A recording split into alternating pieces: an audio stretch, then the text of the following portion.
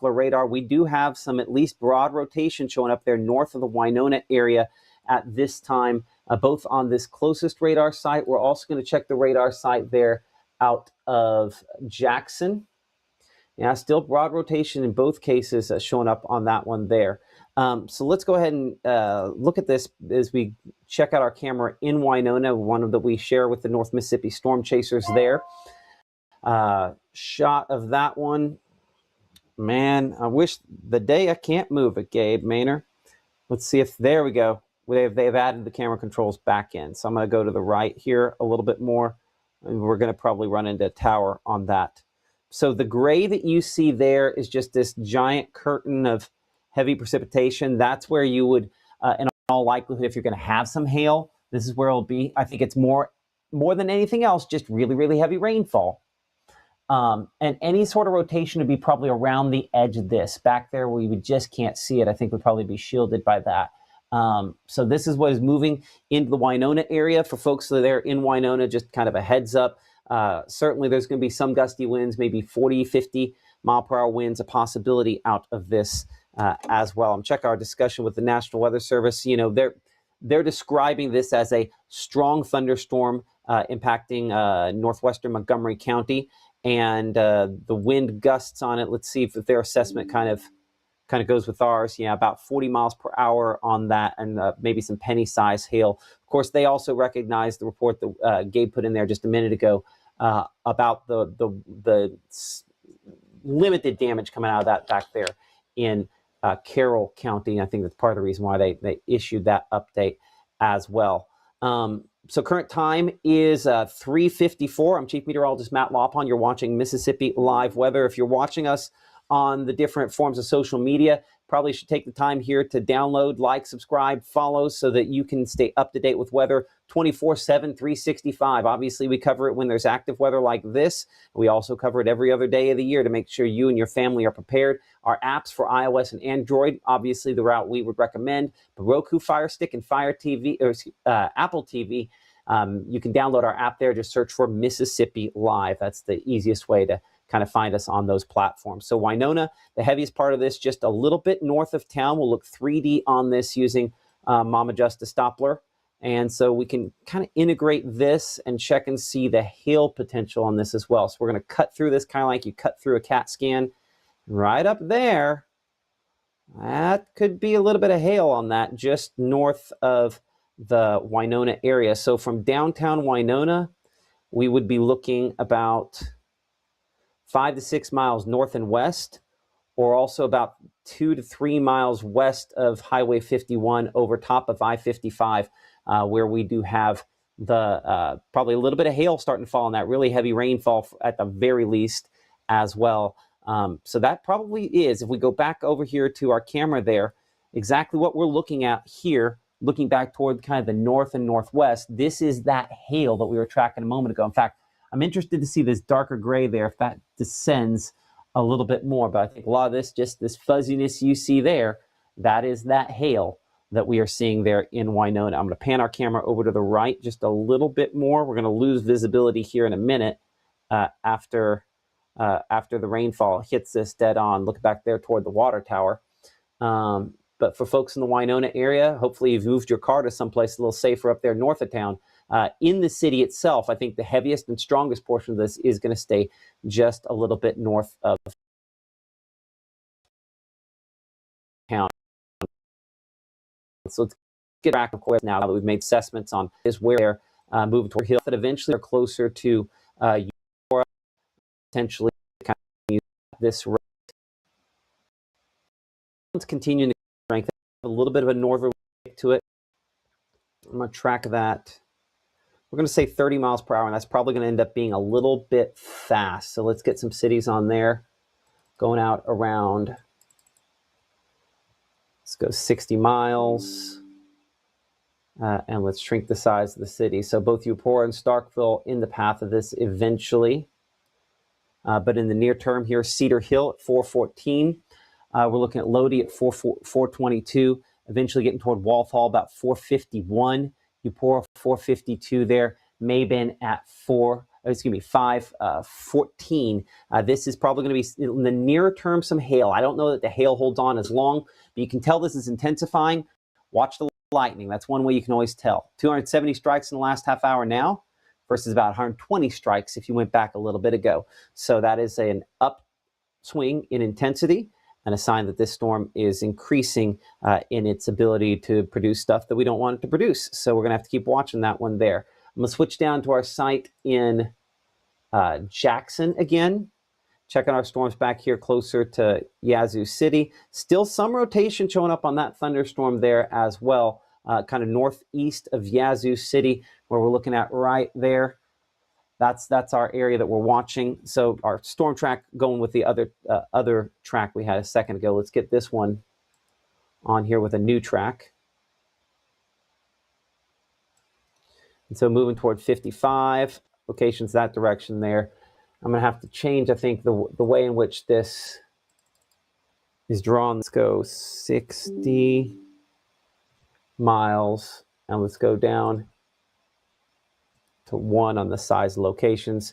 And so you can see some of the spots there in the path of this. I'm seeing some decent lightning out of the corner of my eye out of that Winona camera. So we'll go back up and we'll check that here in just a moment. Current time is now 3:58, almost 4 p.m. You're watching Mississippi Live Weather. We're a 24/7 streaming service based out of the Tupelo, Mississippi area.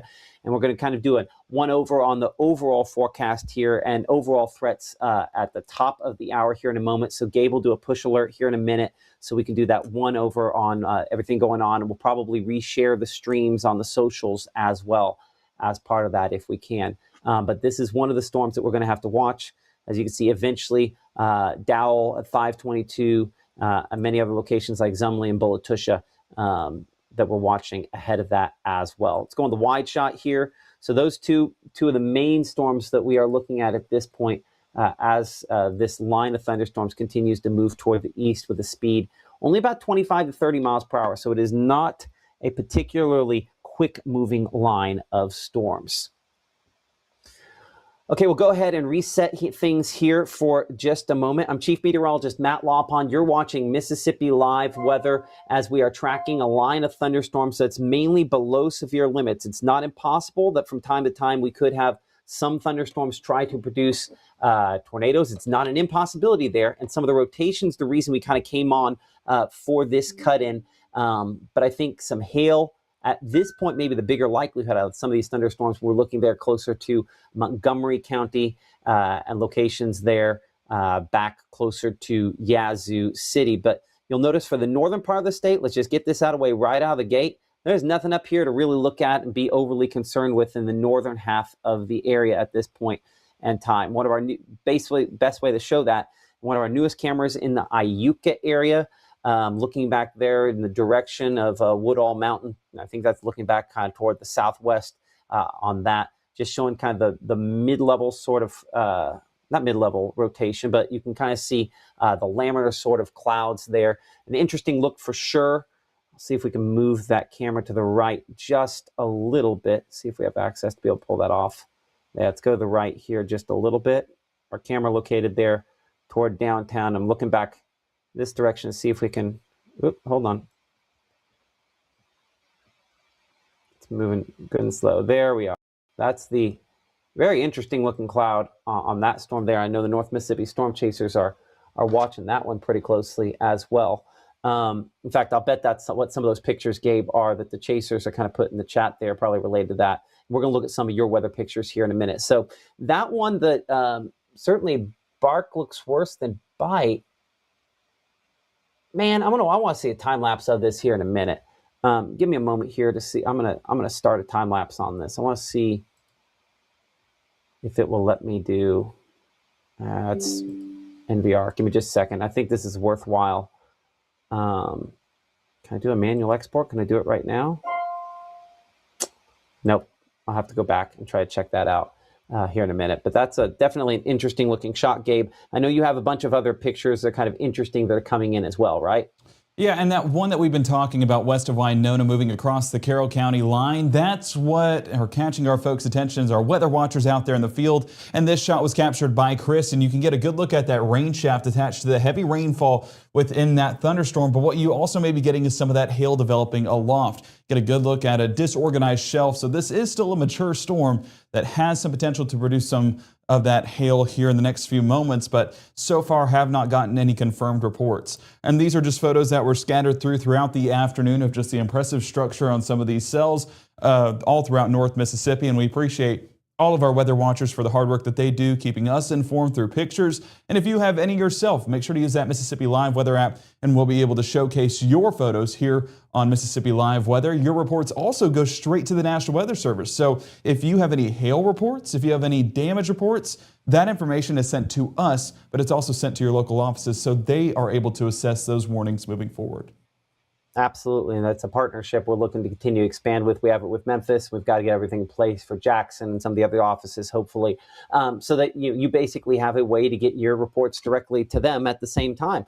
It's kind of a cool integration. Nobody's ever done that really anyplace, and we're, again, another way we're trying to set the stage and lead the way here on Mississippi Live Weather. In the Room Weather Center, we're looking out in Winona, again, north of Winona, where those storms are strongest at this point. I'm going to zoom in my radar that we have in the corner of the screen to show you about, generally speaking, where that radar image is versus where the storm is the strongest, a little bit to the north.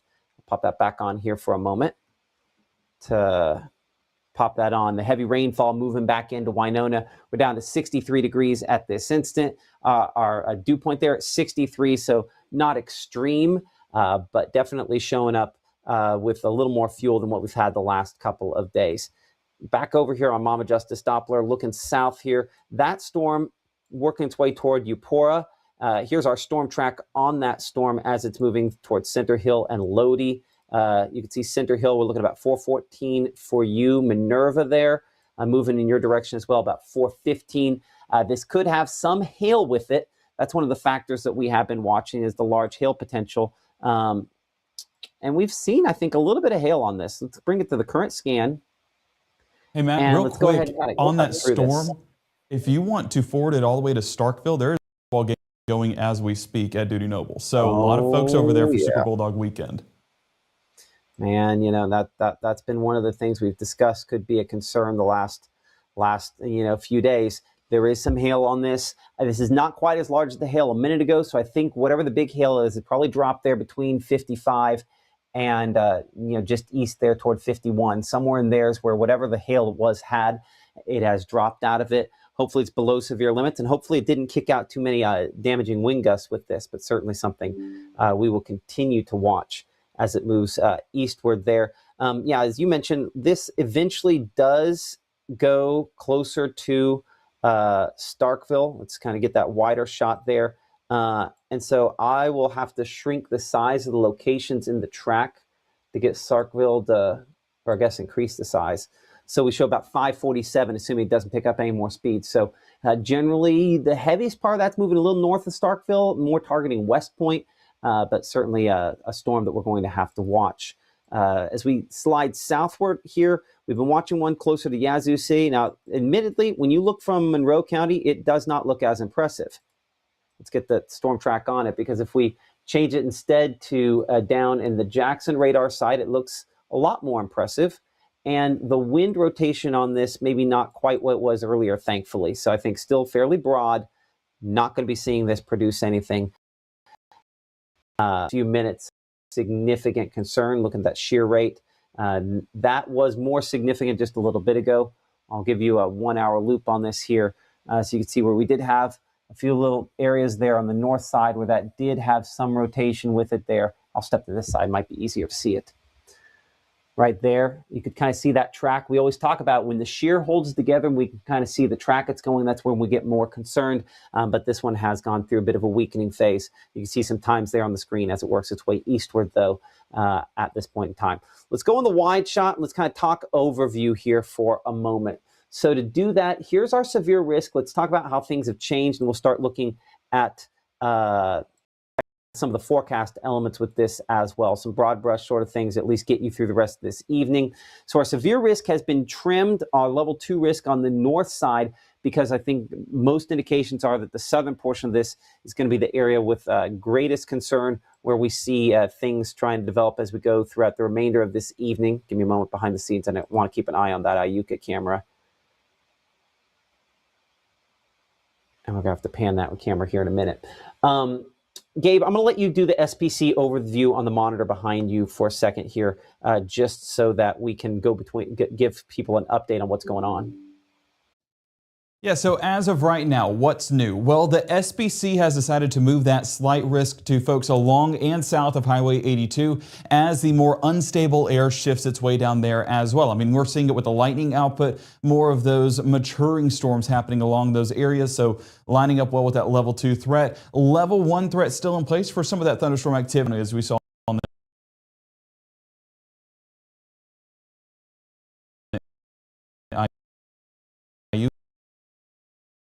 the camera a moment below severe limit as ours, but looking at some of our still have an area highway more towards that, and we are how is heading into the next couple of hours. That's what I'm watching here behind the scenes, but still lining up in that level 2 risk. So I would say if you're along in south of Highway 82, that's where we see those potential impacts and those potential reports when we're talking about some of those strong storms. We do have to zoom things out because we do have a level 3 threat in place, and this is where we actually do have more of that tornadic environment. 2 tornado warnings in place for southern Oklahoma, that moving into that level 3 threat where there's just a primed atmosphere with not just unstable air, but also upper level wind support, which is something we are lacking here in North Mississippi.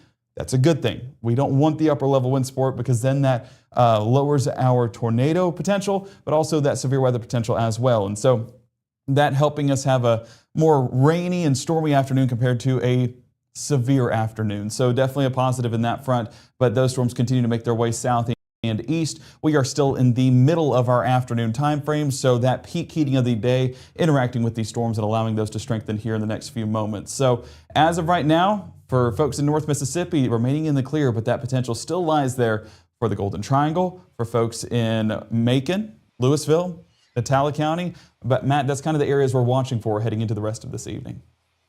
Absolutely. So what I'm going to do is I'm going to see if we can get in here some futurecast. Let's look.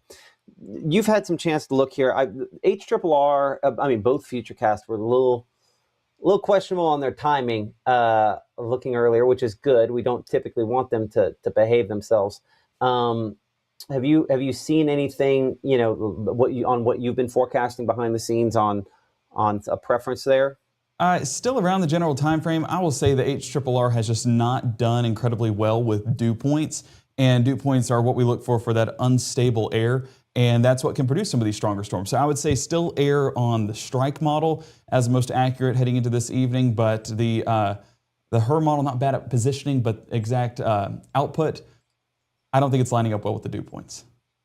Okay, I appreciate that. It's the meteorologist Gabe Maynor. So we're going to use Storm Finder here for a second to kind of look at the remainder of this evening, just kind of looking at kind of a generalized view of this. Give me a moment to kind of tweak this live on the air. We'll go 36 hours out on that. There we go. Okay, so it's okay on what it has there. I think it's overdone a few things, as we talked about earlier on when we did our cut-in earlier. It's not bad, but it's a little slow. As you can see, this is depicting where it expects it at 5. That's a little slow from the reality, but I think it does have some of the line of storms fairly well represented where it's kind of strongest down there. Northern half of the area, not going to see as much as southern half. I think that, again, by 9 o'clock, this is probably way east of where we have this here. So what I'm checking here for a moment then is I'm just checking to make sure that we're focused on ice, because it looks like all of our projections still remain slow in comparison, and whether or not we're going to see kind of a rebirth of a secondary batch.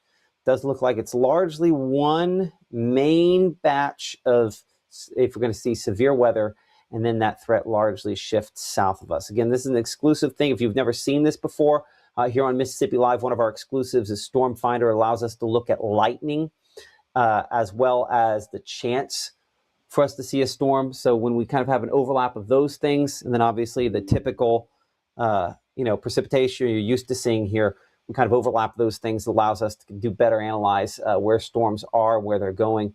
Yeah, that largely, heading south and non-factor by later on tonight. What I'm interested in is tomorrow, because as you can see, this also has another complex of thunderstorms moving over late tomorrow night. Projections are a little different on this versus others. Some of our other projections are a little farther south and west from where this is here. We'll have another complex we're going to have to watch tomorrow night. Maybe we'll get lucky and it will not come over top of us. So generally speaking, let's come back here to the analysis mode on Mama Justice Doppler radar. We'll bring it back over there on kind of the wide shot. So you can see those storms developing back out there under a tornado watch. That's what this blue box is here into Oklahoma, even some tornado and severe thunderstorm warnings. So that batch is going to follow along the back side of this there and work its way toward Yazoo City, Jackson, Meridian, locations south of US 82 in particular there. You can also sometimes the easiest way to determine, how interested do I have to be, because I know that there's people that are obviously asking the question, what about X location, Y location, Z location? The thing that you need to know and keep in mind as far as that's concerned is that, if you're watching Iuka, that these storms are below severe limits. So that's a really interesting storm. And I have a time lapse that's processing. I'm hoping that gets done here in a minute. So I can actually, looks like it is done. So let me give me a moment here to save this real quick. Under downloads. Iuka. Okay, let's see if we can pull this. Give me just a moment to be able to do that. We're going to open that with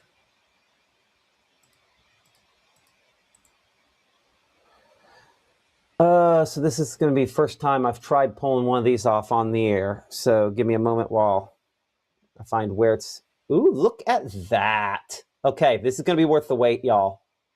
Trust me when I say this one is worth the wait.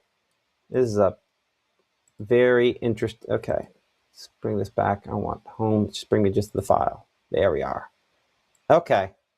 It's a lot to do for hopefully something that you'll find interesting. This is that time lapse from Iuka.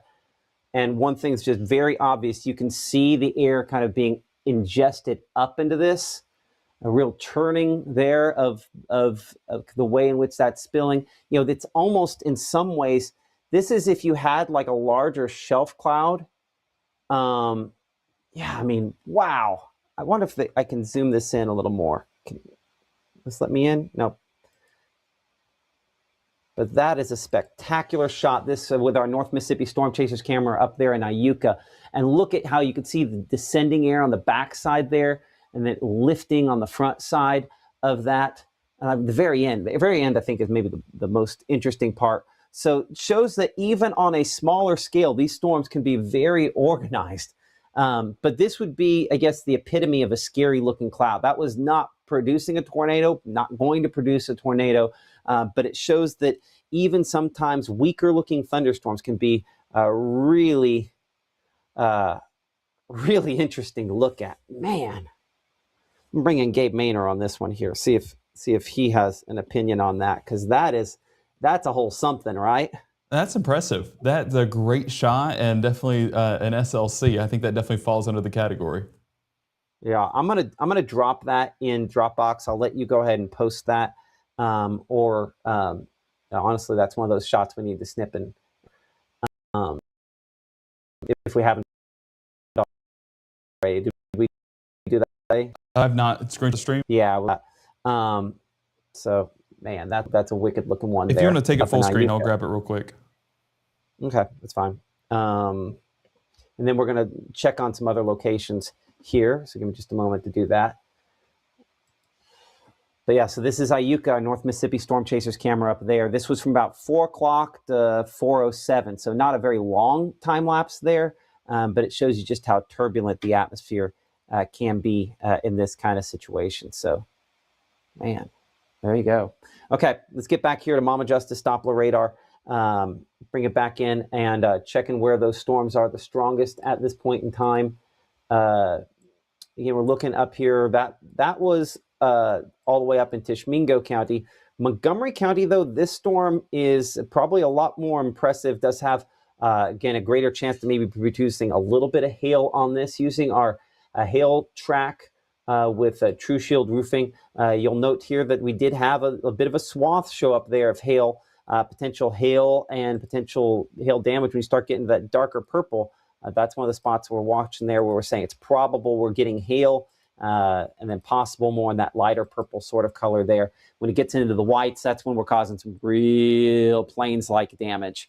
I appreciate our partners at True Shield Roofing for helping us to provide you with this technology. Something, again, you'll see only here on Mississippi Live, the True Shield Hail Threat Track here. Definitely showing a little bit out of that storm. Out of all the storms we have out there, including that storm we're watching down toward Yazoo City, that one certainly has the greatest hail potential. And that hail potential has come down a little bit on this as well at this point in time. Rain approaching my current area. So yes, I do get the same alerts that you get there. So now, out of complete selfishness and to check for everyone else who's like, what about the rest of us? The rain moving toward my specific area is just rain. There's nothing up here. Lee County, Chickasaw County at this point here, Union County, nothing we're looking at for you up in Booneville as well. And while that was an interesting looking storm up there closer to Iuka, no real issues with that far north as well there. So let's go ahead and get a storm track on this storm here, moving there now east of Winona, north of Kilmichael, checking the wind mode there. Some broad rotation still showing up on this, but I think that rotation probably helping it to produce hail more than anything else. As we talked about the last couple of days, that's what I think these storms are going to do a better job at, producing hail, producing wind, as opposed to actually producing tornadoes. So you can see we show Starkville at about 544 based on the current speed. Current time is 419. So for folks ahead there, kind of preparing ahead, just make sure that you have multiple ways to find out if you're in danger, if something ends up coming up like that. That's why we always mention weather call. That's what I have for my family. It'll let you know if this is upgraded to produce a severe thunderstorm warning. There have not been any weather calls to this point. Let's be clear about that. Weather call only calls you when it's assured you're in danger. National Weather Service puts out a severe thunderstorm warning or a tornado warning. That's when you get those phone calls. Flash flood emergency, it'll let you know about that. The idea with weather call is if your person's like, I don't care, Matt, I don't care until it's bad. Weather call is perfect for you because there'll be a lot of times you don't get phone call and you're like, I thought that was bad. It wasn't bad. It wasn't bad enough for the National Weather Service at least to put out a warning on it. But when a tornado warning or a severe thunderstorm warning is issued, you will get that phone alert there. Before that, when there's just maybe some hail, one of the things that we do have here, and I can show you, is you'll notice the little arrow that this is kicked out there, right? That's where this storm could potentially be trying to produce some severe weather with it. And behind the scenes, it gives me kind of information telling me the top of the thunderstorm is at 38,000 feet. Why is that important? That then tells me how high it's throwing up hail or whatever else that's inside of it there, and the possibility this could be producing 1-inch hail out of this. So, but where that's kicking out, there's actually alerts going ahead from the Mississippi Live Weather app to let people directly in advance of that know, hey, it's possible that that you could see hail out of the storm before any other kind of alert comes in with that. So it's one of those things we've always had back at the TV station, the rainfall approaching my location thing. Well, this now has possibility of hail, a dangerous twisting storm, alerts that hopefully come a little bit farther in advance that if you have them on will be hopefully a little bit of additional heads up, even sometimes before severe thunderstorm warnings are issued for your area. So that's one of the important reasons we talk about the Mississippi Live Weather app. Those alerts, like, subscribe, follow, download, do all the things. We appreciate all of you that have already done that. Bringing up our chat there as well. We do need to say that real quick because I see that beside me. Happy birthday, Gabe Maynor. Sorry you had to work today. We will one day here, Gabe, get to a point where we can give people their birthdays off. We're not there yet. I'm telling you right now, I think a birthday should count as a day off at every job, and hopefully someday we'll get to that point here. Well, when the weather's doing what weather does here in North Mississippi in late April, more than likely I have a feeling I'll be working a lot of birthdays in the future. But I Yeah. appreciate all the I work birthday a lot of wishes. anniversaries for that reason too. But I appreciate all the birthday wishes. And hey, what can I say? No other place I'd rather be than with you guys here on this Friday evening. Well, we're glad to have you for sure. And it's this Friday. Golly, it's been a long week. It has. But yeah, 422 here on Friday. Gabe, do we have all forecast stuff behind the scenes in the in Forecast Editor yet? Not there yet, but it's on paper. I'm ready to put it in. Okay. Okay. Well, we will. Then I will give you an opportunity to do that here in just a moment. I'm going to go ahead and we're going to check again a few other cameras here.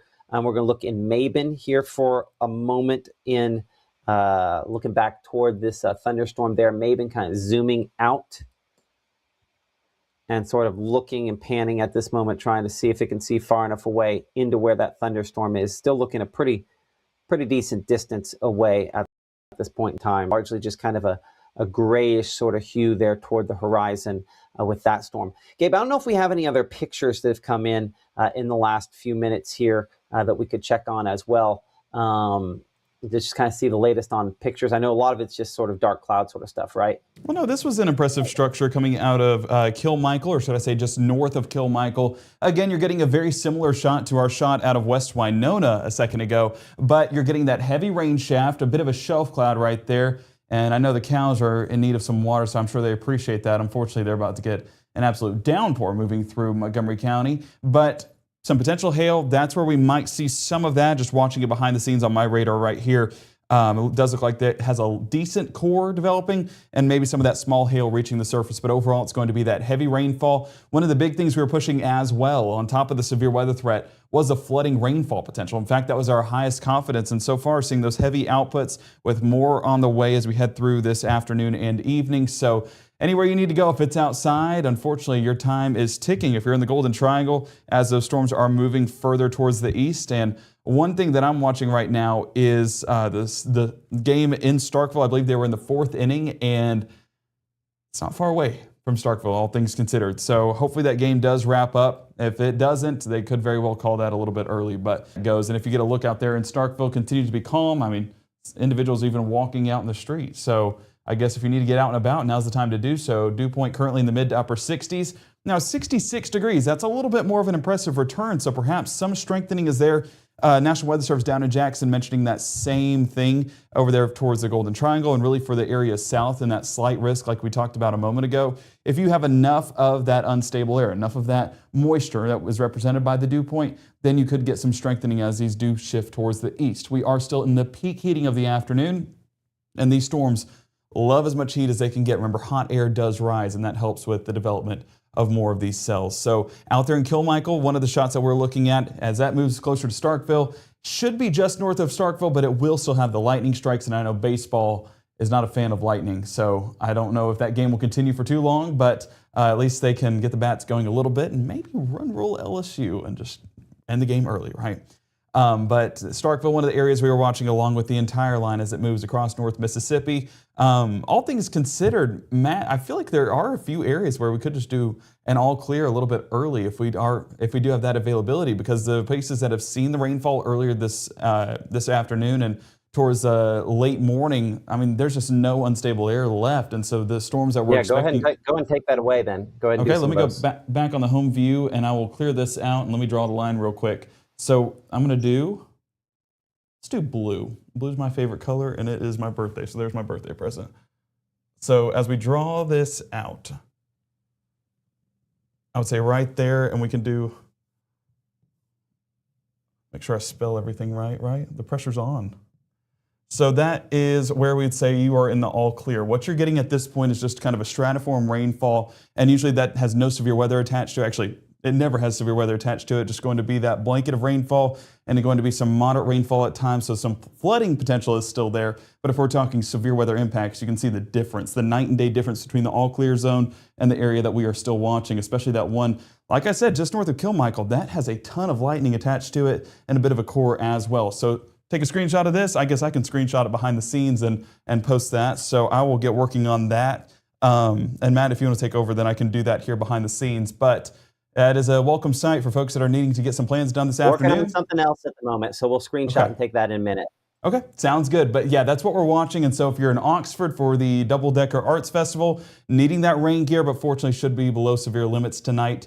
If you're out there towards Eupora, towards Kosciuszko, still in that threat for severe weather, including Aberdeen, Amory, and the Golden Triangle. So what I want to do real quick, I hope that we got that, but I'm going to zoom it in real quick. And we're going to focus on this cell towards Montgomery County, now moving more into Webster County. And if we look at the lightning on this, and I'm going to actually stand on this side, we're at 507 strikes. And if you remember a few moments ago, we were talking about 250 strikes. So this is continuing to be an intensifying storm, and we are getting a bit of that hail return as well. Let me pull it out. We're going to go to the Jackson radar site, and we'll do our threat tracker. And so yeah, if we look right here, the peak impacts potentially getting up to an inch-sized hail. That's more aloft, so once it reaches the surface, it will have some melting taking place. So we're not getting 1-inch stones at the surface, but maybe some of that small hail falling towards Minerva, just north of Kilmichael, now moving closer to the Walthall area and Bellefontaine. So let's go ahead and put a track on this, and we're going to continue to move it in that.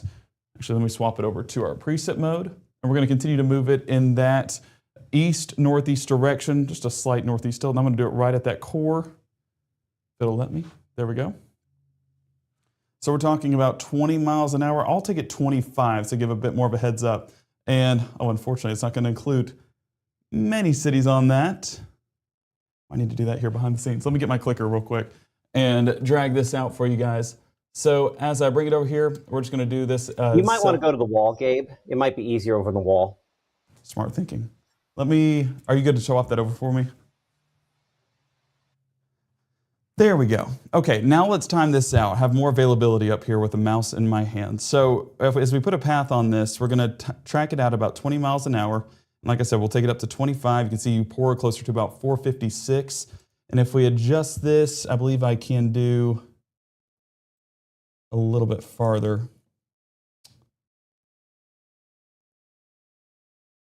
Okay, we're going to put it at about, let's do yeah, a good stretch. Eupora 456. So as we're going all the way to Clay County, you can see West Point 621, Columbus 652, and that's as it works closer to the Golden Triangle. The fortunate part is it looks like it has the potential to go just north of Starkville, and as that continues its track towards the east and the northeast, as we look at a few more of those communities, you can see Westwood 453, Gibson 454, we're Southland Park by 456, Eupora, like we mentioned, 456, Mathiston 516, Maben 521, Phoebe closer to 540, Adeton 540, 545, and we should have a good view by then out of our Adeton tower camera to give you guys a look at that shot as it's moving through the northwest Oktibbeha County and just north of Starkville there.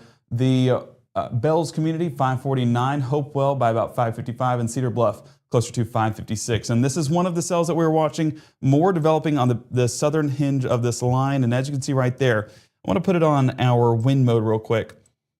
We're getting broad rotation on a few of these. And one thing I want to discuss real quick is while there is broad rotation, we said yesterday we expect rotating storms. The main thing we're going to be getting out of this is some of that hail development. So while you may see rotation, we're not expecting a tornadic development out of this. If there is one, it'll be real brief and short-lived. But overall, we're expecting this to be more of a hail producer. And if we put our hail swath on there, you can see those purples, those possibles showing up on this entire batch, this entire cluster moving through Yazoo City and closer to the Atala County area. So definitely looking at these storms, but primarily for the hail potential within that broad rotation. So let's actually track this entire line. Actually, let me look closer to Goodman real quick. I'm gonna put this on a loop as this continues on through. I just want to see, because whenever you get that appendage there, it definitely starts to stand out. And yeah, it doesn't look like anything too major to me, and we can see that with our, again, broad rotation, but not seeing anything that's imminent of any tornadic development, as we expect to be the case throughout our evening. I'm going to do a large path on this, and that'll include some of our Atala County area moving through Winston County. We're going to continue that 20 to 25 mile an hour path as we draw this out right along Yazoo County into Atala County. You can see several areas within that, including Possum Neck closer to 433, The Dover community 439, the Myrtleville closer to 442, Goodman 444 that we just mentioned a moment ago, so that's here in the next 10 minutes or so. Springdale 445, the Linwood community 449, Pickens 452, the Scotland area 459, McAdams 503, the Hurricane community by 509, and it's going to be the southern area, so and Marvin's Chapel by 510. So that's what we're watching is within this line, some of that small hail development, some of the heavy rainfall as well. And as we look at those peak threats, the southern end of this line, that is going to be some of those deeper returns. So wouldn't be shocked if down south of Yazoo City, they're getting some of that large hail falling. So yeah, 1.5 inch hail, that's more aloft. That's those peak impacts. So once it reaches the surface, some melting does take place. And then we get to see some of that small hail as a result. But this one, just around the Goodman area, you can see 1 inch hail possible. Down there towards Goodman, closer to Durant, Salis, Aberdeen Junction, getting some of that small hail here in a moment. So let's put a path on this one specifically as it moves towards the east-northeast direction at about, let's do the heart of this cell right here. It's going to be within that main batch. We're going to go right there, go to about 25 miles an hour. And let me adjust this to go a little bit farther. There we go. So Boyette 446, this is specifically the storm up there towards Goodman that we are watching in the next few minutes. Salis 455, McAdams 506, Kosciuszko closer to 521, the Williamsville area 523, Ethel 540, and Providence by 545. That's moving across Highway 51 and moving closer to Atala County here in the next minute or two. So watching that storm specifically, looking at that latest one of the things that we just looked at was the broad rotation, and you're getting that broad rotation with some of those greens and reds interacting, but you're not getting those bright returns. And that's a lot of the times whenever we talk about a tornado trying to form, some of that turning of the winds, that would be where we get those brighter returns. So on this one specifically, I'm not seeing anything that stands out. But there is going to be some gusty winds. I don't think the interpolation is doing it justice, but they're probably getting about 20 to 30 miles an hour in that storm as well. So seeing some of those wind gusts, and we saw it earlier in Carroll County, 30, 40 mile an hour winds were enough to knock down a few limbs. So that's definitely one to pay attention to. So that cell and that one that we just tracked towards Webster County, the two that we are watching here in North Mississippi. But what I want to go to now is a general overview, and I'm going to swap it over to our Monroe County radar site, because we are going to be able to get a better view on this storm towards Webster County, including some more storms towards southern Calhoun County. But here in Tupelo, here in Saltillo, there in Booneville, we're not seeing anything that's saying severe with this setup. We have definitely been on the calmer side of things, now getting more towards that stratiform rainfall. So if we're talking about anything to be worried about, there's nothing to be worried about. I see some folks asking about Tupelo and Moorville. That was Letitia there asking about Tupelo and Moorville, and you are good to go as of the 4:34 hour. This one in Iuka still stands out. We do have a camera out there in Iuka, officially a new addition to the Mississippi live weather coverage, and a big shout out to the North Mississippi Storm Chasers for giving us this look. And as you look out of that camera, you can see that heavy rainfall. You see that immediate shift to that lighter gray into a darker gray. That's going to be that heavy rain shaft that's moving in, and we can see while it's not wide, it is still a decent thunderstorm out there in Tishomingo County. Let me see, am I actually able to measure this? I don't think I am.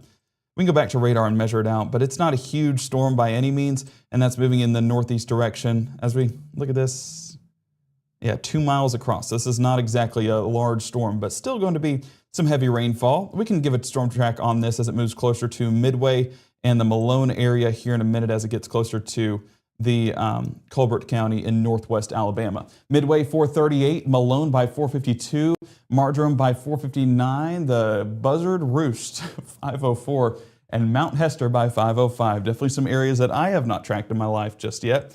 But hey, there's a first for everything. So as you are going about that evening drive, if you're on Highway 25 between Iuka and Tishomingo, be aware you do have some heavy rainfall. Let's bring it back onto this storm, because as you can see, the lightning is remaining at about 500, 550 strikes right over there on my right shoulder. So that is where we're getting the more impressive returns. And as we look at that hail swath given to us by True Shield Roofing, as it was crossing I-55, that's where we were getting some of those probable hail reports. So if we have anyone in Sawyer or Eskridge or anywhere between those areas right along Highway 51, give us a report of what you saw, because as you can see right here, we were starting to get into those probable reports, and that shows an intensification that takes place within that storm.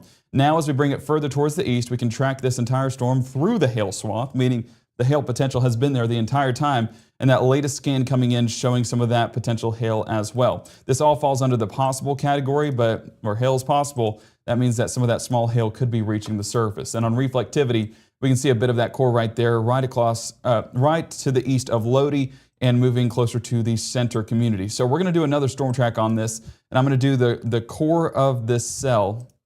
And as it moves in that northeast direction, has a little bit more of a northeast turn to it, but it is still going to have pretty much generally east center there by 450, and Walthall closer to about 503. Oh, perfect. Okay, I was curious if we had a shot right here. But Matt, this is definitely the storm of the evening as of right now, and that's not saying much. One of them, there's a couple we're watching. The one down south, I think they've finally gone ahead and issued a warning on that as well. Okay, I'll take over. Yeah, I'll do that for a minute here. And while I'm kind of zooming in, talking about some things, let's go ahead and get a push out there for folks. Let folks know where that is, and do some screenshot shares if we can. Will do. Okay, and there's a couple of lines we might as well just copy there from one of the previous posts, just about where to find us and everything like that. And we'll put those on the screenshot shares. Sounds Perfect. Good. I appreciate that. A meteorologist, Gabe Maynor, watching things closely. Appreciate his hard work today. The combination of these kind of 3 or 4 different cells, the reason National Weather Service there in Jackson is issuing a severe thunderstorm warning for this kind of grouping of thunderstorms and the wind potential and hail potential that it could have as it moves toward the east here. We've been tracking this here in the Room Weather Center for about the last 45 minutes to an hour and talk about the last couple of days. The severe thunderstorm warning, though, now in effect until 6 p.m. Does involve locations, as you can see there. Let's go ahead and highlight all those. Atala, Leake, Madison, Holmes, and Yazoo counties all involved in that. And this is kind of the storms that we've been watching there around the Yazoo City area. That initial storm, again, these are not fast moving. There still has yet to make it pretty much right at I-55, within a few miles of that at this point in time. So I'm going to clear that off. We'll get a storm track on the whole line of this. If you're in the yellow zone here, you're one of the folks that's getting one of those weather calls that we talk about, where it's letting you know if you're kind of in that danger zone there. So the hail and the wind potential, the reason why this has been issued. So there are some lead storms that we are watching, but I'm tracking kind of what's a little bit behind that there. So in the near term, as you can see, we're looking Evans at 4:41. Current time is 4:39. So for you, within the next couple of minutes, Durant at 4:42. Aberdeen Junction 4:44 there. Richland at 4:50. Goodman at 5:01. Salis at 5:03. Pickens 5:04 there. And Kosciuszko at 5:21. As that line continues to move its way toward the east. We do have a camera there in the Kosciuszko area. Some thunderstorms, mainly in the western part of the county at this time. But you can see the gray there in the upper right-hand portion of the screen as those storms get a little bit closer.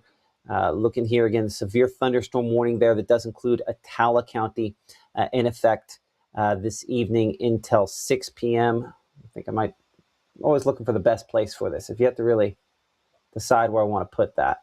Let's put it right there. Okay, either way, one of these days, we'll figure that out.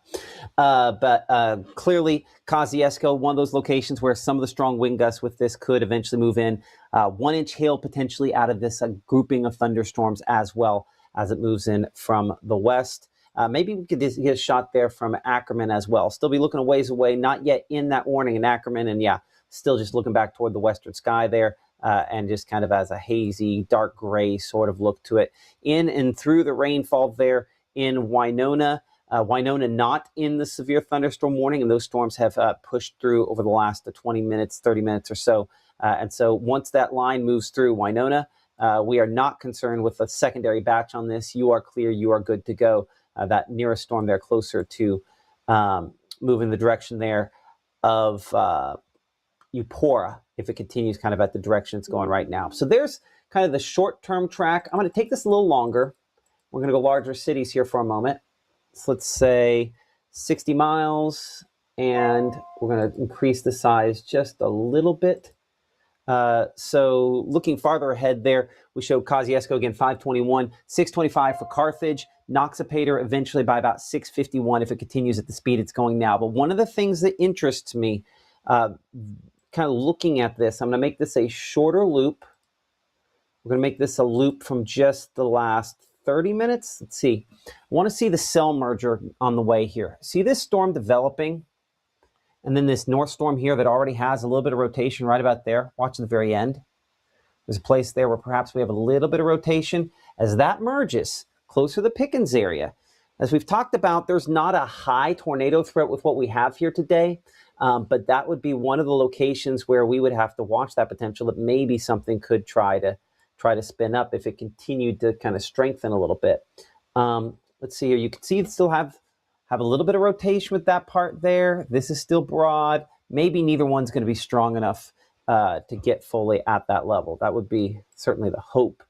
Let's make this a shorter loop here. I'm going to make this a 15-minute loop. Yeah, because you can kind of see those kind of converging. Let's check the shear on this using some of the analysis portion here.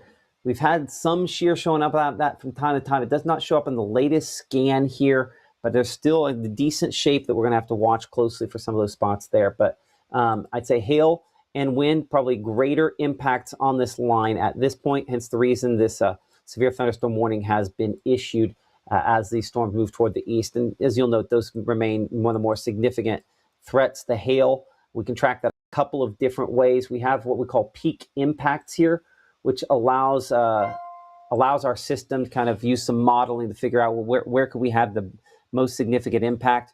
Right there we see some of the darker purples. Estimation and hail size could be up around 1.5 inches in size there. Most of what we see here is, yeah, just really heavy rainfall, but in some cases there would, on peak impact, have some hail that could be up in excess of 1 inch out of that portion there, crossing US 49 pretty much right now. Moving there toward Goodman, locations that direction. So Kosciuszko, we're still awaiting this thunderstorm moving toward you, and hopefully we have a little longer before it fully makes it into your area. Mama Justice Doppler, yeah, see, just in the regular rainfall mode on this, that's where we kind of have that one area there where things are just a little more organized. So we'll see here. That's going to be over here close to 55 before that gets a little more tricky. Let's bring in our comments again.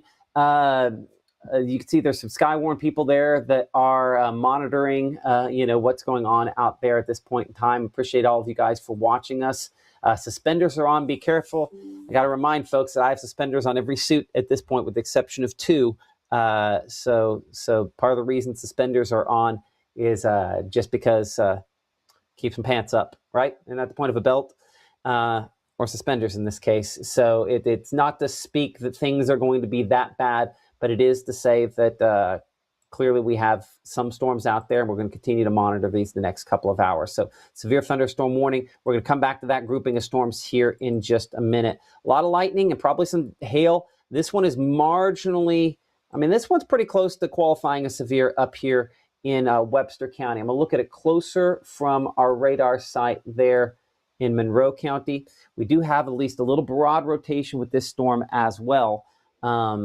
So watching for you there near the center community, west of Eupora and Wallfall, west of Mississippi Highway 9. Let's look 3D on this using Mama Justice Doppler radar. As we look 3-dimensionally on this storm, I do kind of cut through here and show some hail aloft. It's not a lot, but that little blob you see right there, if I can get my finger in the right spot, that is where we do have some hail depicted on this here. Give me a moment behind the scenes. There's something I have to do to kind of make myself a little larger here so I can see that a little more closely. But yeah, that's what we're watching for you there. So let's get it 2D. Again, near Center Road, and I would say near Bell Fountain, moving toward Eupora, where this rotation is generally not rotation. Well, there is some rotation, but where this primarily hail is headed at this time. Let's check our True Shield hail swath. And this again, sporadically producing hail in northern Montgomery County and probably here in western Webster County as well. our meteorologist Gabe Maynor again monitoring some things here behind the scenes. Gabe, are you seeing anything there from the chat from folks there at home? No confirmation as of yet. I was in communication with our meteorologist, Caleb Edelblut. He is in Starkville, and I know that this is where it's headed, so he can kind of describe the atmosphere out ahead of this cell, and hopefully he'll join us here in the next few moments, going to work on pulling that up behind the scenes, but hopefully get to hear from him as that storm is headed directly into probably going to be northern Oktibbeha County if it does go in there, but it's going to be right on the county line with Starkville just to the south. But he was at the game earlier. They were, of course, playing for Super Bulldog weekend, moved the game up to 3 p.m. to accommodate for these storms. So they did their part. Just hopefully that game is able to wrap up before these storms do start to move in, as we are only measuring it out 13 miles from the rain, 28 miles from the storm, the strong storm there we're tracking through Webster County at this point and continuing there towards Clay and Oktibbeha County here shortly. Getting some views across the area. This was looking from, I don't have the exact area on this unfortunately, but just some of those SLCs. Once again, this was Andy submitting this picture from North Mississippi area, giving us a shot. Andy, I think, is in, there's at least an Andy in the chat that's there in Itawamba County. I'm wondering if that might be the same one. Very well could be, because this shows that gloomy sky that was out ahead of these cells. And this is one of the limiting factors, is the fact that we didn't have a ton of sunshine out ahead of this system. And so that cloud cover prevented much of the heating of the day. And I think that was a limiting factor for us in the far northern portions of North Mississippi. So interesting shots here. A couple of really interesting shots from, this is the Iuka camera after we moved it a little bit ago. And I'm gonna, Gabe, if you'll put your microphone up behind the scenes, I want to bring it full screen for folks there at home. So here's again that Iuka camera a little bit ago. And I can make an argument that looks like a very weakly, slow rotating funnel cloud almost there. Now, it might just be shear in the atmosphere. That's not going to be something that would touch down, but there's no question that has some definitely stands out, counterclockwise rotation with it. Yeah. And so this is kind of sped up a little bit, and then looking back toward what looks to be another shelf cloud. That might be that Boonville storm kind of approaching there as well. So this would have been, this time lapse went up until, look at that little stuff hanging down there, right? Yeah, some scud out there. So sometimes you're going to get a little scud cloud like that hangs down, that looks a little more interesting. It is. There's kind of a zoom in shot. So this is from our Iuka camera up there, one of the time lapses that we had from that one just a little bit ago. So very interesting looking shot there. I'm going to see if we're going to re-rack this from the beginning. If you missed it earlier, this storm definitely had some organization from the get-go. But watch right in this area there, some of the darker clouds as that goes eastward, how you have at least some broad counterclockwise, sort of sheer sort of rotation in a more robust atmosphere. That could actually be something a little bit more than what we're looking up there. But today, because of the lack of moisture, that's rotation that probably never ever got anywhere near the ground. But pretty rough looking shot. And then watch this little thing hang down here in just a second. So this is the rain cool there on the front end. You'll see this little finger, right there, kind of hanging down. No rotation with that, but that'd be, these little areas of shear in a more unstable atmosphere from time to time. Those kind of things can potentially, have little spots where you have rotation. They briefly try to spin something up. So pretty cool time lapse here coming in from the North Mississippi Storm Chasers camera up there, or one of our cameras, one of our partners up there in Iuka, the newest one to our network. Pretty cool shot there. Okay, our meteorologist, Gabe Maynor, I'm going to bring you back into the fold here for a moment. And I know I got you at the wrong spot there. And I'll see if we can, you'll let you toss to Caleb from there, because I know that he's got some stuff going on, right? Yeah, so Caleb is currently live out in Starkville, where it has been one of the drier locations today, but not going to last for too much longer as that thunderstorm activity is moving into town. Part of Super Bulldog weekend was planning around this rainfall, and I know he's been out there enjoying a little bit of it, but he's tracking the latest on how it feels in Starkville. Caleb, joining us tonight, talk to us a little bit about those conditions out there in Starkville. Tell us how it feels, what the wind is doing, just anything that you can about what's going on out ahead of these cells. Yeah, no, it's definitely dry, like you were just saying, Gabe. And I know that's not going to last forever. I was out actually at the baseball game just a little bit ago and just left. And you can definitely tell it's very muggy. I was out there with some friends already left to come back and before heading out to surprise birthday parties later. And they've been asking me questions all week long, talking about those rain chances and kind of when it's going to start. Right now, we're staying dry, but like I was just tracking out just a second ago, those showers are quickly here in Starkville. You can kind of see a little bit of the darker clouds in the background. That's because behind me, we're facing west towards those showers that they were talking about getting closer and closer towards Oktibbeha County. So for us right now, not too windy, definitely a little bit muggy and humid outside, but thankfully staying dry. Question is how long that's going to take. Well, we're going to see quite a bit of rainfall start moving in our area, Matt and Gabe. So I know everybody's out at the baseball games right now, thankfully enjoying a dry forecast right now. Only thing is, I think we're only in the end of the fourth inning, maybe heading into the fifth. So not going to stay dry forever. It was a slow moving game so far. So those rain delays might seem a little bit inevitable as we get closer and closer towards that rainfall getting closer and closer towards us here in Starkville. So Super Bulldog weekend looking like it's going to have a soggy start and pretty much just a soggy weekend all the way around. So I know you guys continue to track those showers getting closer to us here in Oktibbeha County. Right now, still talking about dry weather. In fact, I could actually maybe hear just a few rumbles out in the distance. So maybe hearing some of that thunder get a little bit closer. Haven't quite seen any flashes of lightning yet, so not too energetic yet here in Starkville, but I know that's quickly approaching. But again, wind not really playing an effect. In fact, I think a lot of us would like to feel some of the wind with how humid and muggy it feels outside. And honestly, wouldn't mind a little bit of the rainfall either, just with how humid it is. But for right now, we continue to stay dry, Matt and Gabe, and I know that rainfall is quickly approaching us here in Starkville, so I know y'all are continuing to track those showers to see how long they're going to last and how long we're going to stay dry. Not quite going to last forever. Isn't that right, Gabe? For sure, Caleb. And real quick, before we toss back, describe the wind and, do you think the dew points are high in Starkville? Some of our readings reading mid to upper 60s. Would you agree?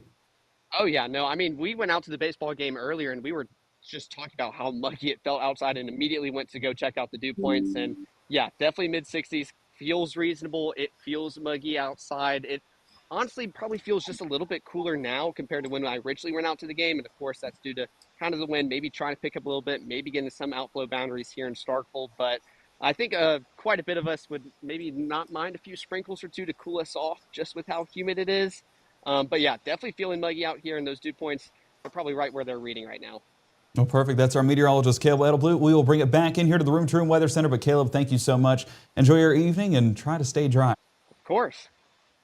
Bringing it back in here to the studio, we are continuing to look at that individual cell. The rumbles that he was hearing was off in the distance from Starkville with this storm. And as you can see, measuring it out, it's still about 22 miles away. So yes, definitely hearing those rumbles, but we're paying attention to that cell, but also what's going down south in closer to the Jackson area. We're going to put it on our Jackson radar site to get a better visual, and we're getting some of that higher resolution data and a lot of lightning with this cluster of cells, just over 1,000 strikes towards Pickens, Goodman, Durant, and Kosciuszko. And one of the things that we were looking at just a moment ago was some of the broad rotation that was taking place. And I want to put this on let's do a 30-minute loop real quick. And you can see those winds have intensified. We're getting some of those brighter returns. And while it's not exactly showing anything tornadic, it's showing us that we could potentially be getting some of those gusty, damaging winds across the area. I mean, just looking at a few of those locations, we're 20 to 30 miles an hour closer to the Attala County area. This is, again, about 20 miles an hour.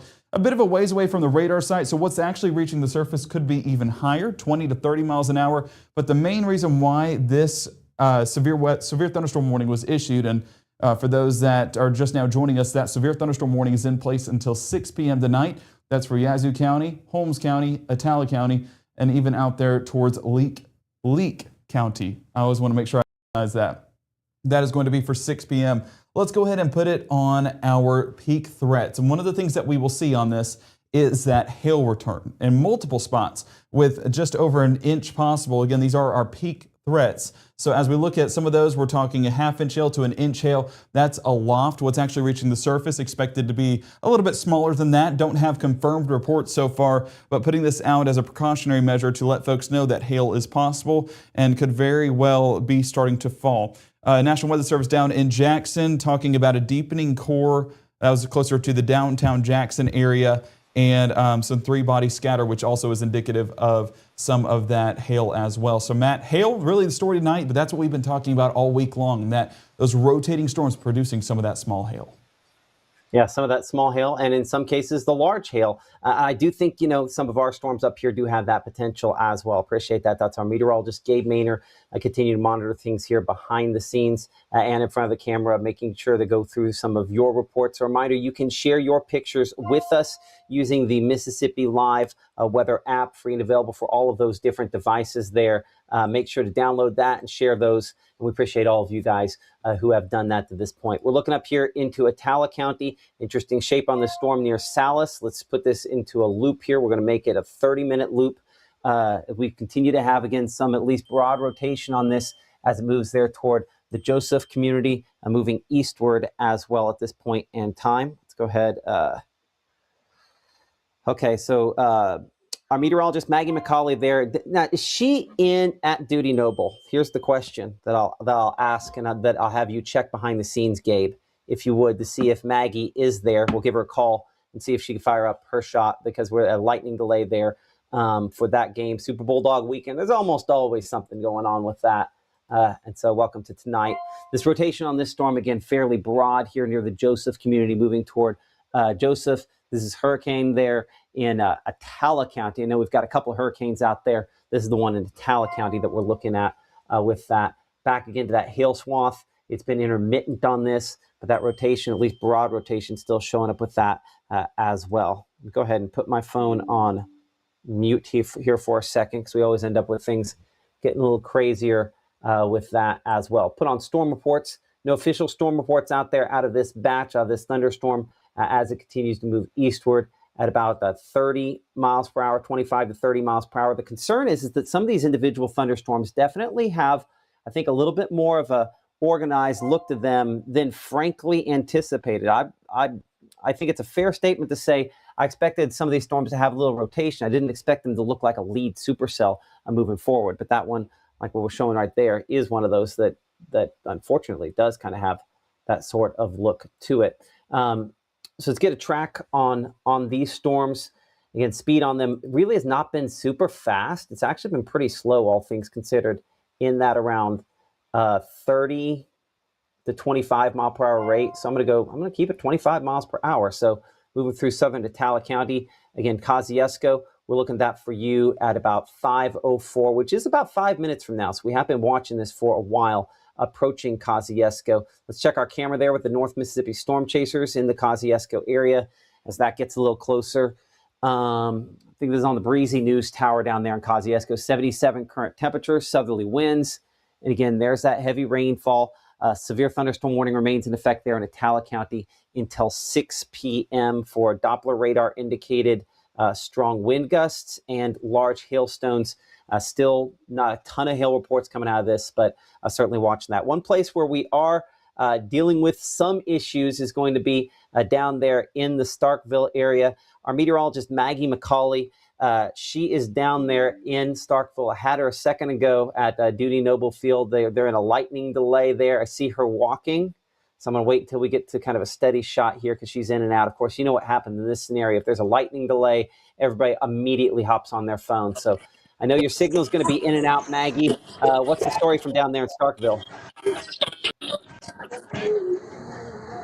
Hey, Can you hear me? Matt. Sorry, it's loud, so I'm having to step out of the actual. But I'm here at Duty Noble. There's a lot of people out here, and I know that they moved the game. If you're here, you know. If you're watching or you're heading out to Super Bulldog weekend, another time this weekend, you know that they moved the game up from 6:30 to 3 today due to storms moving in.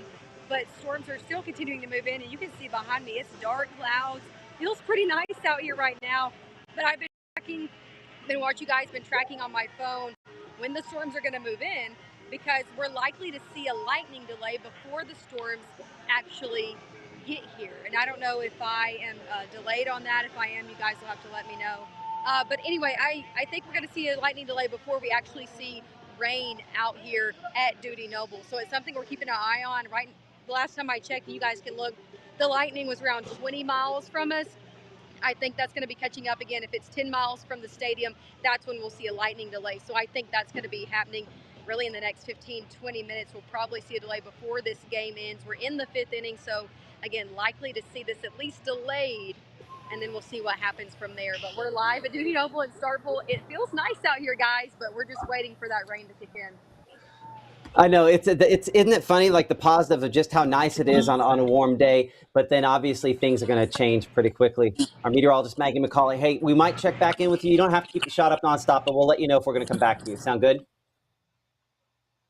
Yep, I kind of figured that was going to happen. You guys We're are in and out in the up, spotlight. but again, Yeah.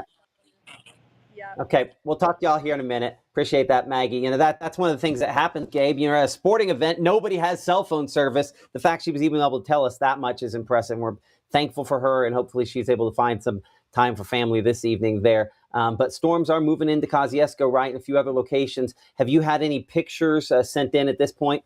I mean, so far I have gotten one additional photo. I'm trying to figure out where. Oh, so this is up there in Smithville. So it's not in the exact area of concern. But if you want any reassuring news, we can at least show you that here's a look in Smithville. Gloomy skies, no chance of severe weather up there in northern Monroe County as that threat kind of shifts over there towards the south and east. So Monroe County looking good to go. Appreciate William for that report up there. Continue to stay safe. And I told him, try and stay dry. Get where you need to go. Maybe have a movie night tonight. That's what I always like to do to pass the time in a rainy forecast, is just kind of enjoy the rain. We need it, and we're finally getting it here in North Mississippi. We are finally getting it. Our meteorologist, Gabe Maynor, appreciate that. You know, a lot of folks asking about specific spots, what things are going on, planning for this evening. I know we've arrived at a weekend, and that's where people, you know, want to start figuring out that kind of stuff. We start again here, back here in Attala County. More rain starting to fall on this camera. Attala County under a severe thunderstorm warning until 6 p.m. for a storm that's strongest on the south side of the city of Kosciuszko there. You can see kind of in the corner of your screen. We'll bring up the full radar here in a moment. But that does have kind of a suspicious shape, showing that it has at least a little bit of rotation with it at this time. 77 current most recent temperature. The part of the thunderstorm we're most concerned with is part back here toward Joseph, where you see that line kind of is pointing out there. That location, that's the spot we're kind of most concerned with at this point in time here. Again, back in the southwest portion of Attala County. So how far are we talking from the city of, I would honestly say that there's some broad rotation there. We'll pull down, you know, the Skycam stuff. We'll try to kind of clean this up just a little bit there. But when we look at rotation on this, it's still very broad for the most part. We don't show a lot that's overly concerning. And the hail swath does show some hail. That hail now within about 5 miles from the southwest portion there of Kosciuszko. So you can see again some time moving in Kosciuszko as of now, at least on the west side of town, with some gusty wind, some hail that has prompted this severe thunderstorm warning for you. Again, keeping it wide, looking at the hail on this entire storm that includes Leake County, Madison County, Yazoo County, and Holmes County. Maybe just as easily showing that on the regular rainfall mode on Mama Justice Doppler radar. The yellow represents that severe thunderstorm warning where folks have gotten those alerts. We were talking a little bit ago about waiting for this kind of merger to take place. Let's go back and we'll show a loop that's a shorter time period here. We're going to show a 15-minute loop as that merger has occurred. I want to see what that does for the rotation. Instead, I'm going to actually go 30 minutes here for a second, and we're going to go back to the rotation mode on this. I want to see if that really had much there of concern, because this will tell us how the rest of this night's going to go. I don't know that we had good enough lower level rotation for this to get any stronger than that, which is a good thing. We don't want it to. If it did, though, that would tell us, okay, now we're going to have to worry about more of a tornado threat. Not seeing as much of that on this here, so fingers crossed. But that's a good sign that did not spin something up or did not get more organized with that cell merger there. So some transient supercell sort of kind of rotation sort of structures out of a few of these storms, and from time to time today, that has led to some things that look pretty rough. I want to show you a shot here that we got just a little bit earlier.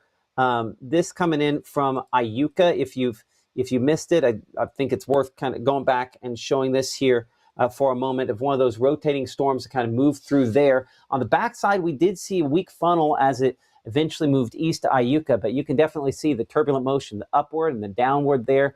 I mean, there's multiple spots on this one where you can clearly see some of the shear that we had, especially watching on the backside here. So a lot of movement there in the clouds. An example of a scary looking cloud, but you can also on the front side of that, I'll show it one last time here. You can see kind of how everything's like goo, like look at the lift right there, right? That is the air being lifted up by the rain-cooled air. It's kind of acting like a shovel, picking up and rolling up the dirt there. If you ever, you do the shovel and I know technically usually go down, but if you're scooping, more horizontal, you see it kind of curl up into it. That's basically what was happening there out of that storm as it moved through the Iuka area. Now, when we look at the whole region of North Mississippi as a whole on Mama Justice Doppler radar, you'll notice clearly there's a difference north to south on where storms are heavier. The south and west portion of the areas where they are the heaviest at this time. And there's some rumbles back on the backside. Let's go ahead and talk about something Gabe tried to do a little bit ago, which was, talking all clear here. Best way to do that is just look at lightning. See how this is a heavier one there, Grenada County, but virtually no lightning. That's a sign, that's one of the ways you could tell that, for a lot of us, this is not an evening where I think we need to have much concern, right? So I'm going to go back here to the color blue for a second, which is, it is Gabe Maynard's birthday. All y'all in the comments say a happy birthday to a Maynard man. But if we look back here, everything back here is okay, right? We're good to go back here. This is, in the clear. We're in good shape. Everything ahead is what we are watching. And in particular, this section down here, Kosciuszko back toward Louisville, Philadelphia, back toward Canton. Those are the spots we're concentrating the most on the potential. Maybe this could produce something stronger. But north of that, we are all in the clear and we are all good to go in that regard. Gabe, I need you to look at a couple pictures here for a moment. I'm going to and kind of set the stage on where people are on that. And I'm going to re-rack a part of the show here if we can do that. So, Gabe, I'm going to toss it over to you. Yeah, Matt. So basically behind the scenes right here, looking to get more of those photos in, but the bulk of the photos that we have gotten, as you can see, are going to be some of those scary looking clouds, the dark, gloomy clouds that are submitted across North Mississippi as this line progresses on through. All things considered, haven't gotten any reports of any damage, haven't gotten any reports of hail just yet, and that is a positive in the grand scheme of things. So we'll hopefully continue that into the rest of this evening, but it is unfortunately causing delays. Haven't heard about the Ole Miss game yet. That is something I need to look into here in a moment to figure out what they did, because I know they have a game this evening, and it does look like it's going to be a pretty soggy forecast up there in Lafayette County. So if you've been out there enjoying double-decker weekend and maybe wanting to go to the baseball game, I would go ahead and check and make sure that game is still good to go. And if it is, grab that rain gear. Over in Starkville, we are still tracking. Let me look at the latest data here behind the scenes so I can let folks know in Starkville, as I know a few of you guys are watching this and they're trying to finish the game. Bottom of the fifth right now, by the way. So with that heavier storm, we're still about 25 miles, but if we're talking just along the leading edge of that rainfall, we're only about 10 miles away. So perhaps some lightning strikes. The only positive I'm seeing with this is the fact that this is coming down in intensity, so that might limit the lightning production on this here in just a moment. So getting photos of the North Mississippi storm chasers out there. We are getting some of those photos coming in right now. They're in, this looks like it's going to be, yes, towards Canton, passing the Nissan plant. So that's going to be more to the south, but getting a good look at that heavy rainfall out there at let's see, that's the Ross Barnett Reservoir and to Highway 16 there. So you're getting a look at some of those heavier outputs of rainfall. And as we look right here at, let me make sure I have the exact location on this one. This is also from Morgan in Canton, and there's an impressive looking shelf cloud as well. Impressive, not exactly the term I should be using in this case, but it is still one of the more impressive storms that we've been dealing with here in North Mississippi, or actually the entirety of Mississippi so far today. Absolutely. Okay, we're going to take a brief break. We'll be right back with more Mississippi Live weather at 5. How do you know if your roofer is actually telling you the truth or just trying to sell you something you don't need? I'm Chris with Absolute Restoration. When we come out, we don't tell you what's wrong. We show you with photos, videos, and documentation. You'll see exactly what we see so you can make your own decision. And we back our work with a 50-year warranty and a 25-year algae warranty. Plus, no cost upgrades with 0% financing and no payment for 6 months.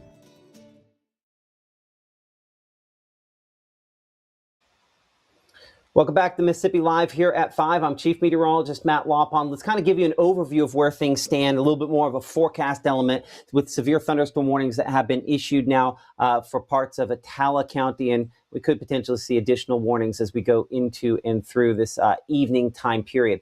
Over the next 12 hours, again, we're kind of at the peak of the rainfall the next 3 or 4 hours or so. I expect that rain chances will diminish as we head throughout the overnight time period. We're heading the lower 60s by early Saturday morning. Most of your Saturday probably ends up dry, but some of the big questions revolve around Saturday night and early Sunday morning, whether or not we get kind of a rebirth of some thunderstorms during that time period, which is a possibility there as well. And one of the things we've talked about the last couple of days here in the Room to Room Weather Center. But as we talked about a moment ago, severe thunderstorm warning. Here's kind of the wider shot on things here on Mama Justice for a minute. There are still storms stretching back out into Texas and Oklahoma.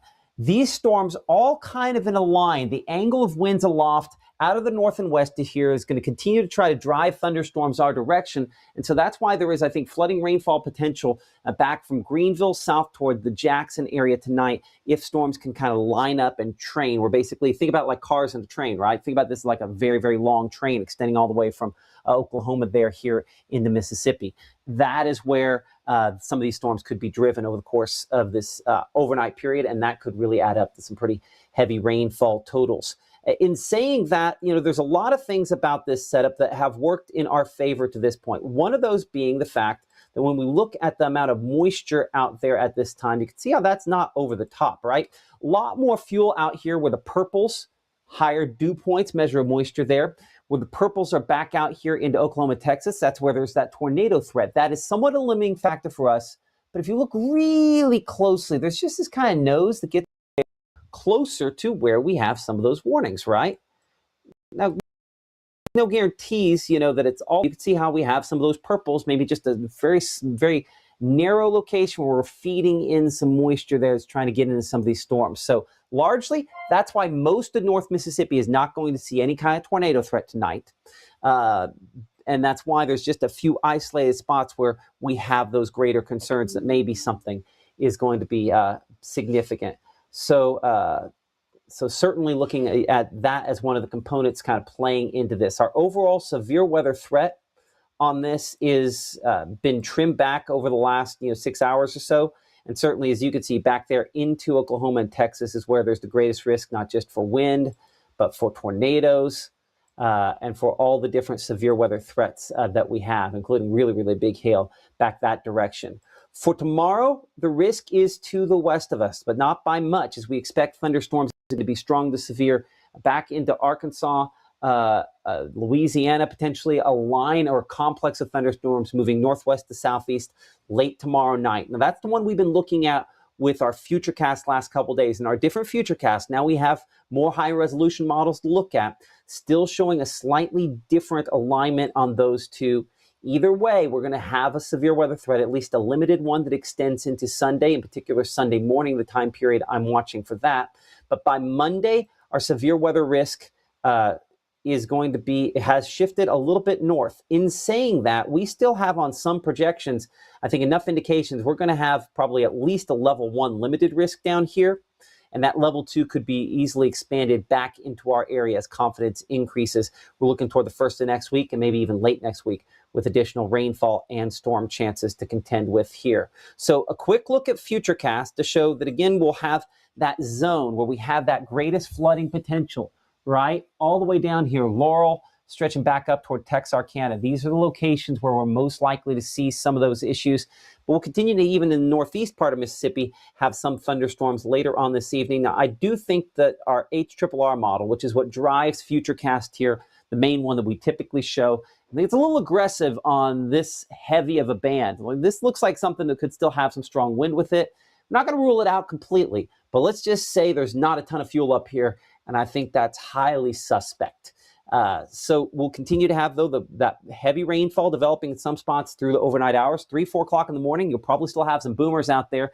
And down here, Crystal Springs, Philadelphia, stretching back toward Meridian, Raleigh there, we're probably going to have, again, some heavy rainfall continue overnight. So some of our Max South viewers down there, certainly going to probably have those rumbles, and make sure to have that Mississippi Live weather app handy for those alerts just in case for you. But by tomorrow morning, see how we start to dry things out, knock on wood or something lucky.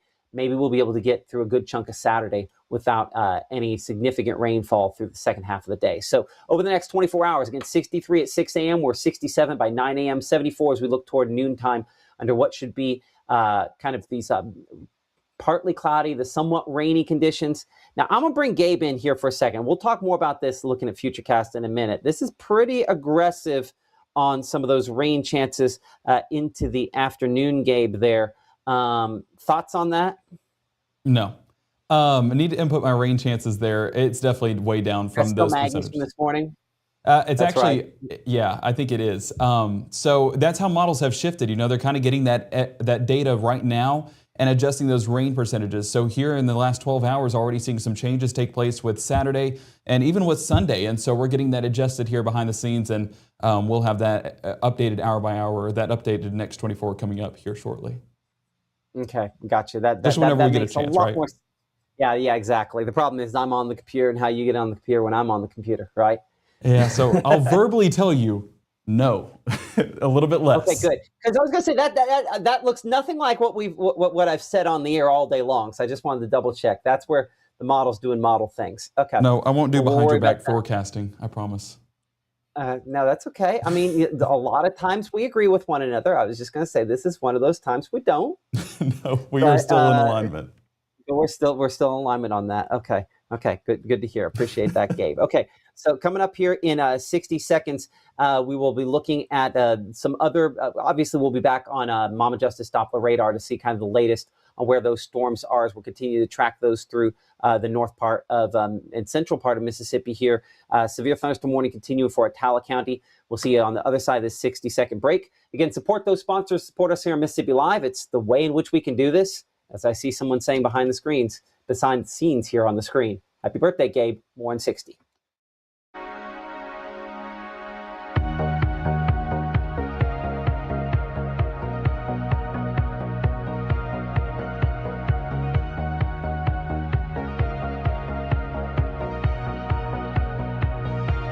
We can see the low end. We're going to have a good shot at that as it approaches the Ryanzi area. Tornado warning now issued. We'll do a push alert behind the scenes for folks here up here in Alcorn County. Rotation on this thunderstorm increasing to the point back into Tippah County as well, where the National Weather Service has issued a tornado warning for your locations. Every legend starts somewhere. Not with perfection, but with a decision.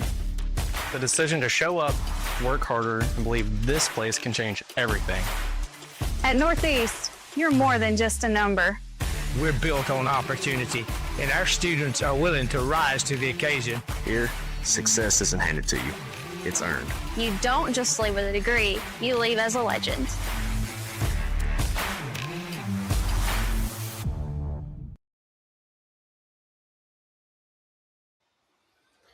So looking at that hail potential here on Mama Justice Doppler, give me a moment. Apparently, got to switch that. I'm going to play along. There we go. So this is a 3D version of Mama Justice Doppler radar here, just kind of looking at the most intense stuff. We're down here in the area. I don't have my hail getting up super high on this. That's a good sign. I mean, it shows my hail. Whatever hail is less than 10,000 feet, that's more likely to be heavy rainfall in this situation.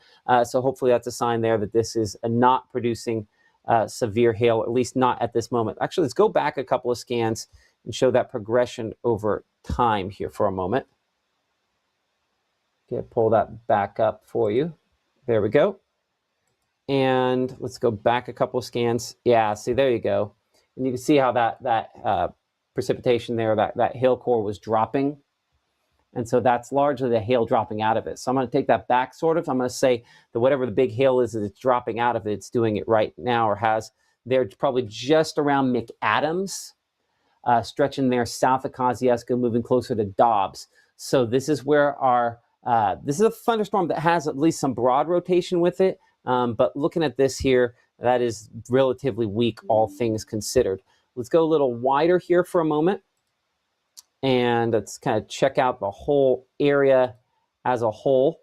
Again, the northern part of the state, we don't really have anything here of substance. It is really this grouping of thunderstorms stretching from east to Yazoo City, closer there, moving in the direction of, from Pickens there, closer to Carthage, some of the spots that we are watching. There's been some broad rotation on some of these storms, but at this point here, nothing that I'm overly concerned with that.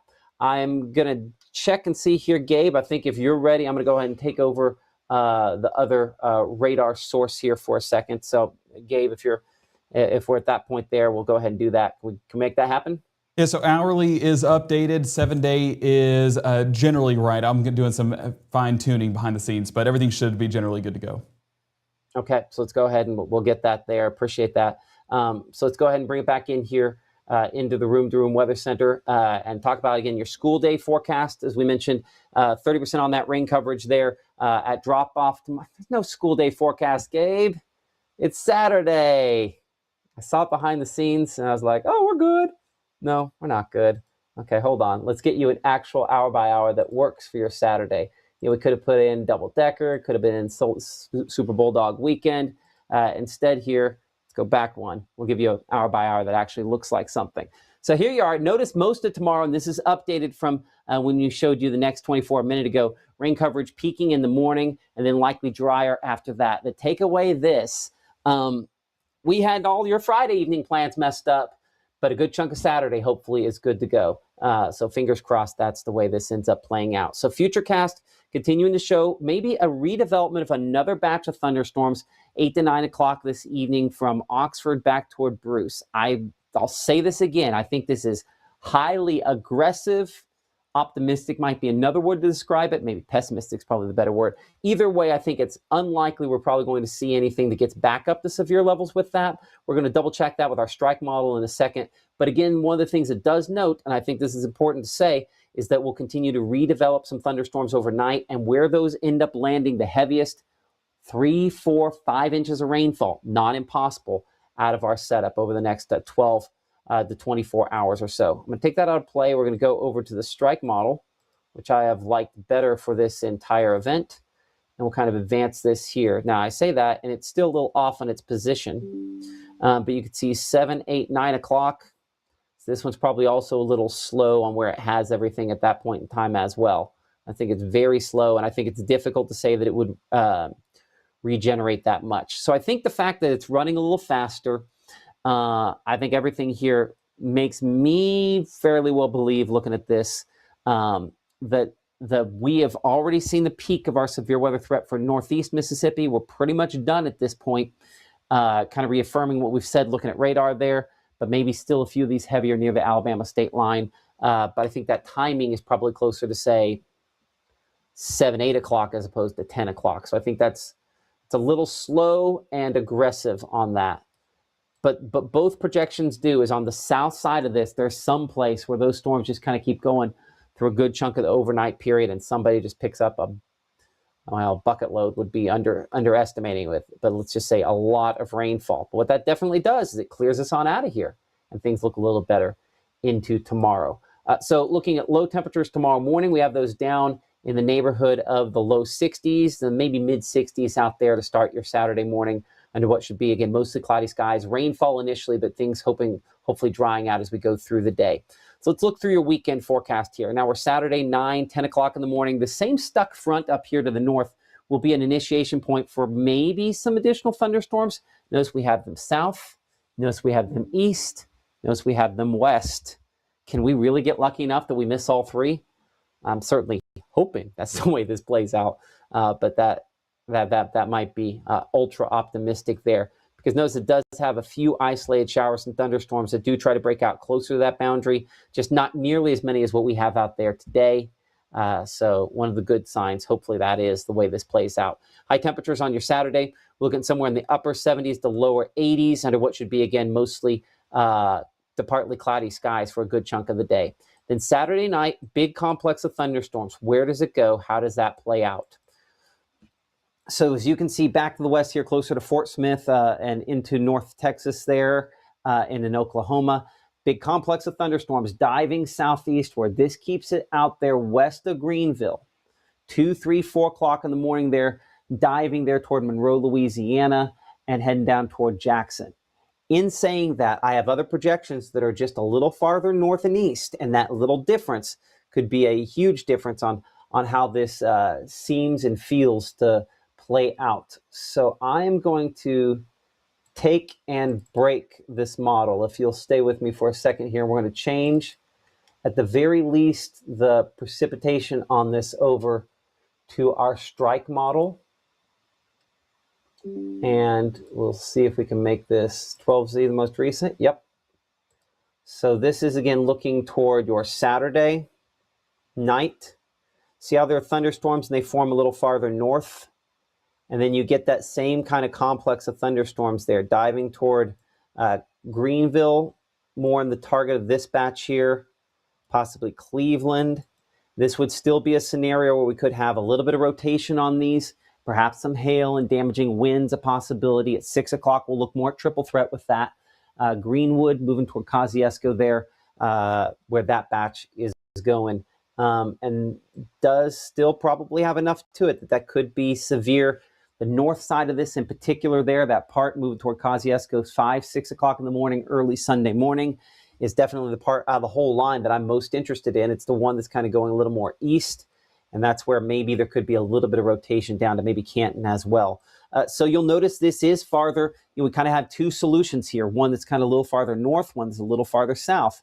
And it all kind of depends on where storms develop back out on the plains, right? So if we knew exactly where they're going to pop up, we'd say it's going to follow that path right southeast. But at this point here, kind of looking at that, maybe not. So I think that certainly we need to be thinking ahead, paying attention. And by the way, that time of day is the reason why we always talk about weather call. It's that phone alert that will let you know if damaging weather is moving toward you, tornadoes, strong wind gusts, large hailstones. All those things are going to be give you phone calls. If the National Weather Service puts out severe thunderstorm, tornado warnings, or flash flood emergencies, that's when those calls are made. So you can get more information, of course, by the QR code below me here. It's the same alert I have from my family. And we always talk about this, and I think it's important to say we need to layer up those opportunities.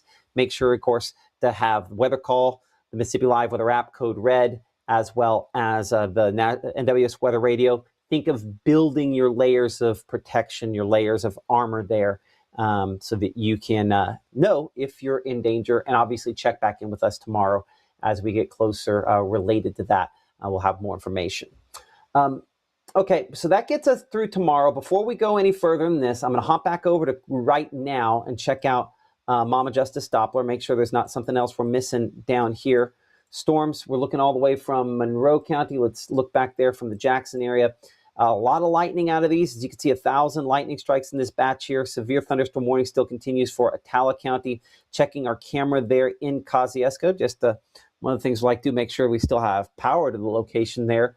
I believe it's on the Breezy News Tower. And I'm trying to see if that is moving. Yep, we still have cars moving on that there. Attala County under that severe thunderstorm warning until 6 p.m. A little east of that in Ackerman, kind of looking back toward the west, sort of into this there, a murky look, 77 degrees the current temperature. And compare that, by the way, looking at a dew point at 68 right there versus what that measure of moisture is when we go out and come up the Tupelo, where that is 63. That's the difference between, hey, we're seeing rain, and hey, we're seeing storms. So again, that's hopefully a distinction that needs to be made here. And the reason why most of these storms remain below severe limits, and honestly are just showers farther north, whether it's there or whether it's in Houston, kind of splitting the difference between where temperature looks like it's pretty similar there, coming in around 70 degrees at this point and time. Okay, so back over to Mama Justice Doppler radar. Just make sure there's not something else that we're missing on this batch there. I think that storm continues to weaken. If we look at the severe threats on it, we only now have a few spots there where you see some of the purples where maybe some half-inch hail. This shows us the peak severe weather threat. And so if the peak threat is maybe a half-inch hail, this is probably below severe limits at this point. And when you look at the loop here over the last 30 minutes to hour, you can definitely see that this has come down in intensity. We had some spots on there where we had some of the darker purples, where it was definitely probably producing some hail. That's less and less the case. So a sign of weakening on this storm here. So knock on wood, hopefully that continues to be the case. Let's go wider shot here for a moment. And again, peak threats is just mainly rainfall north of this area. We just kind of show you that for some reassurance here. It's all in the green up north. And if we're in the green, that's usually a pretty good sign, right? That usually means no severe weather out of that. Of course, you can join the conversation. You typically have a fairly robust conversation ongoing here on all the various forms of social media. I appreciate every one of you for supporting us here. Also, just a reminder that support Eat With Us. That'd be Harvey's, who are advertising right now with us, Exceed Technologies, and all the folks that support us here on Mississippi Live. It is, to be clear, everything we have here costs money. None of it's free, and so those advertisers have stepped up to provide this service, so we can provide this service to you. We know that they have a choice on where they advertise, and you do as well. So whether it's First Choice Bank or Room to Room or Mama Justice, be willing to support those people who support us here on Mississippi Live. Okay, so I think we kind of have the current time back up to date. So let's go ahead and pick back up, looking toward the future here. So I'm going to pick things back up. Again, we talked about Saturday and Saturday night, early Sunday morning. Probably some thunderstorms around, at least some rainfall there to begin the day. So low 60s out there to begin your Sunday. Let's walk through the remainder of that day. As we look toward the afternoon time period, we could potentially have maybe some isolated showers still around. Kind of wider shot still shows the same stuck front. South of that, there's fuel. So some spotty showers and thunderstorms remain possible Sunday midday and Sunday into afternoon as well. So you see how that just kind of jumped there? That's because we went over to our strike model. Now remember, strike had storms farther north. That's why there's more storms on there as well, is because the storms were farther north, so it keeps storms later into the day and keeps them a little bit heavier. And based on what we've seen today, which is that most storms have been non-severe, and strike was a little bit more aggressive, I think hopefully that's something that works in our favor on keeping these storms a little less impressive on Sunday, but still a possibility to maybe have one or two of those heavy to strong. High temperatures, middle to lower 80s out there for your Sunday afternoon. And then by Monday, things start to get more rough once again, potentially as well. So let's look at that. Let's go ahead and go through Monday, looking at our strike model here. And so Monday daytime period, we're still Sunday night here. So let's wait to get to Monday. Another strong storm system moving in, some pre-dawn showers there. I'm always interested when we get nighttime isolated storms, which is what this is depicting back out there with a lone supercell back into Arkansas. That usually tells us that the atmosphere is ready for something. A couple pop-up showers to begin early Monday morning there. Let's go back and let's add in a few more things. Give me a moment to add in a couple other models here for a second. Let's pick that back up, and we'll get back to that 7-day forecast here in a second. Into Monday, possibly a few isolated showers and thunderstorms trying to pop up there. Hold on. Hey, Gabe, I don't know if we've clicked something on that or not. Let me go back here and check something. Something went haywire on that. I think that, there we go. Okay, let's keep it on this here for just a second, and we'll worry about 7-day here in a minute. So a few spotty showers and storms possible during the day Monday. This warm front represents more unstable air moving back into the region, and once we're going to get that southerly flow bringing that in, this is going to be a chance for pretty significant storms up to the north of us, right? Up there toward the Midwest versus what we have down here. So this is where these storms are a little bit stronger. But for us, see how there's kind of this wave that's kind of catching up here? That could be a focal point for additional storm development as we go toward Monday evening and potentially Monday night. So kind of get an initial wave and then more storms developing back out here into Arkansas and back into Texas. We're about 9 p.m. Monday evening here. And notice how this particular projection, our strike model, has some of those thunderstorms trying to move toward our area by early Tuesday morning. Now, the latest version here clearly has come down a lot from what we were looking at earlier today. So hopefully that is a trend that continues there. But we don't really clear out the unstable air. We should still have fuel around, and that will eventually lead to more thunderstorm chances as we look toward a Tuesday, maybe in the afternoon, maybe Wednesday. But by Thursday, still some potential, though that threat might be shifting a little bit more as well. So I'm going to switch, Gabe. I'm going to switch radars here for a moment so that I know that you can go ahead and update that 7-day forecast. We'll come back over here and check our storms there in Atala County and down stretching into Leake County as well. Just kind of looking at the wind mode here on Mama Justice Doppler radar. I don't see anything more than broad rotation on any of those storms. And I can still make an argument for a little bit of rotation, but really everything is pretty broad at this point in time.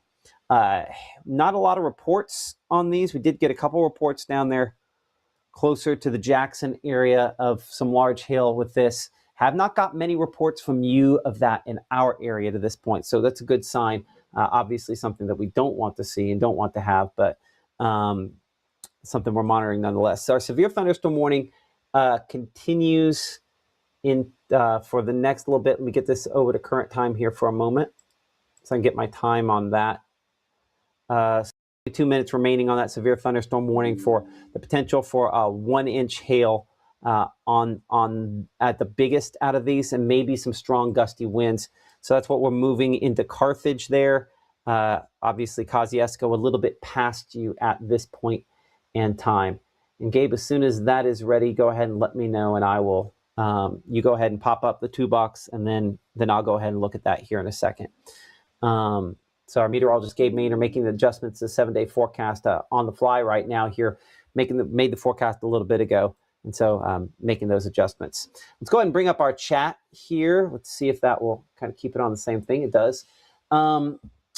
So have a good supper time. I agree with that, G. Price. That's what we're hoping a lot of folks can do. Hey, everybody, thank you so much again for supporting us here on Mississippi Live. And appreciate you, Christy, for appreciating what we're doing here. And everybody, big happy birthday to the birthday man himself, Gabe Maynor. He is a quarter century old this year. Doesn't make me feel old either, does it? But happy birthday, Gabe. Hopefully you have a fantastic day. Had a fantastic day before you came into work. I guess when your birthday's in April, you're kind of used to, from time to time, having to have some storms on your birthday. And that's certainly the way it's worked out for Gabe this time around. So Gabe, I see you there. I'll go ahead and pop it up. Happy birthday, buddy. Thank you. And I appreciate everyone in the been reading with the weather going on, updating the forecast, so navigating that behind the scenes. But I do appreciate all of the warm wishes, and my birthday wish today actually was for these storms to not do anything, and so far the 25th wish has prevailed. So I don't want to say you're welcome, but well, we are thankful that you are here today. Let's talk about that 7-day. So as we look at the 7-day forecast, one of the big shifts that I was looking at with the latest model trends is Thursday and Friday of next week. And I know you're looking at me and saying, Gabe, look at all the rain ahead of that we need to worry about. Let's not focus on Thursday, Friday right now. Well, the start of the month, which is on Friday, has been a day that we've had circled over the last several days because there's that potential for some strong storms. And so as we get into Thursday, that was more of the focal point. But since then, models kind of shifting that threat a little bit more towards Friday, and that's why Friday's percentages have come up, and I do expect that Thursdays will trend down if that trend does hold. Now, there's still several days ahead of that before we do get into that threat, but nonetheless, we have seen a little bit of a shift and a change in that pattern.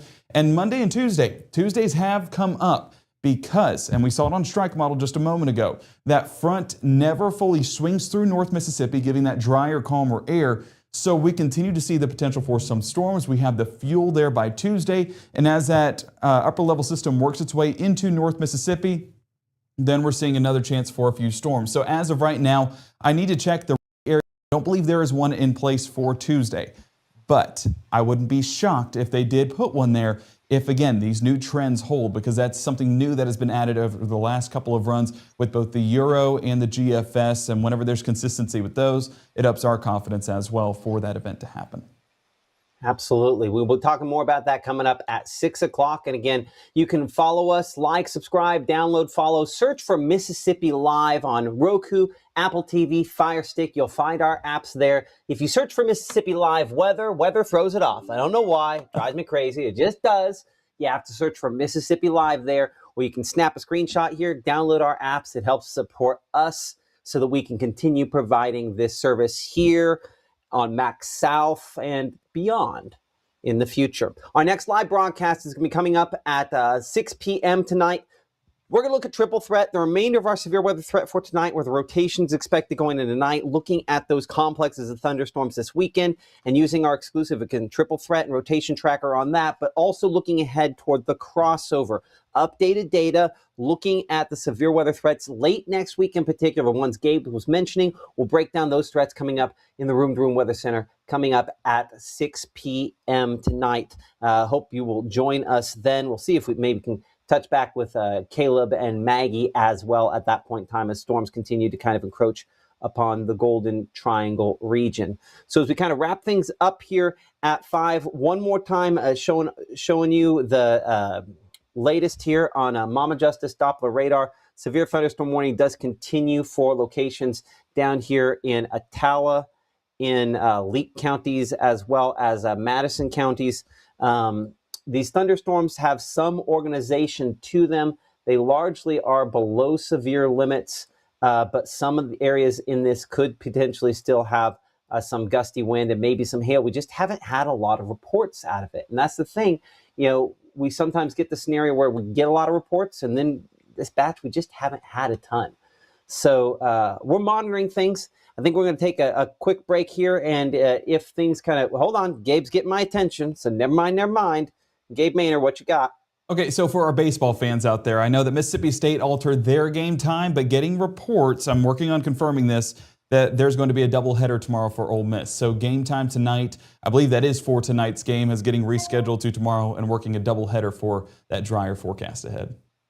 Okay, we do a little bit of sports here, our SEC baseball forecast, or maybe rescheduled forecast brought to you by Carl Hogan Toyota. I appreciate them and all the different partners we have here on Mississippi Live. Okay, we're going to take a break here. At the very least, we're going to take a break. I'm going to talk to Gabe behind the scenes for just a moment. You're watching Mississippi Live weather here in the Room to Room Weather Center. At First Choice Bank, we know you can't always make it before the bank closes. With our integrated teller, you can talk to a live person as late as 7 p.m. on weekdays and noon on Saturdays. It's not just an ATM, it's an ITM. First Choice Bank, your choice for banking. When C.K. Little opened his doors in downtown Corinth nearly 80 years ago, his plan was simple: deliver excellent service and exceed expectations.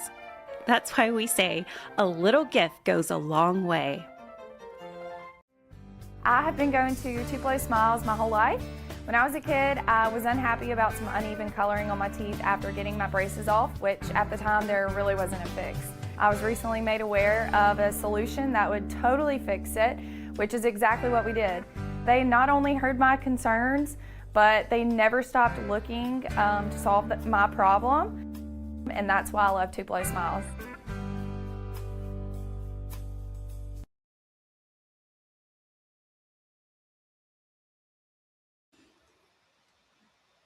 Okay, we took a deep breath. We're going to keep on going here. I'm Chief Meteorologist Matt Waupon. Again, we do have a severe thunderstorm warning that continues for Attala, Leake, and Madison counties, that in effect until 6 p.m. That's when our next live broadcast is. So we're going to keep on going as we track these storms ahead into this evening. I'm going to toss it over to our meteorologist, Gabe Maynard, though, to do a little bit on that so I can monitor a couple things here behind the scenes. And Gabe, most of these storms, again, are still flirting with severe levels, but we luckily have not had a lot of strong reports out of them, right? For sure. We are getting reports out of the Canton area, or not Canton, Flowood, just north there of Jackson, of some of that small hail report they were saying about pea-sized and diameter, so not exactly up to severe standards, but the fact that it's producing hail shows that there is some of that potential strong development. So there's a look at your reports. I'll have to go to that latest scan. And as we look at that, so 0.8 inches, so a little bit higher than pea-sized, but they did at least account for that. And that was over there towards the Jackson area, with this one towards Pelahatchie moving right along I-20 east, and that will continue to remain south of our area. But as we look up towards the north, this is where, as Matt was mentioning, we have that severe thunderstorm warning in place until 6 p.m. on our Friday. Therefore, Attala County, all things considered, the bulk of the concerning storms are going to be down there towards Leake County and continuing closer to the Clifton area, way closer to Jackson, so a little bit south of us. But we do still have this one storm that's closer to the East Macedonia area and continuing to shift in the eastern part of Attala County. As we look at the latest on our threats, and we're going to bring it in a bit closer because this is the one in Attala County that catches our attention. You can see that we do have some of those strong winds once again, and these winds getting about 20 to 30 miles an hour, so it's not fully up to severe standards, and the lack of reports reassuring us in that. But it is going to be at least a gusty system. Where we kind of catch our attention for that severe potential is with that possible hail. And as we look at our True Shield Roofing hail threat, it's continuing to be in that possible category, meaning more than likely staying aloft in this category. Whenever we start to get more of those darker colors, those probable ones, that's where we're getting some of that hail here in North Mississippi. So as of right now, have not gotten any confirmation of that. If anyone in the chat does have a report, please feel free to send that over. But haven't gotten that Kosciuszko, and now if we're looking at the latest positioning, well off there towards the east. And what I want to look at is a lightning comparison. We're 86 strikes. Oh, my big head is blocking it. 86 strikes, and that's moving across Highway 14 closer to Providence and Smyrna. That is where we are continuing to see the thunderstorm in play, but it's definitely lacking the punch that it had earlier on. I mean, if we go a few scans ago, closer to 200 strikes, so there has been a shift in that pattern. And so let's go ahead and do a storm track on this because it is continuing to be our storm to watch, and it's going basically in that directly east. We're going to keep that 20-mile-an-hour time frame, and as we drag that storm track out, we're going to go from the heart of this storm, and I'll give it a little bit of a northern tilt to it, not by a large margin. So we're seeing East Macedonia there, 610, the Vowel community closer to 617. Let's drag this out a good bit a ways away because it does potentially get up there towards Louisville and Macon if we put this longer track on it. So let's do 30 miles, and you can see that we are Calvary 649, Noxapater 657, Center Ridge 658, Estes 7 o'clock, and Claytown to 714. On this one, has it just below Louisville? I'm going to drag a new one because I do want folks in Louisville to at least have a heads up. So as we put a track on this, we'll do a little bit more of a northeastern flow to it and make sure we drag that the right way and the right speed. There we go, and put the right, we'll go about 30 miles out on that track. There we go, Louisville about 654. Does look like it will remain south, but folks in Louisville can at least get a heads up on this setup. So there's the latest on the time frames. East Macedonia 607, Calvary 642, Noxapater 649, Louisville closer to about 654. And it continues to be some of that hail showing up. We can do our peak threats right here. And as you can see that we are still getting some of those hail reports further aloft, but what's actually reaching the surface continues to be more minimal than just some of that heavy rainfall. Throughout the day, one thing I want to look at here real quick while we have a moment with these storms is how much rainfall we've received so far today. And we're getting well over an inch in some spots, but out there towards Arkansas, you can see how we've gotten reports over 2 inches closer to the Little Rock area, towards Pine Bluff and the Dumas area. That's where we're expecting some of that flooding rainfall potential to be as more thunderstorms work their way into the area. So as those start to shift more into North Mississippi, we're not fully done just yet, and potentially getting a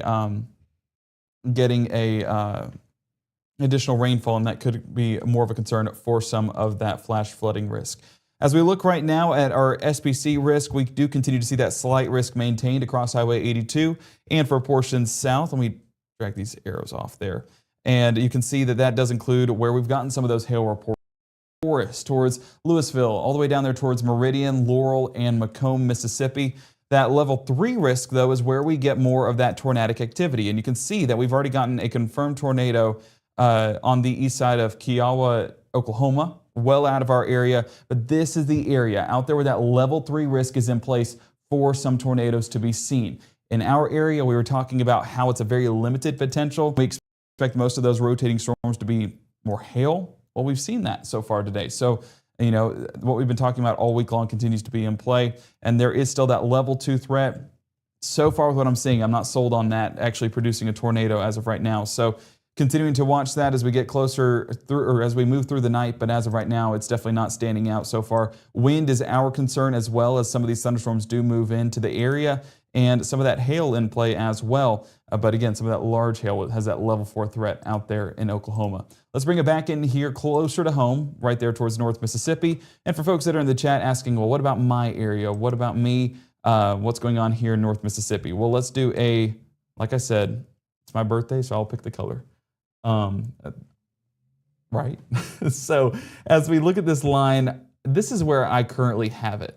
So Kosciuszko kind of out on the outer fringes of this, but everyone to the northwest of this blue line is going to be, oh, Matt had a better hand in this than me. Okay.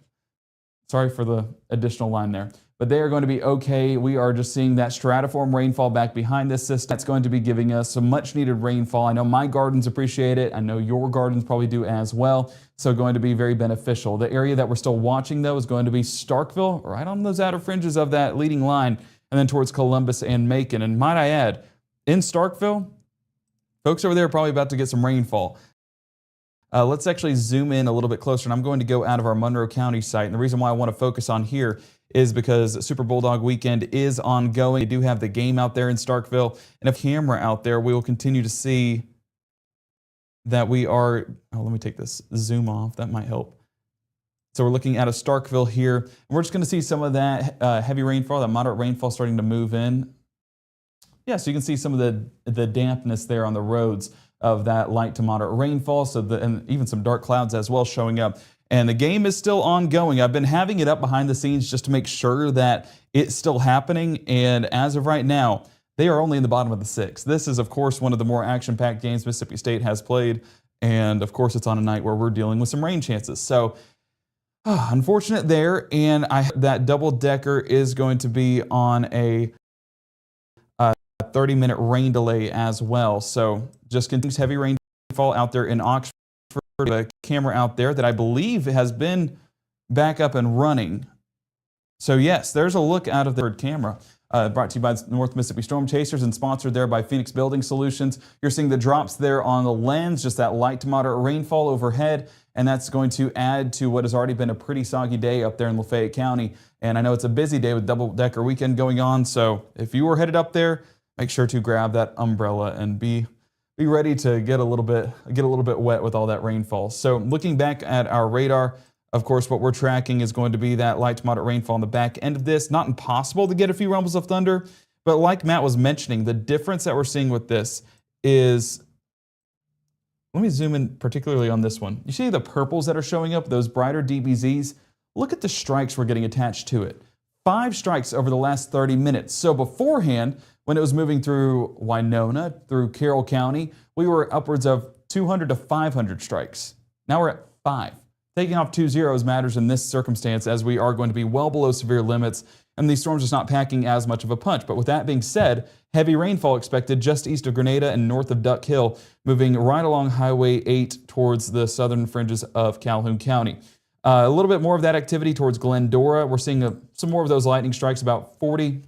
I need to move the strikes because my head is always blocking it. 42 strikes over the last 30 minutes there in the Glendora area and towards Distal. So that is where we're paying attention to more of those storms and continuing up there towards Tillatoba. But for anyone asking in the chat, no, we are not going to be seeing any severe weather there towards Charleston, Tillatoba, towards Hardy, towards the Glendora area. Mentioned to you a couple times, no worry about severe weather. Where we see the severe thunderstorm in place is this one down there in southern Atala County until 6 p.m. And we'll have to swap our radar sites over to the Jackson radar site, and not as impressive of a return. One thing I want to look at before we move past this is going to be that hail swath, and there's been no resurrection of the hail swath, so not worrying about that for folks in Providence or East Macedonia. The only thing that we're getting is a high output of lightning. And if we look at those power outage numbers, I did have that over there a second ago, but where we've seen some of those power outages take place have been Holmes County, right there with, I believe it was about 40 outages a few moments ago.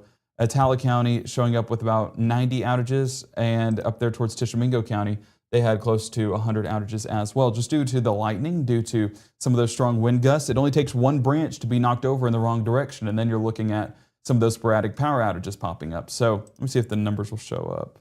It's a 200 there in Tishomingo County.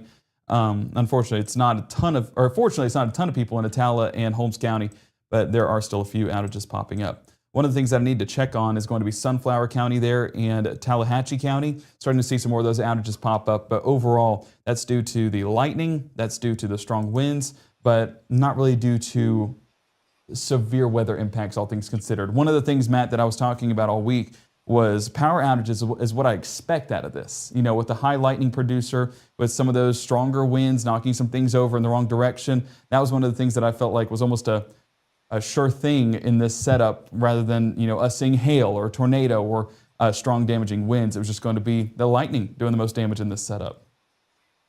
Okay, yeah, absolutely. And so, yeah, we'll see how that goes on that. But I think in general, this could have been worse, and hopefully will not be going forward into the night. I'm going to give it back to you for just a second here to finish them up.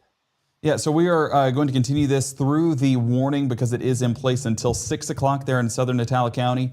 And looking at the latest scans, continuing to assess this doesn't look as concerning. And so we're going to continue to drive this out through the 6 o'clock hour, and then, of course, go through our broadcast at 6, our regularly scheduled programs. So looking at the latest, if you're in Macon, if you're in Sugarlock, Brooksville, Louisville, do we need to be worried? With what we've seen so far, I haven't seen anything that stands out. But the one thing that I will say has not changed is, well, let me make sure what they're talking about behind the scenes.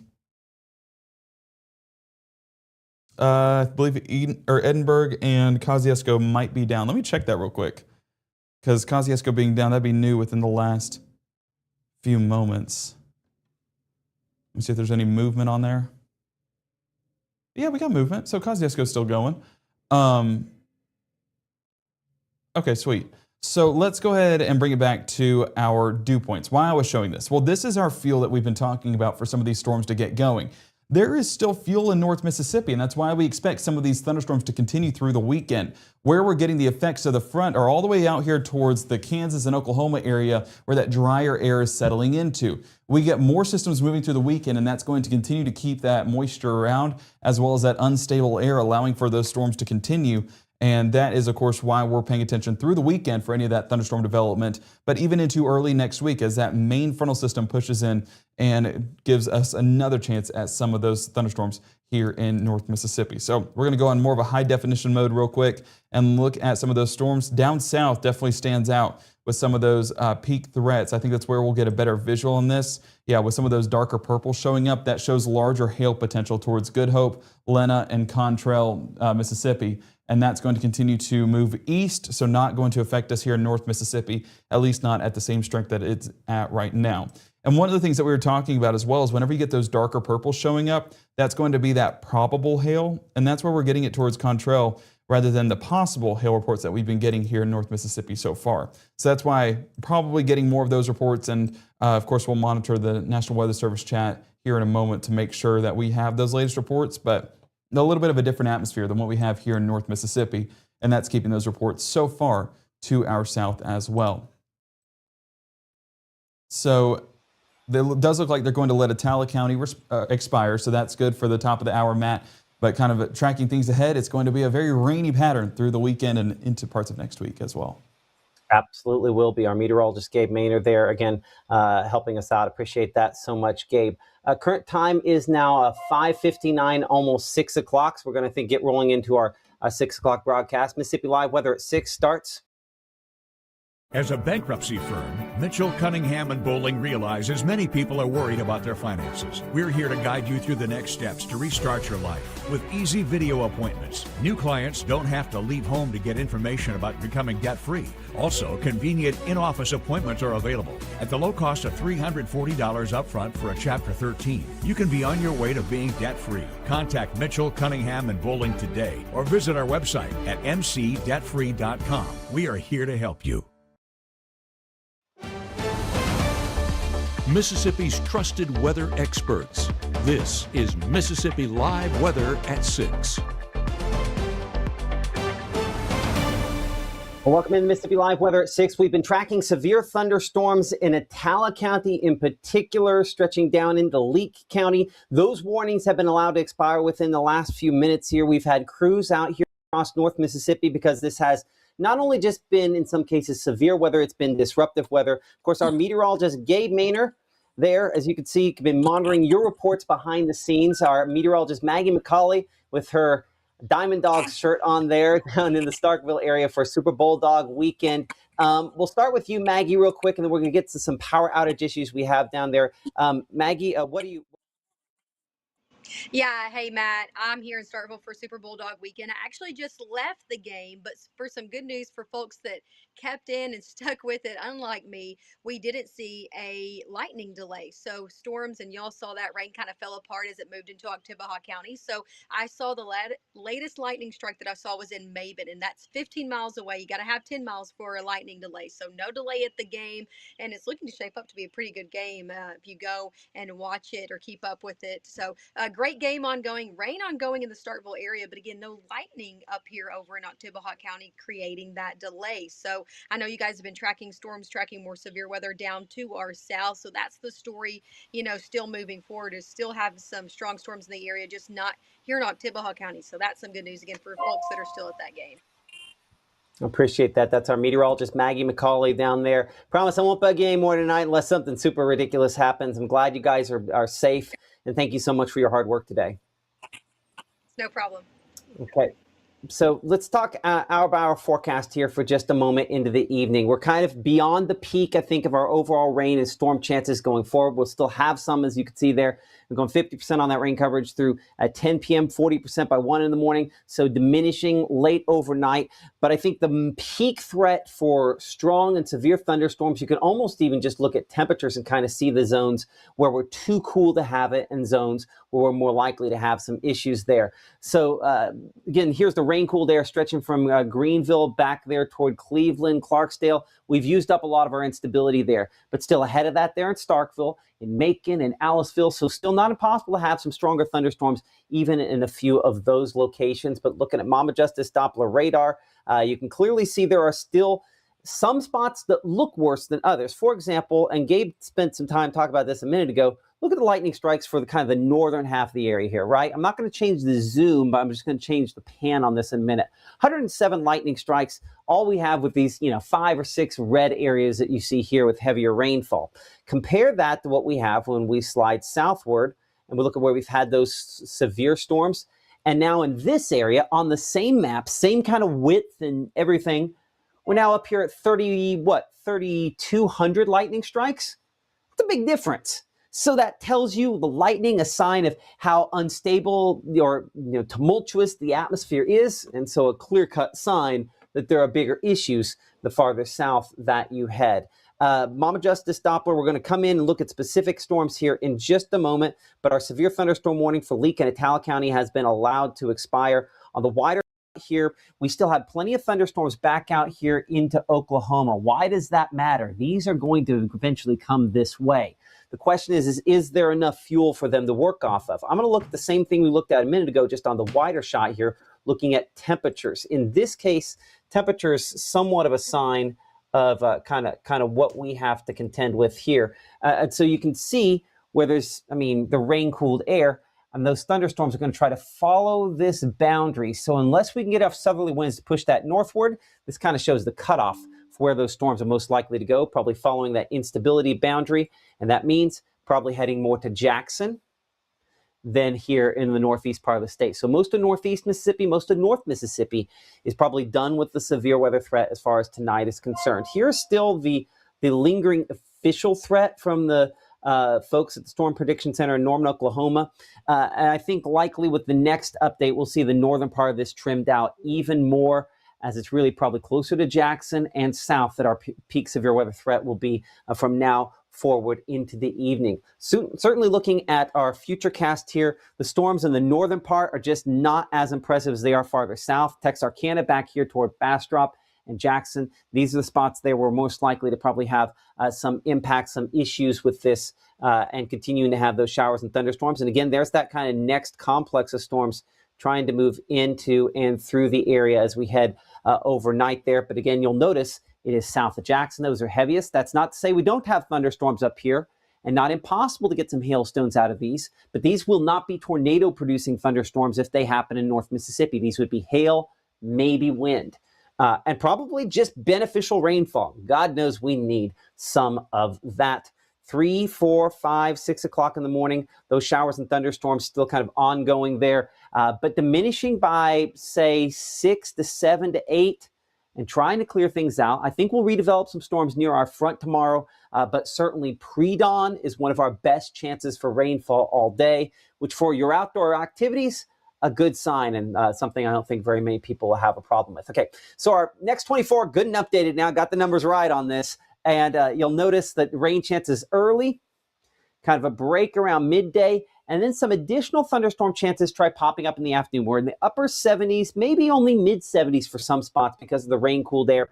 And wherever that frontal boundary lands, will have a little extra lift that will help to produce some spotty thunderstorms. There remains a limited severe weather risk that extends into your Saturday night and early Sunday. Some differences in our projections. We're going to look at the triple threat of Mississippi Live exclusive coming up here after the break. Our storm chances on a very active pattern that has severe weather chances still tonight, arguably some tomorrow night and early Sunday, Monday on other tweets. Next for those Mississippi Live weather continues here from the Room to Room Weather Center right after this. Every legend starts somewhere. Not with perfection. The decision to show up, work harder, and believe this place can change everything. At Northeast, you're more than just a number. We're built on opportunity. And our to rise here, handed to you. It's earned. You don't just leave with a degree, you leave as a legend.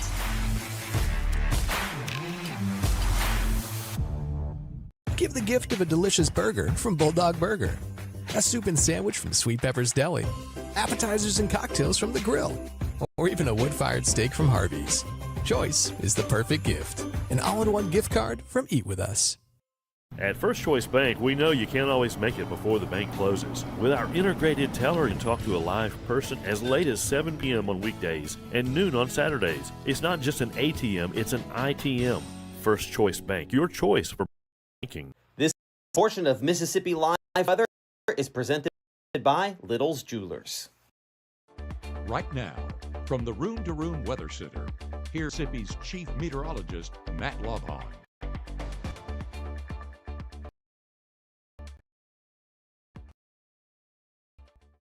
Weather at 6, I'm Chief Meteorologist Matt Lopon. Tupelo, you are no severe weather threat the remainder of this evening. We need more rain. We haven't got enough, but we're at least getting some, and we'll continue to have these dark and ominous sort of looking clouds. But if my kids,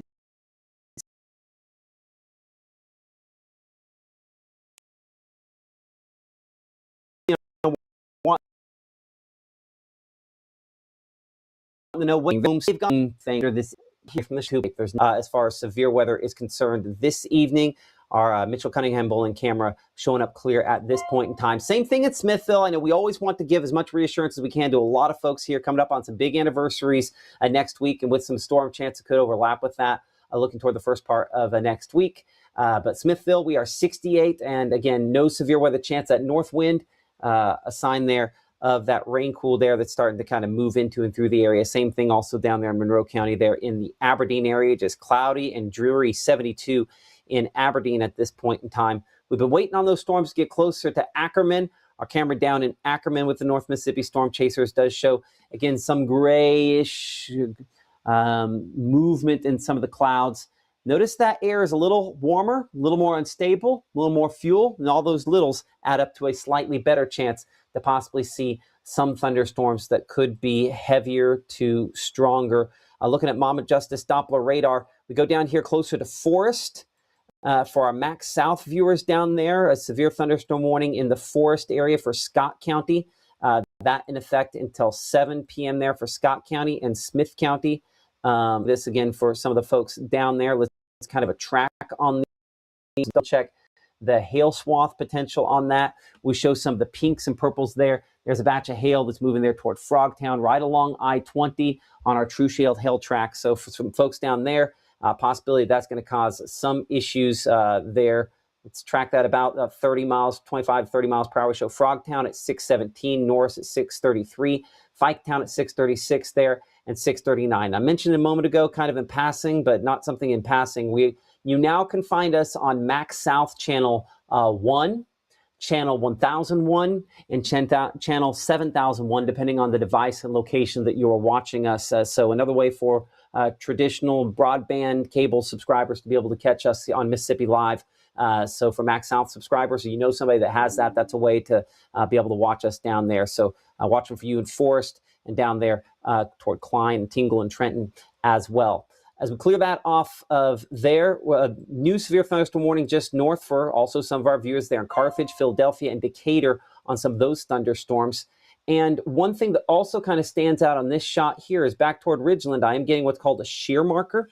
You can see the circle there. That is a way in which our radar says, hey, there's a little extra rotation. Are you looking at it? And so let's look at it for a moment here on all these storms, kind of check and see how rotation plays out. That one there closer to Ridgeland, if I check the rotation on that, I show a little bit, not much. So I'm interested to see if that kind of continues, but that one that's not producing as much. And then this batch out here toward Morton, Forest, and Walnut Grove is the batch that we're tracking more. So this is the new warning there. It does include Leake, Scott, Newton, Neshoba, and Kemper and Lauderdale counties until 7:15 p.m. Severe thunderstorm warning. Let's get a storm track on this batch here.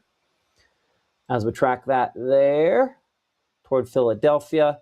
And let's go ahead and see if we can keep Decatur in that track and pull down that Skycam note there. So Pearl Hill now, Harpersville, we're looking at 612 for you right now. Madden at 618, Damascus at 617, Laurel Hill there at 622. This is some strong wind potentially, maybe some large hailstones possible out of this for the locations that you see on the screen there. So if you know someone who's in advance of that, always snap a screenshot, send that off to them, and let them know, hey, there's some potential for damaging wind out of that thunderstorm there. I mentioned those counties. This also technically comes up, clips the bottom part of Atala, Winston, and may barely clip Noxubee County. I don't know if they technically, it looks like they cut it around Noxubee County. So Noxubee County not officially in that warning there.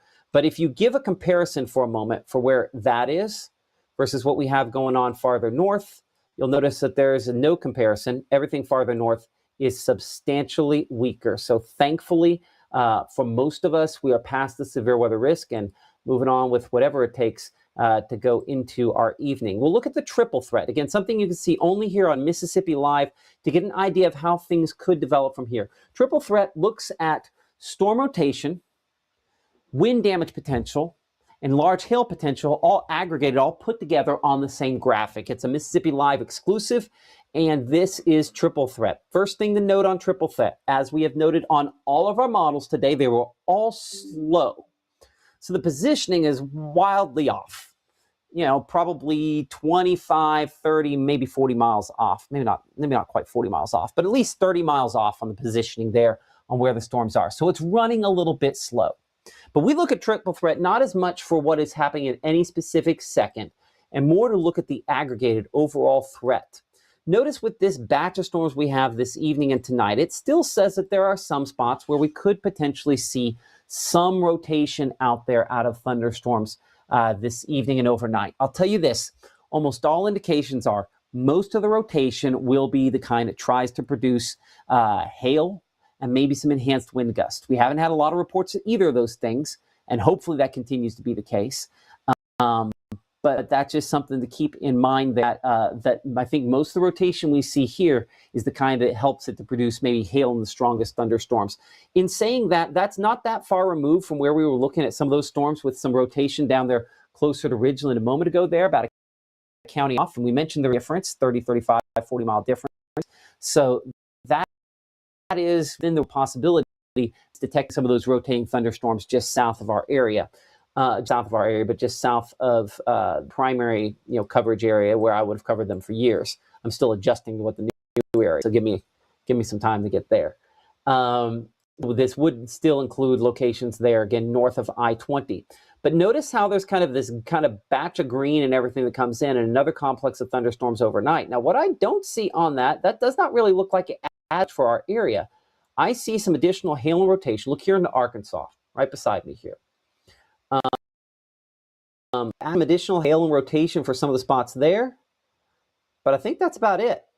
It does not really add much into area. So hopefully a sign that the late night, early Sunday morning looks a little bit weaker. The positioning, I think, is continuing to align really in this corridor here, south of Grenada, Cleveland, you'd be in it, Greenwood, Greenville, Yazoo City, Kosciuszko, Philadelphia. This is the area here where we're most likely to see that overnight threat late Saturday night, early Sunday morning, and then additional thunderstorms probably into Monday that could potentially include some strong to severe storms. I don't have a good alignment on my projections. You see, we're not really adding much for our area here in the northern half of Mississippi. So fingers crossed that's how that eventually plays out. But the triple here shows that most of us are going to probably miss out on what is clearly the most likely spots for there to be rotation tonight, because I think, again, the positioning is a little bit off. And then into tomorrow night, the majority of those threats remain a little bit to the west of us. So hopefully that makes a little bit of sense. I know triple threat's one of those things, it's a little bit complicated, but we hopefully are trying to give a lot of good information on that kind of all at the same time. Weekend forecast then, a 79 probably peak temperature on your Saturday. We're going to have rain both days, but Saturday is mostly to be dry, especially those dry. Most of Sunday is fairly dry as well. So there will be patches for heavy rainfall, mess up your weekend plans. It's not going to be all weekend. It's not going to be all of us. Certainly the south and west portion of the area most likely to have some impacts there with that. Day planner on your Saturday, we're 62 at 7 a.m., 74 degrees by noon, 78 degrees as we look toward 3 p.m. under what should be partly cloudy skies. Our winds, out of the south and west continue to try to bring up a little bit of moisture there, but certainly first part of the day, most likely time frame for us to see some storms. Coming back to this evening, we are beyond the peak of severe weather. I think we'll continue to have thunderstorms into the overnight hours, 72 the temperature at 8 p.m., 67 by 11, and 64 degrees this evening as we look toward around 2 to 3 o'clock in the morning. Still some rumbles there, southwest portion of the area, locations where most concentrated on that. So here's a look at Futurecast.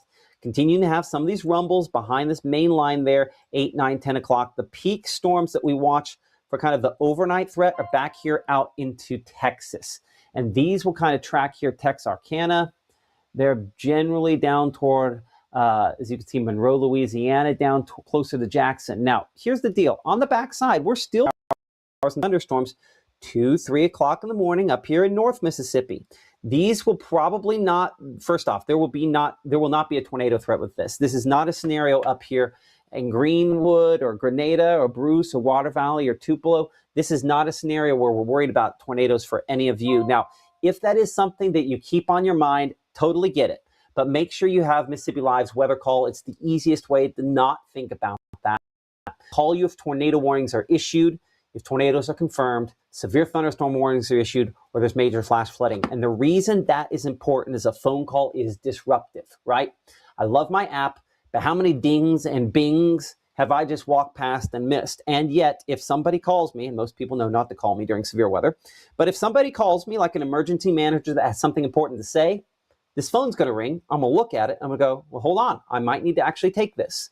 So phone calls are disruptive. That's why weather call is valuable. So make sure to sign up using the QR code below me. If you know somebody, and maybe the Super Bulldog weekend, that's always the anniversary of a situation where it's important to pay attention to make sure your kids know that severe weather is possible. So sometimes maybe signing up the kids or the grandkids for weather call is a good idea as well, so they get that phone call, know something's up, because do they even call anymore? It's all text messages, right? Bring it back over here. Let's continue to walk through the remainder of the overnight time period, and still some heavy rainfall, some thunderstorms around 5, 6, 7 a.m., but most of it east of us as we get closer to, say, 6 to 7 a.m. for tomorrow morning. As those storms move out of here, our severe weather threat diminishes. Now, I've gone back and I'm showing our strike model. Again, same time period we were looking a second ago, different model, because I wanted to get some comparison. And this does not have the storms quite as strong as the reality back out here into Oklahoma. It's also much slower on kind of the initial wave of storms here to the east. So I'm not really in agreement with where strike has resolved this short-term part of this forecast. So I'm not in agreement on that. Let's just put it that way there. But I wanted to go back and kind of check that. It also still shows some storm development overnight, but nothing here that concerns me in the northern part of Mississippi for this to produce tornadoes. No one in these colored counties here that would count as that. So mid-60s out there, the low 60s for morning lows on Saturday. In some cases, you've already been rain-cooled in the mid-60s, only dropping a couple degrees from where we're at this point here, and well above the 55 we typically expect. Okay, now back here, looking through the day, hour by hour, we're at now 9 a.m., 10 a.m., some showers showing up out there closer to Russellville, locations back out there into Tennessee. But for most of us here across North Mississippi, we're in pretty good shape. But a few rogue pop-up showers and thunderstorms out there near the Mississippi-Alabama state line, possibly with this continuing 3, 4 o'clock. So there might be a few more than what we're indicating on here, but I'm hoping that we've really kind of mixed things out and we can end up with a cloudy and dry day. Now let's talk high temperatures here for a second. These could be way too warm. If we get locked in the clouds like I showed you a second ago, we're not hitting 80 or 79 degrees. We're going to be cooler than that, maybe mid-70s out there. So let's keep that on the table as a possibility that we could be too warm on some of these temperatures.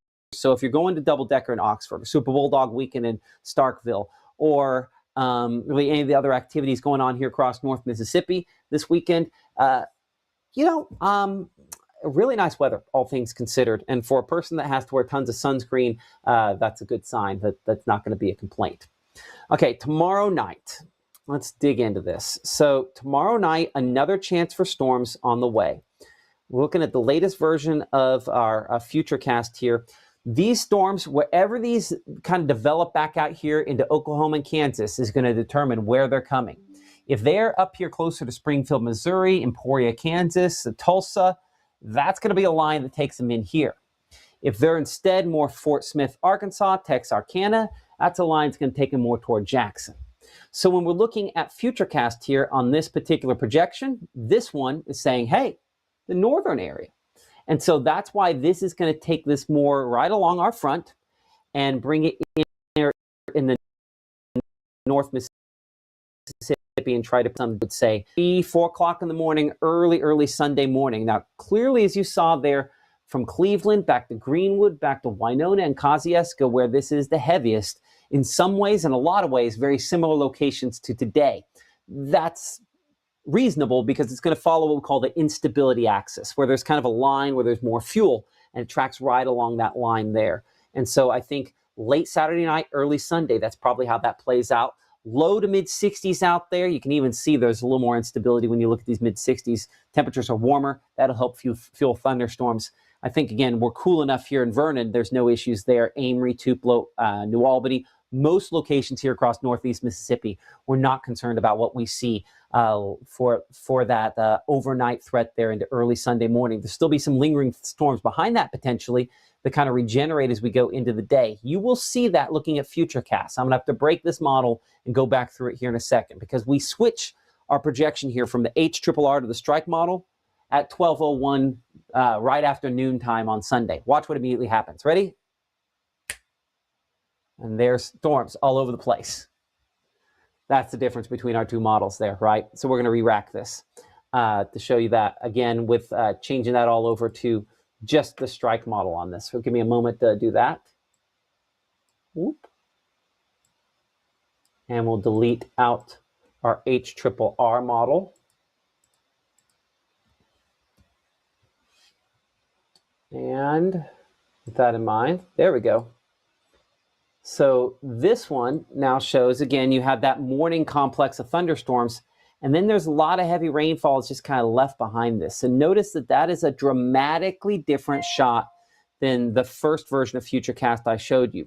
I think this is overdone. Let's be clear on that. I definitely think this is overdone on Sunday, but it's a reminder that of your 2 weekend days, as many outdoor activities that I can on Saturday. There's still going to be a few issues out there, but I think it's a better bet. Sunday might end up dry, might be good for some of these events, but I would go with what feels like a more assured thing on Saturday versus Sunday. That's just, my planning opinion. Highs on Sunday.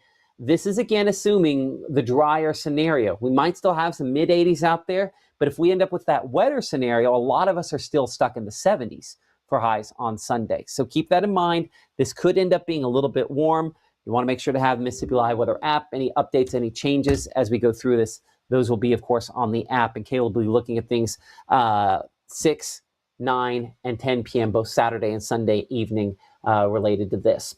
By Monday, we have another chance for active weather and potentially severe weather once again. Again, Futurecast does not have much here on our strike model, 9, 10, 11 o'clock Sunday evening here. The plains where storms are getting more active, where the system's getting more active out that direction. And that's where up here to the north, all the components are more in play for active and severe weather as we look toward Monday of next week. So this is the area we're watching the most closely, possibly to have some issues up here into the Midwest through your Monday. So notice how things get a lot more active up there. Iowa, Illinois. We're just sitting down here in Mississippi, not much going on. Why? Strong winds aloft are more pronounced up here. There's a wave kind of moving through more up here. We have fuel in Mississippi, but more of everything up here. As we head through the afternoon, there are those severe thunderstorms going, and then not as many back into Arkansas. Here's what you need to know about what we're looking at here, is that this is one of those, potentially high impact, low confidence sort of scenarios. I have a low level of confidence that we have enough convergence here to really get storms going on a widespread scale. The fuel is sort of there. The stronger winds, the shear, they're sort of there. But not much activity showing up there, as you can see by 5:30, 6 o'clock on your Monday afternoon. But then we get this batch of storms going out here into Arkansas and Texas. Is it possible that all that forms farther east? Yes. So that's one of the reasons why we're going to have to watch this very closely as this line comes in. This particular version of Futurecast breaks all that down before it ever gets here. So the takeaway being almost all of our high resolution, well, this is the only high resolution model you're going to find at this time frame out there, an exclusive, our strike model here. But all of our lower resolution models are also concentrating for locations a little farther to the north as well. And then on Tuesday, still the fuel around. Don't show much through 9, 10, 11 o'clock and noontime. We expect additional thunderstorms popping up in the afternoon. So I think the model's going a little too dry for Monday at this point here. Before we go any further, even though I have radar up here, and we're going to touch on that warning coming up here in a moment again as well, I need to show you the severe risk areas from Monday of next week, because that is something that has changed. So Monday's severe weather risk has moved a little farther north. In saying that, we think it's reasonable that, I'm going to clear everything off there for a moment. It is reasonable that when we finally see our level 1 severe weather risk added, and we're still, I think tomorrow they'll do that. I think tomorrow will be Saturday, Sunday, Monday. Yes. That will probably extend into more of our area. So once the level 1 severe weather risk is added in, I think that will probably include a large chunk of our area. There could be some spots also eventually added back into level 2 risk. But I think the bullseye on that is farther north. And considering it's severe weather of any type, but especially on the 15th anniversary of April 27th, 2011, I don't think anybody's going to complain about not being in the bullseye of something. Certainly no one here at Mississippi Live Weather is going to complain about that. Looking into next week beyond that, though, there will eventually be additional severe weather risks later in the week. We don't show any for Tuesday, Wednesday, or Thursday at this point, or Friday. But later in the week, additional severe weather threats are possible. We'll talk to Gabe a little bit more as we look at the crossover coming up here in a minute. But let's go ahead and hit up that 7-day forecast here. And Gabe got that all cleaned up and worked up at the end of the 5 o'clock show here. But your weekend will include at least some spotty showers and thunderstorms both days. As you saw, the early Sunday morning complex of storms that's been showing up in all of our projections the last 3 days, still something that we're seeing on our strike model and now our HRRR. So we're probably going to have some of those. Monday,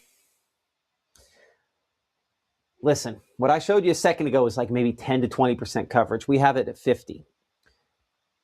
This number is probably going to come up as confidence increases. I don't know if it ever gets truly to 50% coverage, but I would say it's a greater threat than most of what we see on Sunday, unless that morning complex shifts more to the north. Tuesday, residual thunderstorm chances and severe weather chances may be out of some of those, a little less impressive. The same thing for Wednesday. Later in the week, we were really interested the last day or so on Thursday. That does not look as impressive today, or at least didn't earlier today. We'll use the crossover coming up here in 60 seconds to look ahead at that. And we'll check out some of your questions in the chat. We know a lot of folks still in there and probably asking a lot of things. We'll try to answer those as Mississippi Live Weather continues here from the Room to Room Weather Center in 60 seconds. When something this big comes crashing into your life, it's not just metal that takes the hit.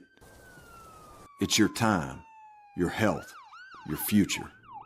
And the companies behind it, they're already protecting themselves. You need someone who knows how to stand up to them. I'm Casey Lott. If you've been injured in a truck accident, call me today. I know you're going through a lot. I wonder if you know that we can get help. Let's see how far we can go. Love, your mind. For the first time anywhere, a digital-only weather source has been nominated for not one, but 2 Emmy Awards. This is the 25th nomination I've been humbled to receive over the years, and while accolades are great, we're just proud to deliver the weather coverage that you deserve. Thank you, North Mississippi, for supporting us here at Mississippi Live.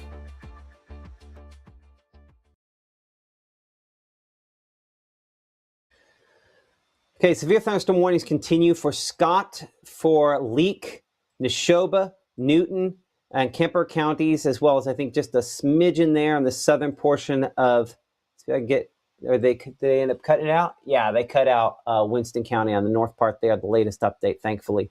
But this is a fairly impressive, fairly tall thunderstorm here. We're looking three-dimensionally at this. You're watching Mississippi Live Weather. I'm Chief Meteorologist Matt Lawpon. And the reason we look three-dimensionally on these, it helps us to kind of pick out the largest hail. Make sure we're looking at the right stuff, because as much as I'm looking at that north one there, this south storm here closer to Forest might actually be slightly more impressive. Give me a moment here. I'm going to take this, and we're going to go into the digital room-to-room weather center here. Sometimes it's a little easier for me to handle the 3D radar on this one. So near Frogtown, the one that's probably a little more impressive there, a slightly different warning, so we'll track that in a second here. So we're going about 27 miles per hour, showing you Fiketown there at about 6:48. Of course, that's a severe thunderstorm warning for Scott County in effect until 7 p.m. So you'd see some of the folks there in the path of that one. Let's look at the northern one of these two areas. Again, this one up here north of Hayes, near Dixon, Sebastopol, Scott County, again, and Neshoba County under that severe thunderstorm warning, as well as Newton County. Let's go ahead and kind of track the leading edge of what is probably going to be some strong wind and probably include some large hail as it moves eastward. So we'll track that at about, there we go, about 25 to 30 miles per hour or so. Longer list showing up there like Prospect right now. Neville at 634, Dixon 636.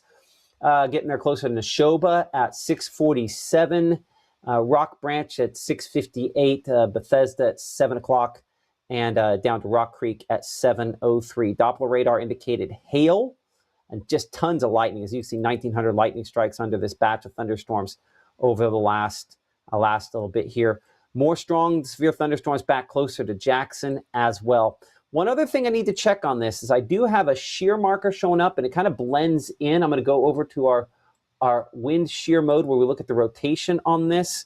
And when you can see, we do have one of these little circles that always is on here. It's one of the things we have built in the system to try to get our attention to, hey, is there something we need to be paying attention to?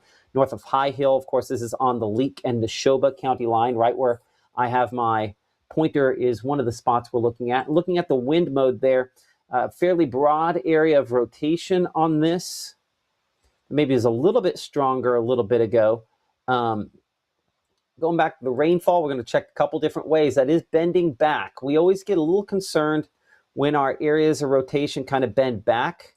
Yeah, that's interesting there, actually, near Coldwater. So for our Max South viewers down there, kind of a heads up, Gabe, if you would, let's go ahead and send a push and we can zoom in and do the push for those locations down there specifically if we want to. Just a heads up near Dixon and Coldwater and possibly Philadelphia there. That area of storm is probably has a little more rotation showing up on the north side there right there where that interaction between where it shows Coldwater and Dixon, right there is the spot. We can see it not just there. We also see it on the kind of rainfall mode where it's bent back. I can see the heavy precipitation right there kind of wrapping back in. So right there's the spot we're going to have to keep watching. Again, Neshoba County under that severe thunderstorm warning until 7:15 p.m. A Doppler radar indicated rotation on this. I'm going to get just a track this way just in case that specific spot pulls a little bit farther north to get Philadelphia in there. I know we got a lot of viewers there on Max South in Philadelphia. 6:58 the time for you moving toward you. Spring Hill 6:55. Dixon 6:38. Good Hope at 6:49. This is Doppler radar indicated rotation that has increased a little bit on this thunderstorm here. So watching for you. So keep it here for the latest. Looking at shear, a couple different ways we kind of look at that. Some strong winds on that, a possibility as well. And the hail, certainly the southern part where that is the most prevalent, just a little bit south of those locations there. So Doppler radar indicated rotation, something that bears some watching. Weather Service in Jackson talking specifically about this, mentioning that looks like a big wind signature moving across southern Neshoba County. MS Power and Central EPA reporting several outages in the wake of that feature. Speaking specifically to the power outages, our meteorologist Gabe Maynard watching those behind the scenes. I'm going to look at a general look at those here, not showing a ton at this time, but he's going to look at some individual power cooperatives down here in a minute. About 2,000 there in around Forest and Morton, and up around Carthage, about 900 power outages so far. That's from this line. Now, none showing up there in Neshoba County yet, but I think the number probably is going to increase a bit more as that moves a little bit to the east with this. A severe thunderstorm warning prompted because of this, with wind gusts that could be up around 60 miles per hour. So Gabe, I see you pulling that up, and give me a thumbs up once we have the closer in look at that. I'm checking kind of behind the scenes here at what you guys are telling us. Of course, it's very helpful when you guys give us your reports of what you were seeing there. I appreciate y'all watching from West Point.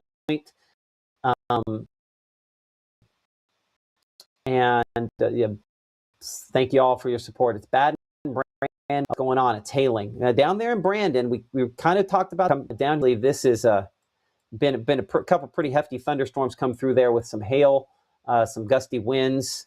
Not a ton of rotation on those. You can see also different directions here. That one heading southeast, that one heading north. Sometimes get interactions in the middle. It's hard to see any of it because of just the quantity of lightning that we're getting on that. If I kind of pull the lightning off, we can actually kind of see a little bit better on there. There's just a lot of lightning on those thunderstorms there. Our meteorologist Gabe Maynard has been looking at the power outage situation that we have going on down there. And again, Gabe, what are you looking at?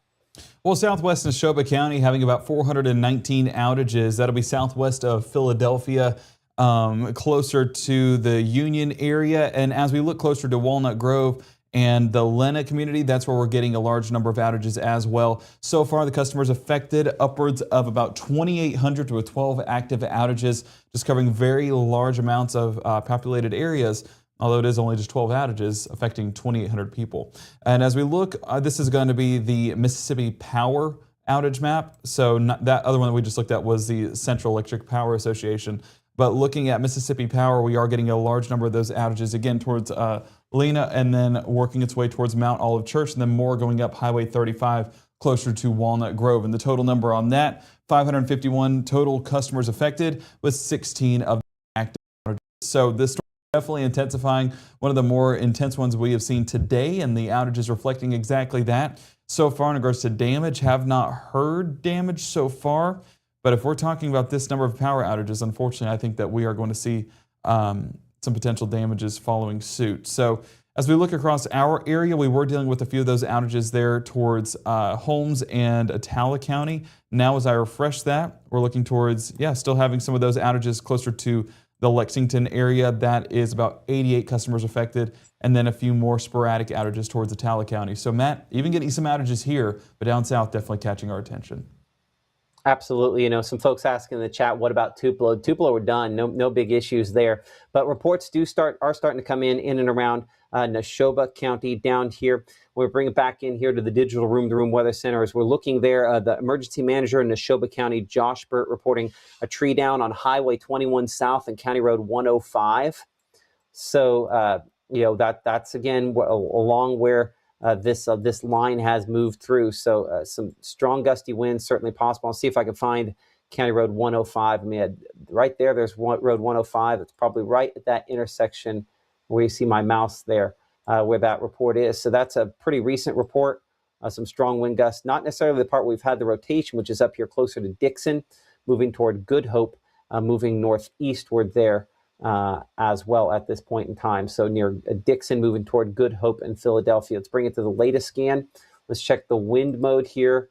And again, that's where I do still show at least broad rotation trying to lift up northeastward with this here. So let's get an updated track on this wind producing part of this thunderstorm. Again, giving you a time there in Philadelphia right at just 6:59 to 7 o'clock. Some damaging wind gusts possible out of this, possibly knocking down some trees. Previously when it was in the southwest portion of the county, and then obviously trying to do it at this point in time as well. So moving toward Good Hope and Deemer and Philadelphia, looking ahead. We do have a camera down there in Edinburgh. I don't know if we're going to have a great angle on this. A moment for that to pop up there as well. Again, kind of in the heavy rainfall at this time, a decent amount of lightning with that. Again, on a radio tower there near the Edinburgh area. Just kind of looking into the unstable air. That dew point at 68, a little more unstable than some other spots down there. Appreciate our partnership with the North Mississippi Storm Chasers, allowing us to use this camera here to kind of view these strong thunderstorms as they move into through the Neshoba County area. Go clear that off here for a moment. And there again, it's one of our shear markers indicating rotation increasing. So if you do know some folks here in the path of this thunderstorm down in Neshoba County, here's how you can help. I point that out today that we need to probably call some friends that if we know somebody who's in the path. Folks down there that might not have downloaded our app yet. We are on Max South Cable for folks there in Philadelphia. This rotation has increased. This is a thunderstorm that's heading at the right angle where it could produce a brief tornado potentially. So take a picture of the storm's track and send it to someone you might know in the path of this. That's how, from the confines of your home, you can actually help us in this scenario here because this is a severe thunderstorm warning, but we need to probably be thinking about putting some folks there in their safe place if they live down there in Neshoba County. A severe thunderstorm warning for Neshoba County, but rotation has started to increase a little bit more on this thunderstorm there for folks in that region. So we need to be careful of this. I'm going to check, again, the wind mode here, looking at that rotation, and I want to go and clear that off and move my track a little farther northeastward based on kind of the current position here for a moment. I put it pretty close to Good Hope there. We're moving about 25, 26 miles per hour. And again, it might just be straight line wind all along the leading edge of this. That might be what we're looking at here, but I'd highly recommend for folks in Linwood and Beatline, Spring Hill and Deemer and Philadelphia and Loingo there, Longingo, I apologize for that, and Sandtown, that we need to probably be moving to that safest place just in case, and hopefully it's just for no reason. But looking at the rotation, this definitely has some on our rotation threat. And looking at the individual threats on this thunderstorm, something that doesn't always pop up as we start getting the pinks on here. That's whether it ends up being a storm that produces a tornado or not. The expectation is I show less than 70 miles per hour. I need to have the tilde on it, near 70 mile per hour winds possible out of this thunderstorm as it moves up here closer to Good Hope and Deemer and Williamsville, Philadelphia. You're in the path of this storm and need to be in or near your safe place if you can. Certainly that would be our recommendation at this point in time. Current time is coming in 6:44. I'm Chief Meteorologist Matt Lopon. You're watching Mississippi Live Weather. We're a 24/7 weather streaming service based out of the Tupelo, Mississippi area. We are also live on Max South Cable down here in Decatur, Philadelphia, Carthage, Walnut Grove, Forest, even down to Newton and down into Smith County as well. So excited to be covering those folks, new areas. So that's going to mean for all the folks that love picking on me from time to time on my pronunciations of things, we're going to have some mess ups from time to time on that. So I apologize for that, but we'll get there eventually.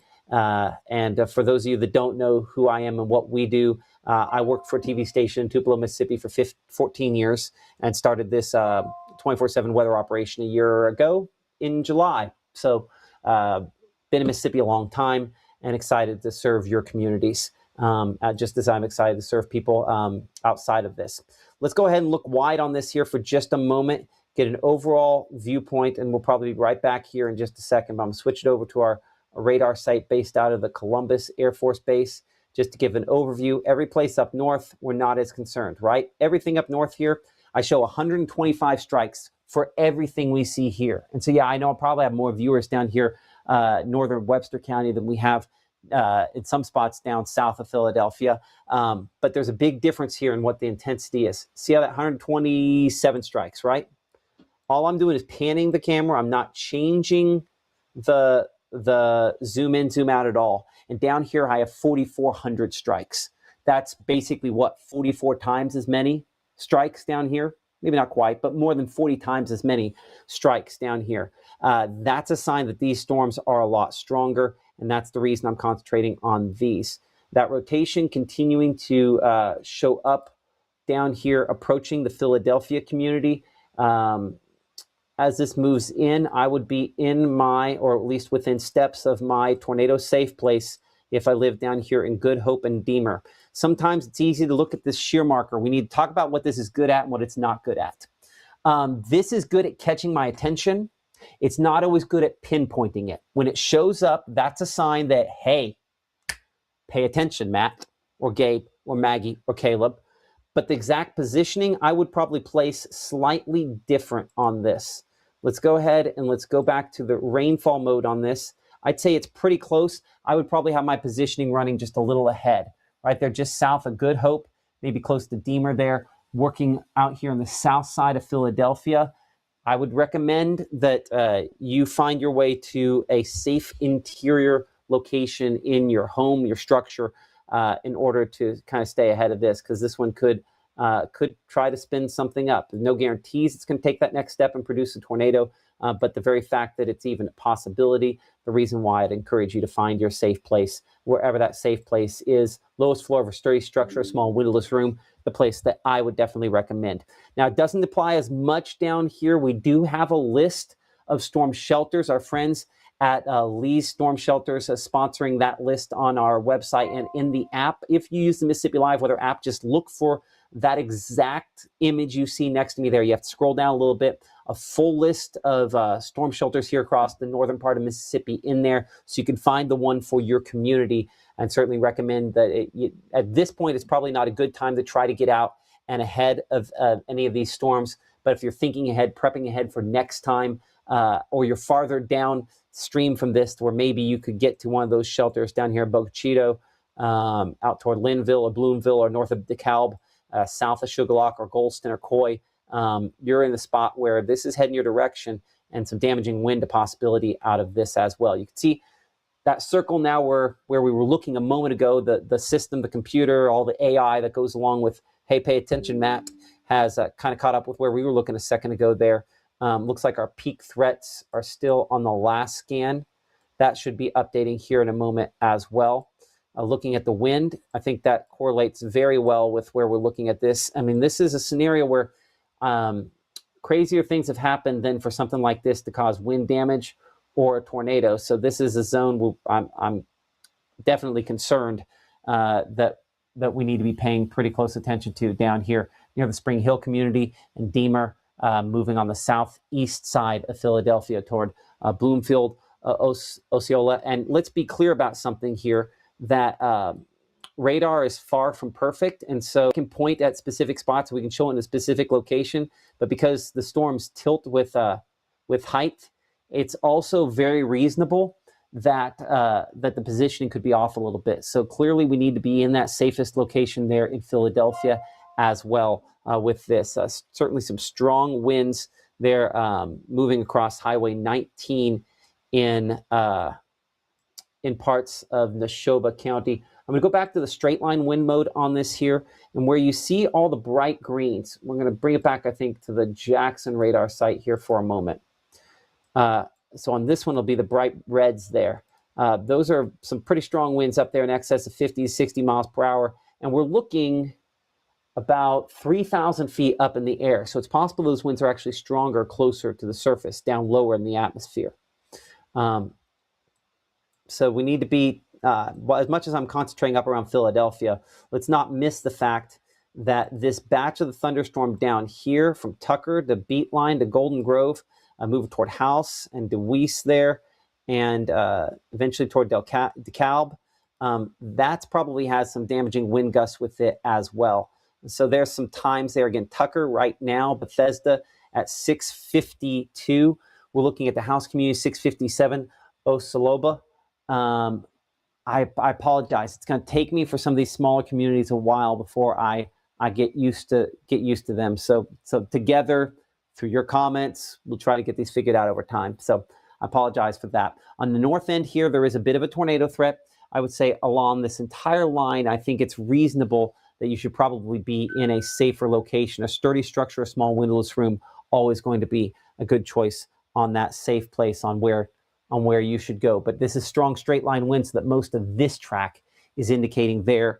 And our area of circulation is actually on the north part of this, the far north part of that track. So I'm going to do a separate track up here. This is where our circulation is and kind of where it is going. So again, it's kind of two separate things. Both have a wind damage potential with them. So this is looking at the north track here. Again, moving through the southern part of the city grid there of Philadelphia pretty much as we speak. Checking that peak threats, and it does show those potentially 70 mile per hour winds with this kind of moving through the Deemer area, north of Spring Hill, south of Philadelphia, where that is moving. So Okobla, apologize. I'll have to get in and look up some of these. Sandtown, Forestdale, and Boca Chico on the path of this as it moves from southwest to northeast. Current time is 6:52 p.m. I'm Chief Meteorologist Matt Lopon. You're watching Mississippi Live Weather. If you don't know who we are, this is your first time coming across us. We're a 24/7 streaming service based out of Tupelo, Mississippi. A bunch of meteorologists worked in TV, have gone, and we're meeting you where you're at on your phones. Easiest way to kind of stay up to date with us is to make sure you have the Mississippi Live Weather app free and available for all of the various different devices that you could hope to watch us on. We are, again, available on Roku, Fire Stick, Apple TV, and then all the mobile devices as well. Looking at kind of the overall picture, big headline, traditional coverage area, everything up here, nothing I'm concerned with. It's down here for our Max South viewers, in particular, Philadelphia, Forest, Madison. This is the zone down here where we are most concerned that we are going to have these try to produce severe weather. I'm going to bring in our meteorologist, Gabe Maynor, here for a moment. He's been kind of monitoring our chat behind the scenes, what you guys have been talking about, any pictures and things that you have been sent in. We have not had a lot of pictures, Gabe, lately coming in here to the Room to Room Weather Center, but I see behind you there that, there at least have been some pictures coming in. And obviously, Neshoba County remains our concern at the present time, right? It does. And one of the things that I wanted to do real quick was refresh some of those power outages to get a better look at, the latest reports. And as you can see, as that strong thunderstorm has moved through the southern part of Neshoba County, continuing to see more of those reports of power outages come in. So we're south of Philadelphia, closer to the Linwood area, just south of Good Hope. 499 outages, might as well round that up to 500 folks out of power there in southern Neshoba County. So those strong winds, whether they're rotating or not, still doing damage there in the southern portions of Neshoba County as some of those power outages do come in. That is, of course, using our Central Electric Power Association there. And more of those reports showing up closer to Walnut Grove and Alena, like we mentioned just a moment ago. But as of right now, don't have confirmation through our Weather Watcher reports. I did see that, I believe it was Andy there in the chat saying, seeing some interesting looking stuff around the Duck Hill area on my radar. Radar can give the wrong interpretation there. The one thing I want you to look at with radar is what Matt was talking about just a moment ago. The lightning strikes not comparable to what they're dealing with down south where it's a more active setup. So that's why you might see some of those reds, you might see some of those purples even show up. But if we're talking about large hail, strong winds, I mean, heavy rainfall, you'll get that. But the tornadic threat and some of those wind threats, not exactly expecting that with the storms we have here in North Mississippi. This is now moving towards central Mississippi, and the power outages reflect that with the multiple outages. And as I look at poweroutage.us, real quick, I want to refresh this to see if we have any additional stuff to report. And yeah, so it continues to be focusing on those local power cooperatives to get a better idea, Matt, but definitely a beast of a storm down there in Neshoba County. It is, absolutely, and one that we're just going to have to keep watching. Our meteorologist, Gabe Maynard, there reporting. Appreciate that, Gabe.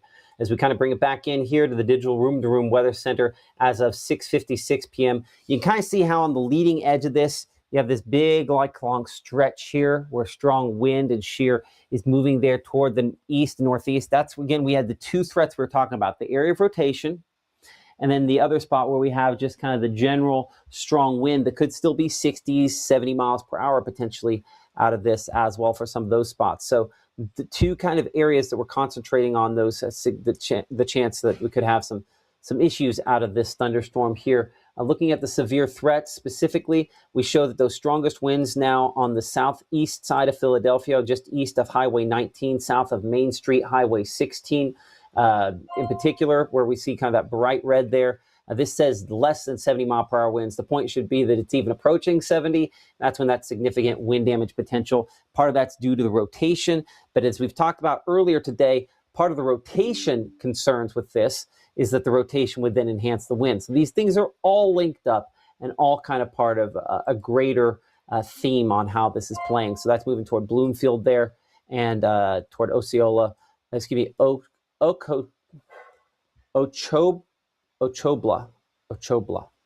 I will get it at some point. And if you leave in the comments there your correct pronunciation on that. And yes, I know I'm saying pronunciation wrong. So we can make an adjustment on that as necessary.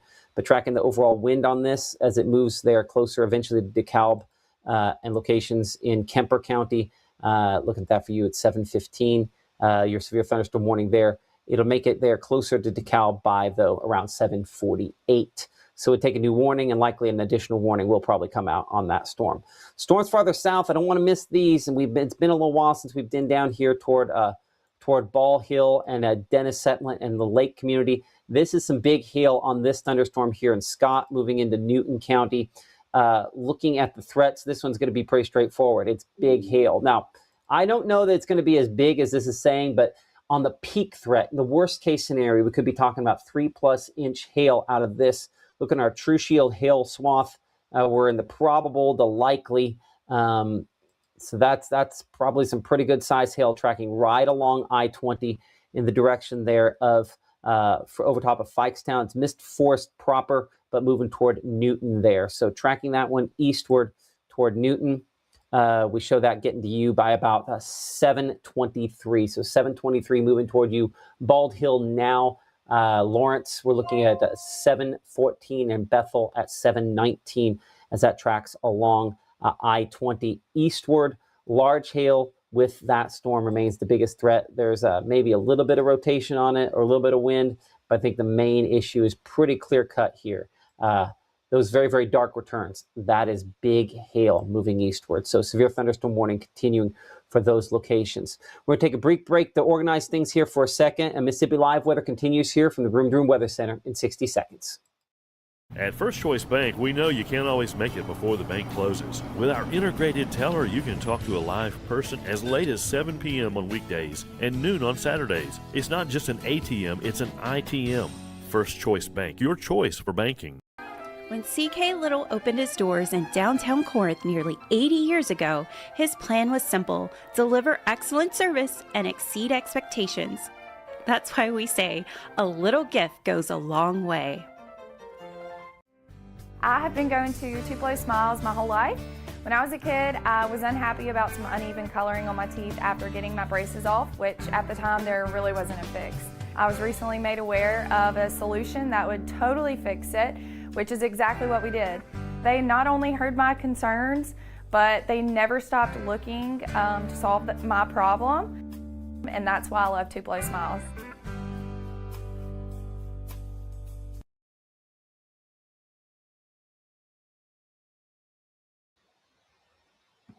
You're watching Mississippi Live Weather here at 6 p.m. and now 7 p.m. I'm Chief Meteorologist Matt Lopon watching some rotation on thunderstorm down here. And I want to bring in our Gabe Maynard. I see that picture, that video you had behind the scene. I was going to go see if I could find there's another time lapse I'm going to show here in a second, Gabe. But you had the shot of the one that we had up there in Tishomingo County earlier on. Some rough looking stuff, right?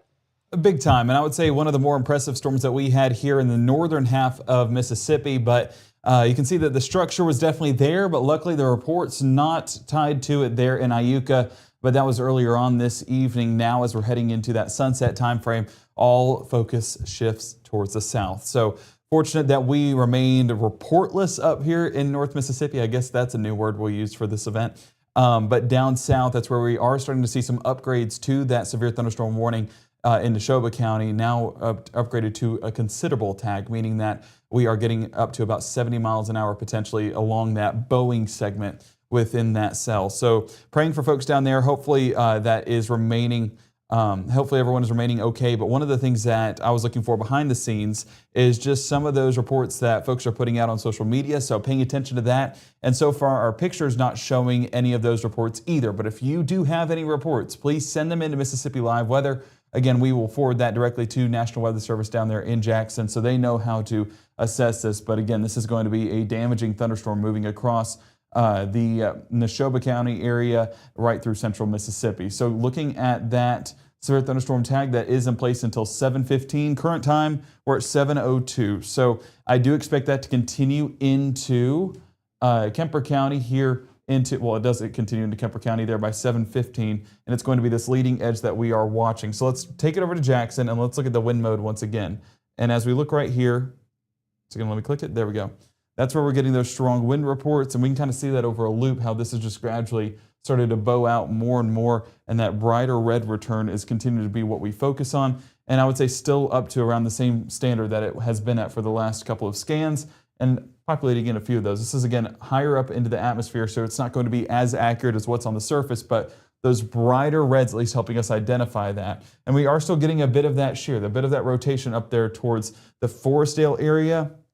I'm not as concerned of any tornadic development due to the fact that we're starting to get that to bow out rather than it have a rotating couplet there in the Forestdale Crossroads area. So let's bring it back over here to our preset mode, and you can see that also with that. Again, you can just see it jutting out, it moving ahead of the cell, and you're not seeing an area or notch of rotation there within that specific cell. So I'm going to zoom it out real quick and look at this entire line. So we are moving closer to Kemper County. Expect that to be continued to include the entire county.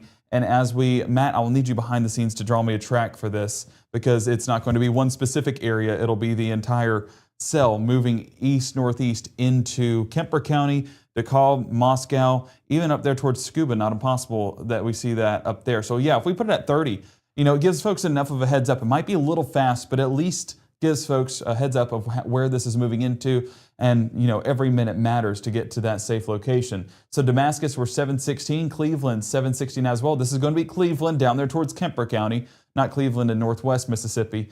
Liberty, 727. We're DeKalb there by 737. Kipling, 741. Scuba by 759. And then we're seeing I'm not even going to attempt. What on earth? Okay, Electric Mills by 801.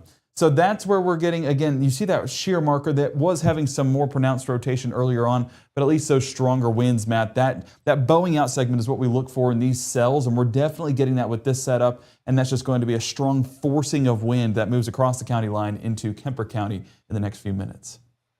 Sucarnucci. Sucarnucci? Sucarnucci. I wasn't even going to attempt it because I figured I was going to say... Sucarnucci. Okay. Sucarnucci. Learn something new. Every time we have a severe weather event, I learn a new town, and that's the new town. Well, today apparently I'm learning a few as well. Appreciate that. Our meteorologist, Gabe Maynor. Let's bring it back over here. This is another example of one of the storms that we had. This was in Winona, a time lapse. It shows you a perfect example of some of those scary looking clouds we're always kind of talking about here. Wait for I'm going to re-rack this here. Wait for the name key to come down here. And I'll walk to this side for a moment. So this was the storm as it moved into Winona a little bit ago. Again, this would be close, I think, somewhere in the 4 o'clock hour if memory serves. And you can just see I'm going to get to this side here. There's just so many different things moving around here as the rain-cooled air and hail come in this direction there. You'll see little fingers like out of the clouds. No funnel clouds or anything. Right there on the edge, you can see as that moisture is being ingested in. Just a really cool shot there. So a lot of times people are like, well, I see things spinning in the clouds. There's always going to be some kind of shear. But in this case, this is the rain-cooled air pushing this ahead. And you have to have just the right interaction if you can get something to try to spin up. I don't see anything on there that we'd be concerned with there. Of course, those fingers always look interesting. And then that was that hail and heavy rainfall, again, as it moved through the Winona area a little bit ago. And in a lot of ways, if it were daylight, that is probably similar to what things would look like on the leading edge of this thunderstorm here south of Bogue Chitto, moving toward Cleveland and Crossroads and Forestdale and Sandtown. Checking the wind mode on a Mama Justice Doppler radar down here. Again, if we were to see rotation, it'd be just north of Highway 16 near Forestdale, where I have that just south of Bogue Chitto. Let's see how far out of Bogue Chitto we are right now. We're looking at no more than probably 2 miles south Bogue Chitto, north of Crossroads and Forestdale there at this point. Continue to move toward the northeast. So I would say in either case, we're starting to get high enough up away from the radar that we're going to have worse and worse data. That's just the way, that's the physics of if you have a fixed point and you're sending out that beam, the readings and such that you'll get back out of it. But takeaway in my mind is that this storm continues to be strong and could potentially be producing wind damage as it moves toward the northeast at a speed at around 30 miles per hour or so. Got to keep my speeds right on this, Gabe. So I was looking on social media and I did come across a picture out of Union, Mississippi, which is just south of Philadelphia. And there's a look at some of that structure on the cell that we have been tracking and Matt's continuing to track.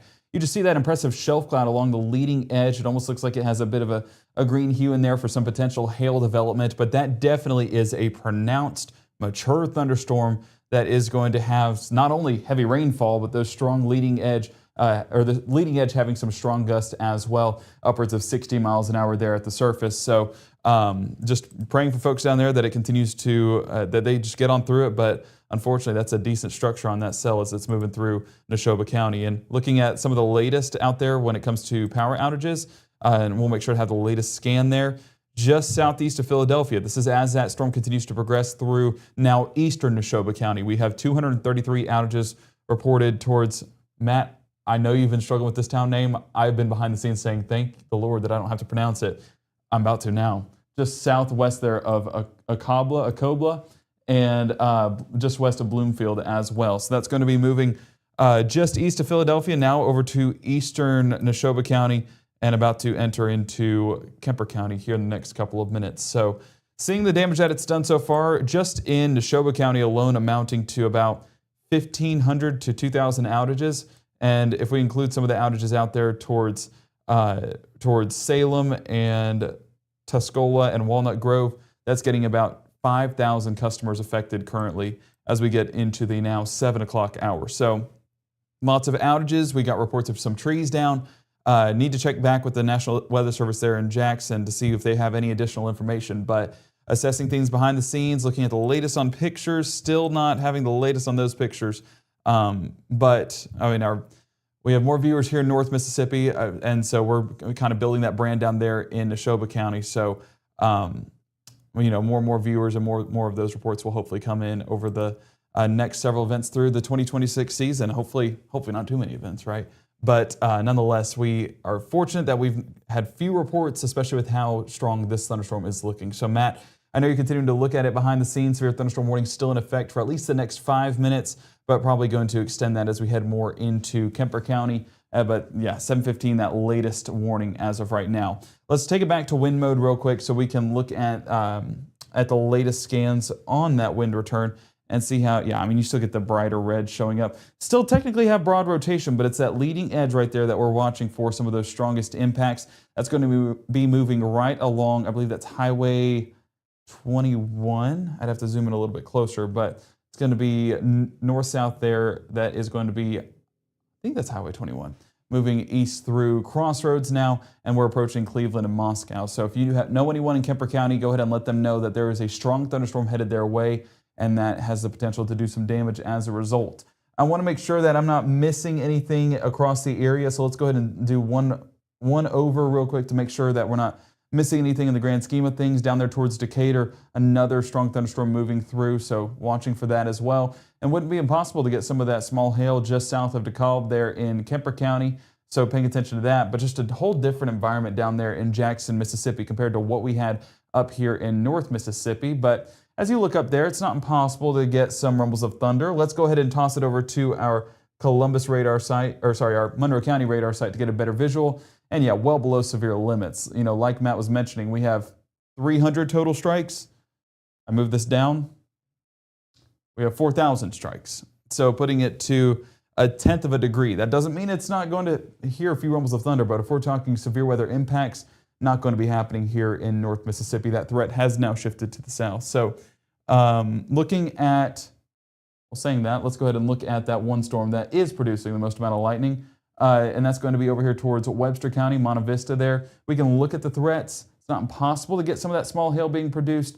As you know, our severe weather parameters, you have to be 1 inch hail or greater. So falling to the surface could potentially be below 1 inch hail, but definitely the potential's there, and getting that into Monte Vista and Fame as it continues to push its way towards the east. So we're going to do a storm track here real quick, and as we drag this out, I'm going to do the main part of that hail, and we're going to take it out. I'm going to still take it about 26 miles an hour towards Dancy around 7:30. You know what, Matt, I will let you take over on this one because you have more accessibility on these tracks, and you'll be able to track it a little bit more long term. But that one stands out, and this is after that main line has moved on through. It is, this, despite the fact it does not have a whole lot of hail. I think we'll have you on the Chroma next time we talk to you here in a minute. But Gabe, there is a little bit of hail potential, I guess, out of it. And the thing to keep in mind when we show this is peak impacts there. It's peak hail would be 1 inch, but in all likelihood, most of the hail, if it's producing hail, would likely be a little bit smaller than that. Gabe's going to get you a longer track on that and look back at our severe thunderstorms farther south, including the severe thunderstorm warning there in and around Neshoba and DeKalb counties as Mississippi Live Weather continues here from the Room Weather Center in 60 seconds. Room to Room's birthday party is going on now. Come celebrate 23 years with us. Up to 70% off store-wide discounts. Free gifts for everyone. Plus, we pay your sales tax. It's a celebration you don't want to miss, only at Room to Room. How do you know if your roofer is actually telling you the truth or just trying to sell you something you don't need? I'm Chris with Absolute Restoration. When we come out, we don't tell you what's wrong. We show you with photos, videos, and documentation. You'll see exactly what we see so you can make your own decision.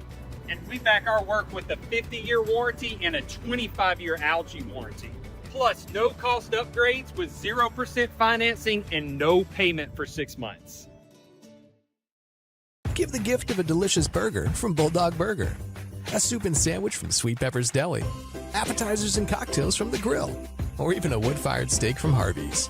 Choice is the perfect gift. An all-in-one gift card from Eat With Us. We continue tracking multiple severe thunderstorm warnings as of 7:14 p.m. I'm Chief Meteorologist Matt Lawpon. Primarily for the folks watching us on digital, of course, Max South. You're watching Mississippi Live Weather. You can see us on Max South on Channel 1, Channel 7001, and Channel 1001. In doing so, one of the things that we've been watching, still a few areas of rotation on these thunderstorms that have prompted the severe thunderstorm warnings until 7:15. That's 1 minute from now. And Gabe, I'm checking here with the folks at the National Weather Service. Do not see that we've had an update in there from them lately. The last report that, of course, from emergency manager there, Josh Burke in Neshoba County, you had several reports of trees down in Neshoba, all within the wind core that moved through that area there a little bit ago. Again, more than 4,000 power outages there in that area, and a new severe thunderstorm warning issued ahead until 8:15. Gabe has more on this, again, from the Room to Room Weather Center. Gabe? Yeah, Matt, that new severe thunderstorm warning in effect for Kemper County until 8:15, and even for down south there towards Lauderdale County. Either way, this is that storm that we have been paying attention to through now multiple counties, clearing out of Neshoba and moving closer to Cleveland and Moscow. This has that potential to have some damaging winds. That latest wind threat getting upwards of about, well, actually, this is out of our Monroe County radar site. Let's go a little better visual on this. So let's actually precipitation. Rotating is back behind the storm. Where we'd expect any tornadic development would be along that leading edge where it has some source of inflow. So we're not exactly getting that with this setup, despite having a shear marker there, and there is some broad rotation at least being detected. That's not anything that's going to have a tornado imminent. So let's just go ahead and knock that out right now. What we're dealing with, though, along that leading edge towards Cleveland, Moscow, and Damascus is going to be an area of strong wind. And as we look at those wind returns, and this is... well, you got to change on me, please. Okay, so as we look at that wind return there, we're 44, 39. This is way high up. I mean, if we're looking at distance from the radar site, we're a good bit of a ways away. So some of these scans are getting high up. Yeah, that's 60 miles away. So this is detecting what's higher up into the atmosphere. So what's actually reaching the surface is potentially 60 plus mile an hour winds.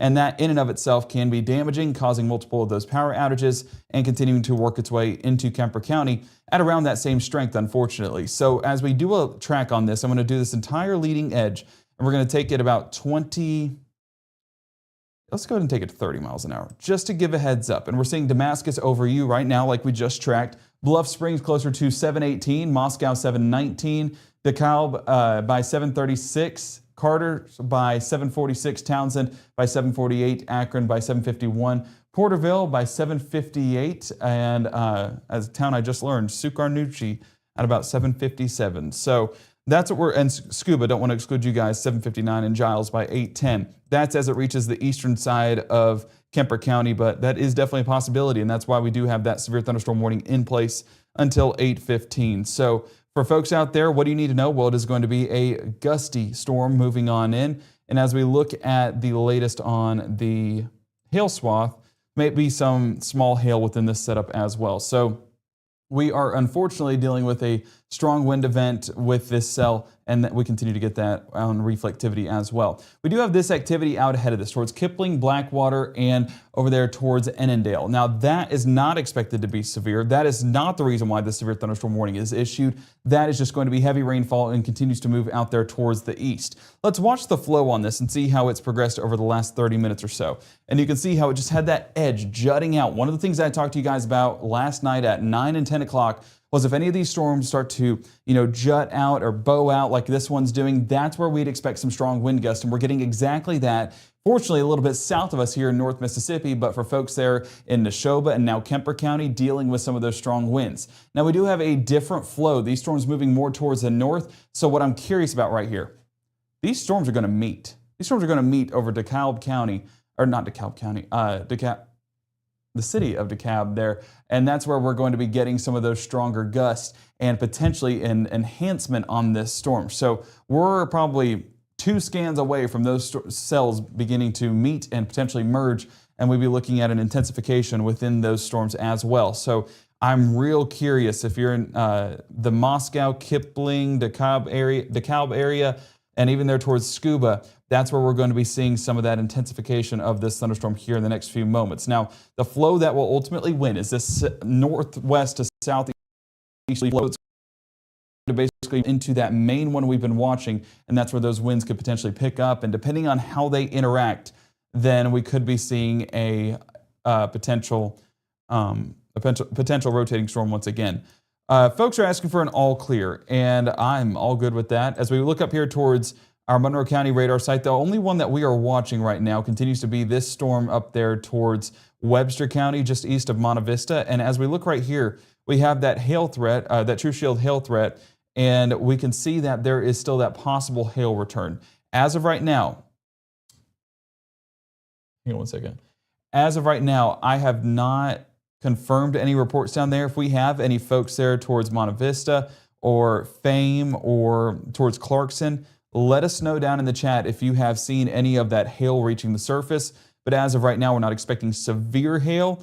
There is still a little bit of that unstable air lingering around, but we don't have that same forcing that we had earlier on as we went about this evening's plans. So that is, of course, where we're dealing with some of those stronger storms earlier on this evening, whereas now we're not so much sold on that severe weather potential. So looking here, can you give an all clear? All clear on severe weather is for all of us here in North Mississippi. Bring it back to our radar mode. We're just going to be dealing with some of this stronger rainfall. We were actually seeing some of that second round moving in on our strike model yesterday, and that was showing at least a hint of another batch of storms, not necessarily meaning severe storms. And that's what we're getting right here with that line developing from Eupora all the way along Highway 82 towards Greenwood and even down there towards Hollandale. That will continue to progress in the southeast direction, giving rainfall to areas that have already seen a high amount.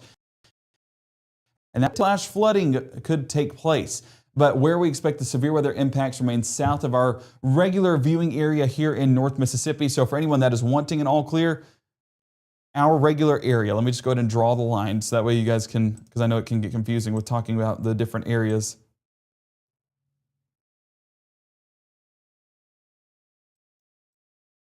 Ooh, writing with the mouse is tough, tough, tough.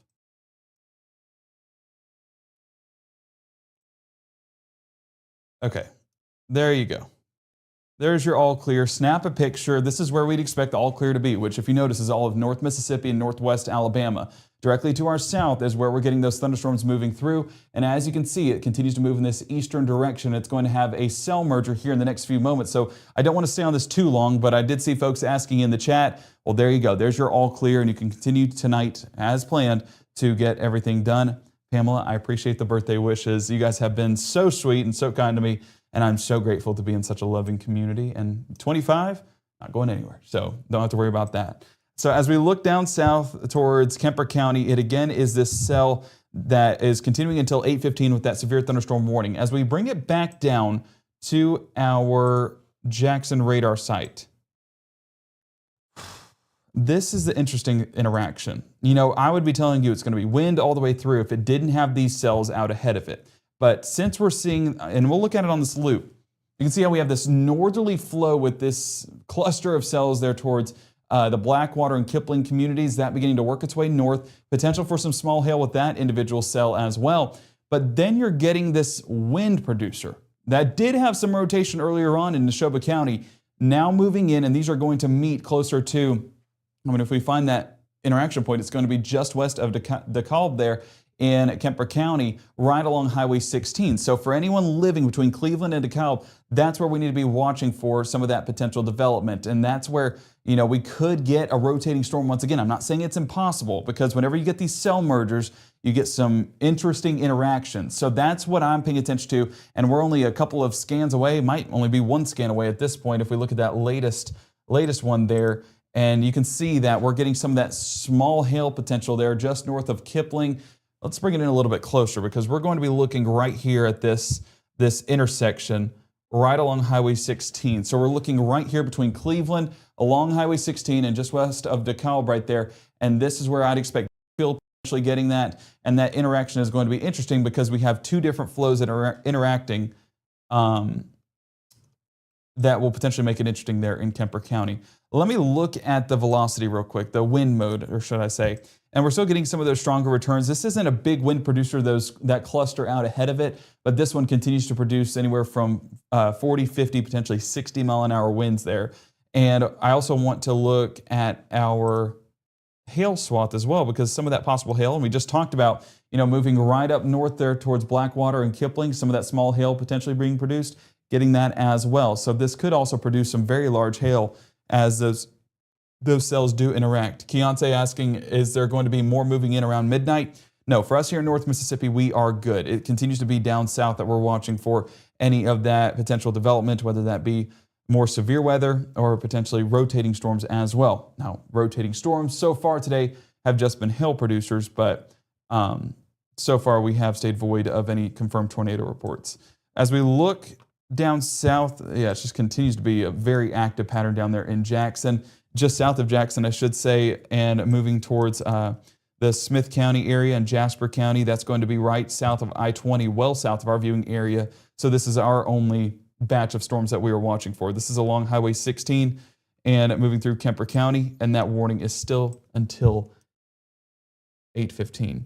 Now, we do have a camera in Macon. The only concern I have is the fact that it is going to be heavily populated with rainfall, so it's worth a shot, right?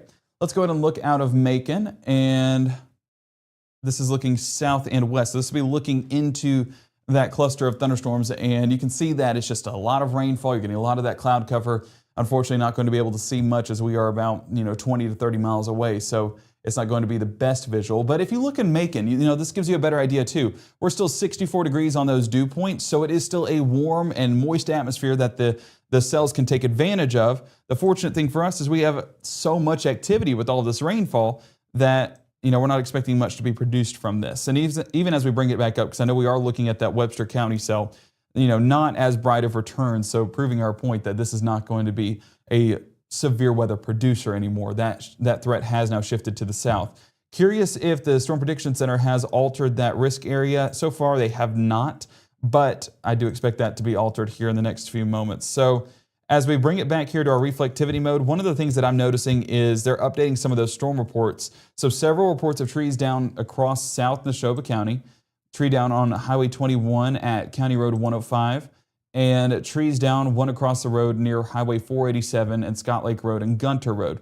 This is that same cell that continues to be a wind producer over there towards Kemper County, and that's one of the things we need to pay attention to is as it continues to produce those strong winds that we are dealing with some of that damage potential once again. So looking specifically at this cell, we are getting the right radar site. Let me bring it back to some of those populated wind speeds. 40 miles an hour.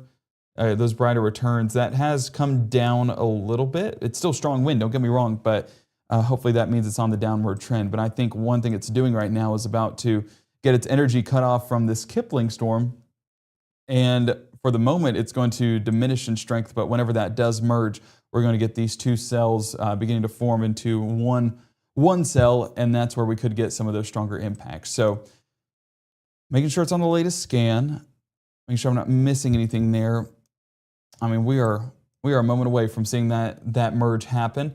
Before we get there, though, I do want to look at power outages because one of the things that we were seeing back behind us is a high number of power outages, Matt, adding to the already damaging reports that we've gotten and potential for that even in Kemper County as this storm continues to progress east. Absolutely, and you can see those sporadic reports of wind damage that we've had. So, this one, sometimes you get those one or two thunderstorms that just kind of consistently keep showing those reports, and this is one of those. We're going to check back in with Gabe here in just a second. We're going to take a brief break as Mississippi Live weather continues here from the Room to Room Weather Center in 60 seconds. Game day brings its ups and downs, celebration and disappointment, anxiety and relief, friends and enemies. You can always argue over who should have won, but everyone can agree on great food. Appetizers, entrees, drinks, party platters, or even the taste of sweet victory. There's something for every season at Eat With Us restaurants. When something this big comes crashing into your life, it's not just metal that takes the hit. It's your time, your health, your future. And the companies behind it, they're already protecting themselves. You need someone who knows how to stand up to them. I'm Casey Lott. If you've been injured in a truck accident, call me today.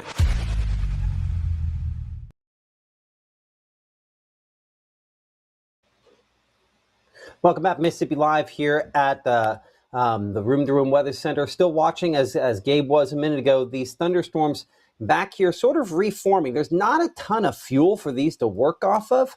So it is interesting that these have gotten going as heavy as they have, but certainly expecting these to from time to time kick out some lightning strikes. But look at our comparison here. This batch, 380 lightning strikes over the last hour versus what we have farther southeast, where on this screen we have instead 3,000. So a factor of 10 times as many over the course of this area here. Now, that is down from earlier, so we're starting to see some improvement. Nonetheless, there's no improvement if you're down here in Forest or near Gridley or Baxter or Sandpoint or Pineville or Newton, where these thunderstorms are kind of moving through some of your locations. Checking the wind mode here on Mama Justice Doppler radar. Not really seeing a whole lot of areas of significant rotation, which is why we've used our shear tracker showing some of that rotation. But hail has been the story to this point here. Our True Shield roofing hail swath, clearly this one that we had up there near Forest earlier on was one of the more significant. I'm going to make this instead a 1 hour loop on this to show you where that has been. And still, again, moving toward the Newton area and just south of Newton where that hail is the largest. I'm going to bring in our meteorologist, Gabe Maynard, back over in the chroma key once again, looking at not just the hail potential, but you're talking about some of those power outages. He's got that face of somebody who has something good to share, or maybe not good to share, but something interesting going on. Gabe, what do you have as of 7:30 p.m.?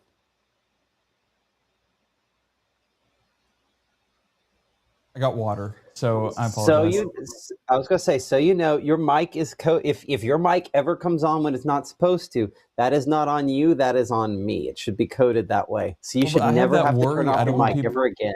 I don't want people to hear me slurping on water. So we've been talking for a while, so I took advantage of that break full-heartedly. Well, we'll just if we hear you slurping on water, that's not your fault. That's my fault. No, and that's also the human side. We all need one some activity water. where you absolutely do want to turn it off, but the rest of the time it's fine. I promise. Well, anyway, yes. Gabe, what do you got? Well, so more power outages being reported, but one of the things that I was looking for, trying to get the last couple scrolls on social media, was to see if there were any damage reports. As of right now, we have not gotten any through the Mississippi Live weather app, which is always a welcome sign. But as we look at the potential for some of that damage, we have seen multiple of those damage reports there towards Carthage, now Philadelphia, and moving closer to Kemper County with some of that large hail potential as well. So assessing all of this, we are going to see some of those damage reports continue. Unfortunately, it just continues to remain at that same strength as it does continue into Kemper County, and we are going to get that cell merger as well. I mean, it is there at that point. In the next scan, it'll be together and how that interacts. So I'm very curious if that'll change the wind mode real quick. I mean, if we look at that, and this is still looking out of Jackson, how close are we? We're still probably, we're right between the two radar sites to where we could use both right here. So let's actually put it on no lapse and let's look out of Jackson, and we can see some of those reds and greens still showing up. Now, this is not nearly as bright of a return, but we also are looking much higher into the atmosphere. So, Bloomfield still going to be getting some of those strong winds, even at the surface. Our radar just so far away at this point that we're unable to detect it with as high of that quality. So, and looking out of our Monroe County site, because again, we're kind of between the two interactions, you can see that we do still have that broad rotation showing up, but it continues to be on the back side. So that's where we don't really expect any tornadoes to form. And that's why we're not concerned about this. But there's your cell merger. And this is looking out of our Jackson site. Let me see if this pairs well. And I'll go ahead and move a little bit so you guys can see that. Let me change it over to Monroe County. I think hail is going to see an increase in this in the next few moments. So those returns right there, this is the latest return on our Mama Justice Doppler radar, and looking out of our True Shield roofing hail threat, still getting some of those possible returns. Now, does that line up? That does line up with that latest one. I wish this scan right there, that one, I wish I could see what it's doing right now, just south of DeKalb there, because that continues to be one of the ones where I do expect some large hail to potentially be falling there. And so we're getting these two areas where we have some of that large hail, so that's going to be those updrafts being able to interact and potentially produce some more of that strong hail, potentially even larger hail. So that's what we're watching, along with that strong damaging wind threat. Looking at some of those wind speeds, I do expect that this has come down as well, not by a ton, but mid to upper 30s, this higher up in the atmosphere, probably at the surface still about 50 to potentially 60 miles an hour, and that's why that severe thunderstorm warning continues to be in place. Current time, 7:35. I'm meteorologist Gabe Maynor alongside our chief meteorologist Matt Laupon, and as you can see, severe thunderstorm warning in effect until 8:15. Continues to be a storm that we've been watching. Overall, a pretty quiet day here in North Mississippi with that severe weather threat in place. No complaints there, but as we head into the 7 o'clock hour, 8 o'clock hour, that's where activity has ramped up there in South Mississippi due to these strong storms and this whole line of storms shifting to the south as well. As we look up towards the north, I don't want to look away from this, for too long. I want to keep an eye on it. Just going to be some of those lightning producers up there, perhaps some small hail. But if we're talking up to severe weather standards, I just think that it lacks the feel and the forcing in order for that to take place. Speaking of, we can look at that feel with our dew points here for a second and look at the difference. So down south, actually, let me put a few numbers on here. So where we're getting those storms right now up north, compared to what they're getting with it down south. I know you're looking at this and saying, Gabe, that's 6 degrees. What difference does that make? 6 degrees really makes the event be nothing and something.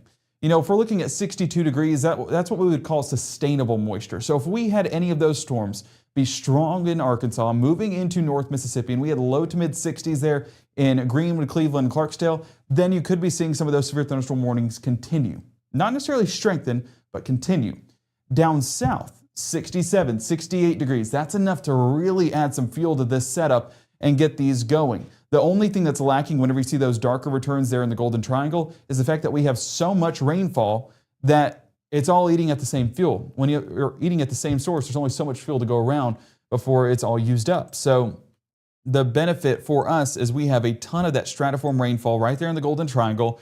Not exactly fortunate for the baseball game, but fortunate for us in the severe weather potential, because I will say if these showers were not here and we were getting this development right there towards Webster County and up there towards Clay County, then I'd be interested to see how that would develop. But the fact that we have showers in Noxubee, Winston, Oktibbeha, and Lowndes County, then that's kind of preventing us from any of that severe weather potential. Let's go ahead and get back there towards Kemper County, and you're continuing to see the merger that's taking place.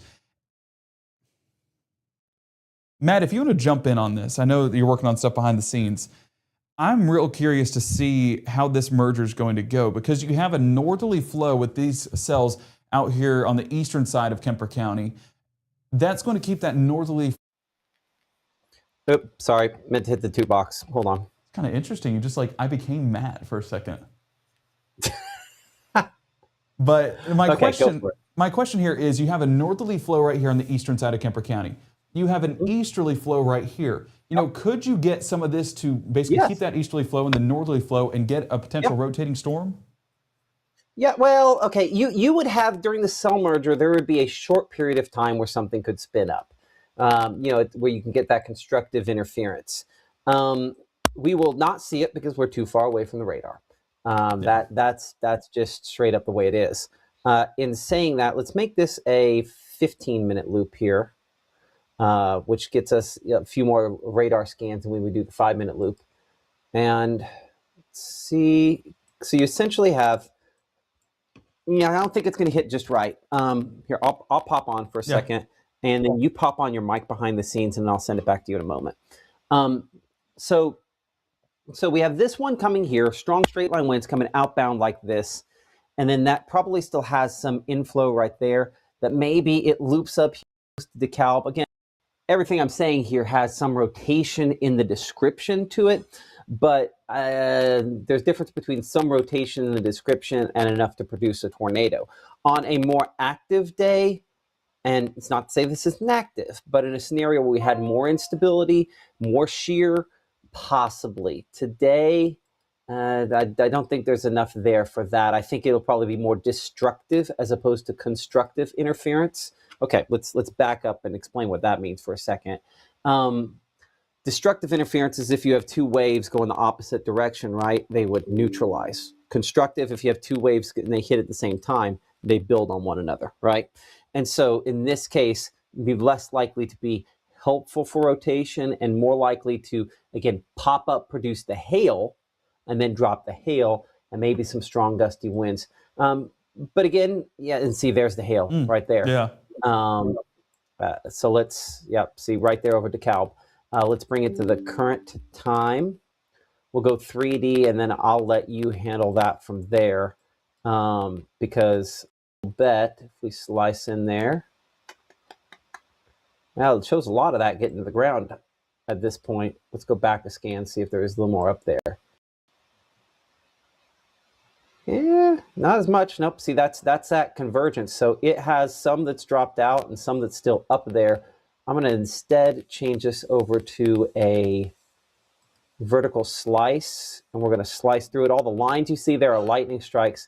What I'm looking at is, again, that hail that's aloft in the storm, up around 10,000 feet or so, where it's kind of the heaviest on that. Okay, so as we're bringing Gabe back in here, so to answer your question with my favorite answer of all times as a meteorologist, maybe, but ultimately it's the hail that this is going to be more effective at. Those two work as constructive interference like that. That's easy when you get a cell merger. It's more difficult to get the rotation to work constructively. Gotcha. That makes sense. Yeah, and we're seeing that as evident right there in DeKalb, seeing some of those hail reports, some of those darker DBZs show up. I mean, if you see right here, oftentimes we mention our scale there at the top left of your screen, our rain scale. Whenever we usually see rain, it's the greens, the yellows, oranges, and reds on the heavier side. Purple and black is where we start to get some of those hail returns. And yes, DeKalb right there getting some of those hail returns. And hey, we said Highway 16 between Cleveland and DeKalb.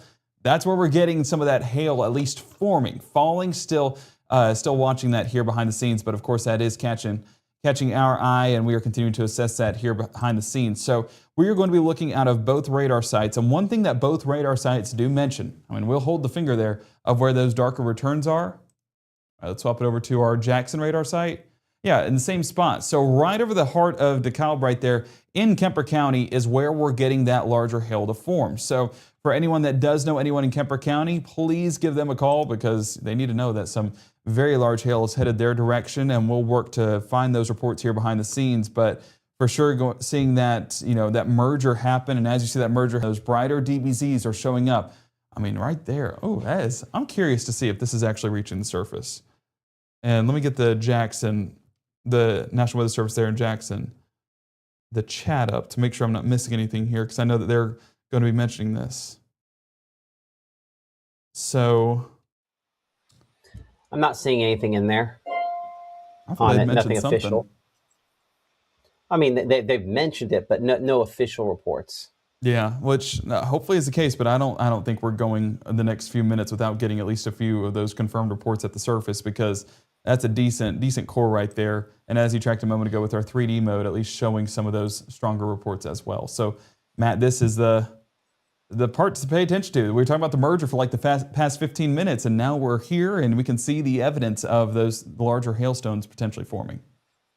Absolutely. We're going to take a brief break and check back in on some of the storms farther north as we continue to track things here at 7:42 on Mississippi Live. I'm meteorologist Matt Lawpon alongside meteorologist Gabe Maynor. We'll be right back after this.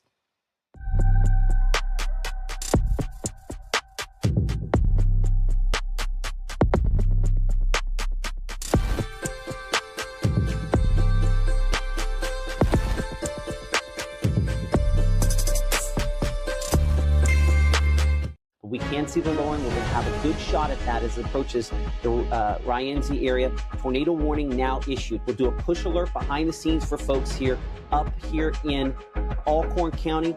Rotation on this thunderstorm increasing to the point back into Tippah County as well, where the National Weather Service has issued a tornado warning for locations. Every legend starts somewhere. Not with perfection, but with the decision. The decision to show up, work harder, and believe this place can change everything. At Northeast, you're more than just a number. We're built on opportunity, and our students are willing to rise to the occasion. Here, success isn't handed to you. It's earned. You don't just leave with a degree, you leave as a legend.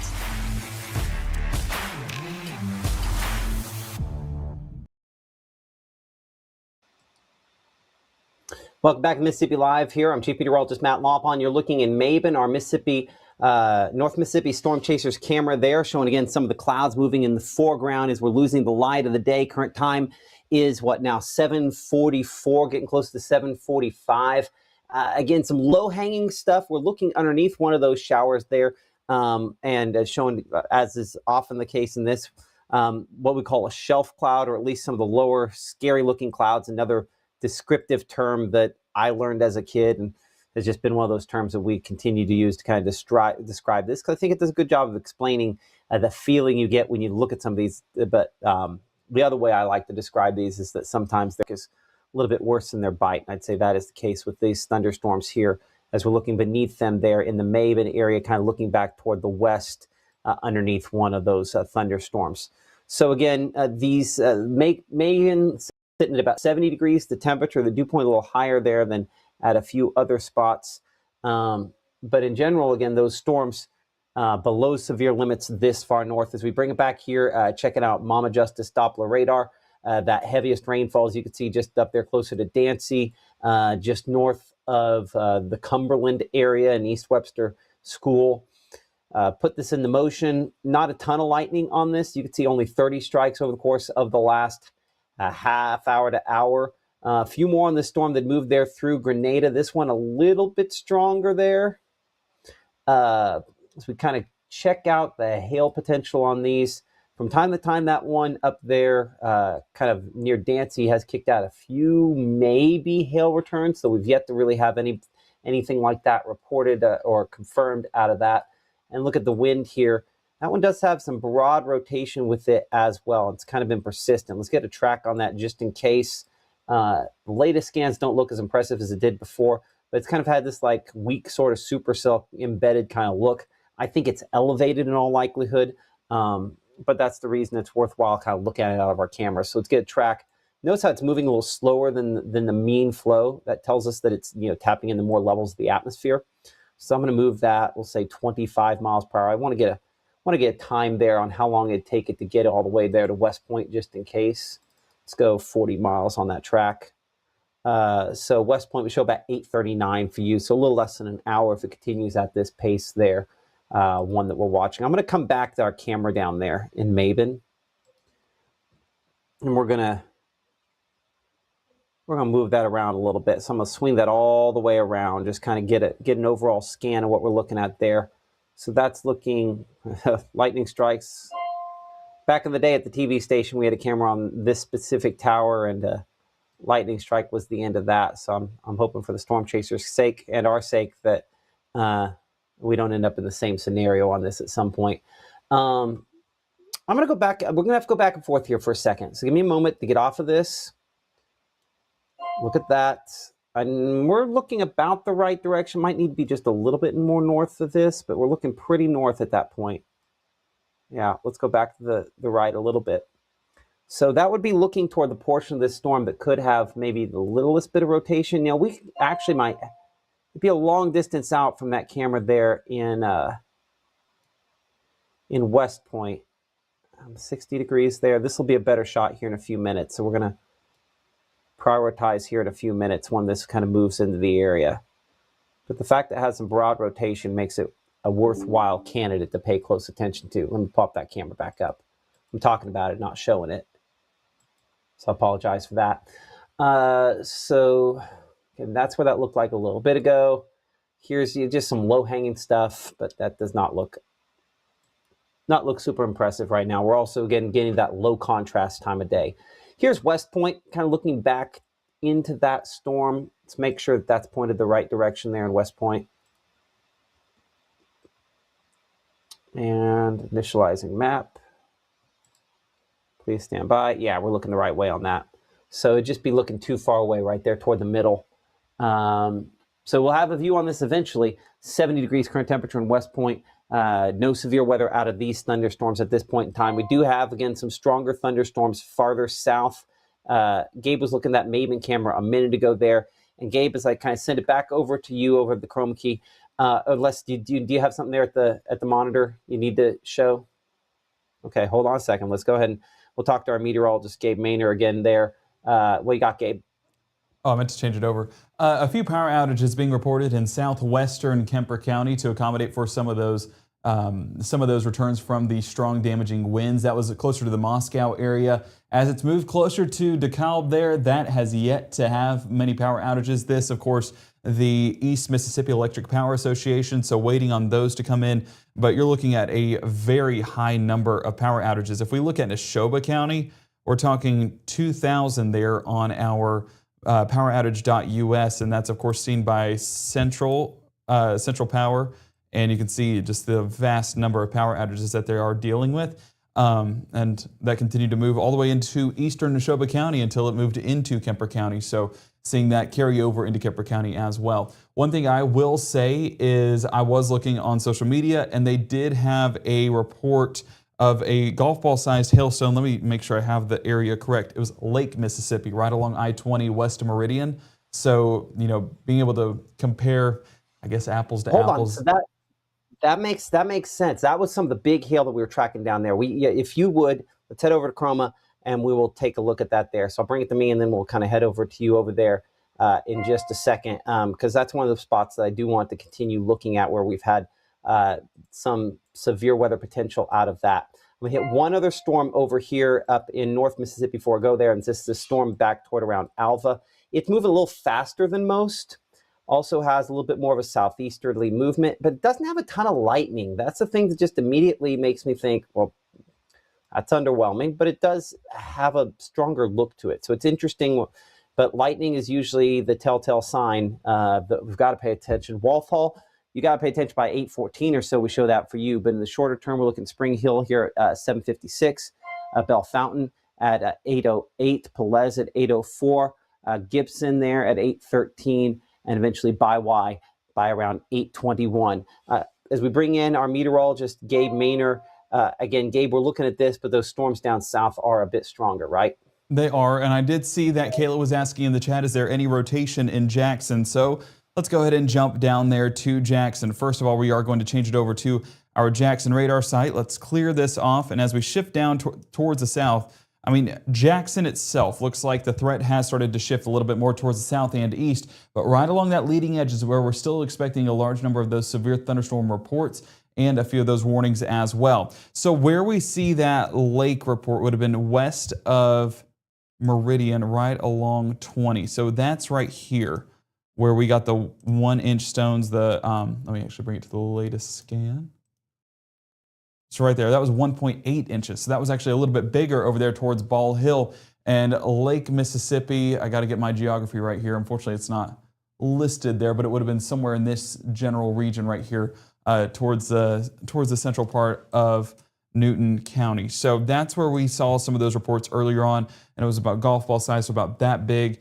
And so that's where, we've seen the larger hail be produced. But up here towards the Kemper County area, that's the thunderstorm that we continue to watch. And let me clear this off, because as of right now, have not gotten confirmed reports of any hail in Kemper County so far, and that's a great thing. I do want to put this one on a loop, though, because as we've been tracking it out, we were tracking a cell merger, and we did see some of those brighter returns right there. That black that showed up for a brief moment, that's the highest end on our scale, and that is potentially falling out as we go north of DeKalb there, right along Highway 39 towards northern Kemper County. So if you live north of there, let's go ahead and talk latest details. So I want to put this on the latest scan, and I want to look at the hail swath. And right here, you see the difference in the color? I know it's just for the 4 pixels there, but that difference in color right there, that darker purple, changes it from possible to probable. And probable verifies hail a little bit more, at least reaching the surface, because it's going to be some larger hail as a result. And so that's where we, unfortunately, are probably dealing with some of the hail falling out just north of DeKalb there in Kemper County, right along Highway 39 for folks that live in northern Kemper County as well. This is, of course, the True Shield Roofing hail graphic, letting you know those reports. And if we still look at the shear, there is still some broad rotation, but if we look at that rotation and line that up with our reflectivity, this is on the back end of that storm. So usually with this setup, we would expect any of those rotating storms that would be potentially tornadic to be along that leading edge. The fact we're getting rotation on the backside, we're not exactly expecting any tornadic development out of this. Not saying it's impossible, but it's just not typically what we get. And especially it is still pretty disorganized. So doesn't stand out as an immediate concern. So that warning is continued until 8:15 to accommodate for some of that large hail development as well. Now, power outage. That's what we were talking a little bit of detail about a moment ago. And towards Neshoba County, 2,000 outages, and that carrying over into Kemper County. And expect that number to climb here in the next few moments, but at least updating you guys on that. But Kayla, long story short, to answer your question, Jackson should be in the clear. But if we're talking any hail development, let's just go ahead and look at those hail swaths down there. And this one that moved right through the Lake Mississippi area, there's Lake right there. So I guess it's just west of Newton County that we just looked at a moment ago. So that would have been more towards Scott County. And that was actually on the northern fringes of those highest hail reports. So that it was 1.8 here. It was 1 inch in Lake, potentially even getting some hail up there towards Dennis Settlement as well, as that was kind of put into the top of the storm, lifted into the top of the storm, and then shot out of the top to surrounding areas. So that's why Lake was able to get it. And over there towards Buckleytown and Tanglewood, definitely getting some of those larger hail reports. I mean, just look right here. Probable hail, like we were talking about a moment ago, that's what makes the difference in some of that hail actually reaching the surface in a larger fashion. Down south, we are continuing to see some of those possible hail reports come in down there towards Raleigh, right there along Highway 35, Puckett getting a few earlier on, and then now towards Bay Springs. This is not Bay Springs Lake. I don't want to confuse anybody. This is Bay Springs down there towards South and East Mississippi. That's going to be continuing to move closer to Highway 15 and Highway 18. Looking at that reflectivity, I mean, we're right there as we speak. So that cluster has been a headache down south, dealing with some of these stronger winds and large hail reports as well. You can see some of those wind reports. Yeah, so that's on the back end of it as well. So another example of where you might be getting some of that broad rotation that's on the backside is right here towards the Clear Springs area and Lewin down there south and east Mississippi. That's going to be on the back end right here. So wouldn't expect a tornado to be produced in that fashion, especially with the direction that it's going. It would need a source of inflow and doesn't exactly have that with what we see right there. So severe thunderstorm warning for Jasper County until 9, Newton County until 8, and even back here towards Crystal Springs, seeing one there towards Simpson County until 8:45. So surrounding Jackson, multiple severe thunderstorm warnings, even down there towards Lawrence, Mississippi, and Jeff Davis County, dealing with a few of those severe thunderstorm warnings as well. So all that to say, we got kind of fortunate with it being a calmer pattern. Also, real quick, because I've been monitoring Starkville to see if they did anything with the game for weather, State just won in the 12th inning, or the 11th inning. So go Bulldogs, Hail State. So as we look back up here to the north, we do still see a few areas that stand out, including this one, Holmes County. There's not a lot of lightning attached to this, but if there was, it would definitely catch our attention a little bit more, because hail's not impossible to form out of this. But as we talked about a moment ago, this is possible hail, whereas before we were talking probable hail. That difference does matter. And as we continue to look at things over there towards Thornton, Bee Lake, and even there towards Good Hope, that's where some small hail could have definitely been produced. For anyone, okay, well, hang on, I'll get to the chat here in a second. For anyone that is worried about that storm, let's go ahead and take it back to reflectivity. Let's watch this this last 15-minute span and kind of see how that has gone in that southeast direction. Yeah, it's definitely looking a little bit more impressive with that hail core. So not impossible to get some of that hail to be produced. We do expect it to remain below severe limits. So let's do a path on that, and it's going to be right along that leading edge as it continues to move. I'll take this entire part right there, and we'll take it at about 25 miles an hour. So there's Tollerville, 8 o'clock, Coxburg, 8:06, Eulogy by 8:07, Pine Grove, 8:11, Zieglersville, 8:14, Ebenezer, 8:23, Richland, 8:35, and Pickens closer to 8:45. And that's, again, Pickens, Mississippi, not Pickens County, Alabama. So there's that difference for that matter. I did see Patrick saying definitely rotation in Kemper County. As we pull that back up, yeah, the rotation is on the back side of this cell right here. So that's where, we're talking rotating storms. We would expect, I'll be honest, looking at this reflectivity image right here, if there was rotation right here on those southern fringes of that main storm, then I would say we'd be a little bit more concerned, because it would have a direct inflow. Whenever it's back there, there is some source of inflow, but it's so cluttered with the rainfall, and it's just not typically one that would produce any of those, and they're tarping the field as we speak. So Makes sense with all the rainfall we're going to be getting this weekend. And yeah, so right there, did you see how the shear marker went away? Because it's not exactly a concern because it has no source of inflow. So what we're actually getting is some of those just stronger winds on the backside of this storm as that broad rotation still takes place. So not impossible to see some wind damage on the backside of this, but overall, I'm not concerned for any tornadic threat with this setup. And as we look there at our threat tracker, our peak threats, you can see how there is still some of that shear showing up, but overall it has come down from what we were looking at just a moment ago. What we're getting now is just some strong winds, about 58 miles an hour, potentially up to 60 in some spots as that does reach the surface. So Matt, fortunately, I think our tornado threat. Well, so let's talk about this. That's essentially like a mezzo that you're seeing there. You're seeing the mezzo wrapped up there. You don't have good inflow. Weird things sometimes happen. I would say it's highly likely, but I wouldn't go completely eliminating a tornado threat on it. I would just say it's highly unlikely because if you look at it, I mean, you can see yes, you don't have clean inflow. I mean, you clearly have your supercell sort of structure there, right? Yeah.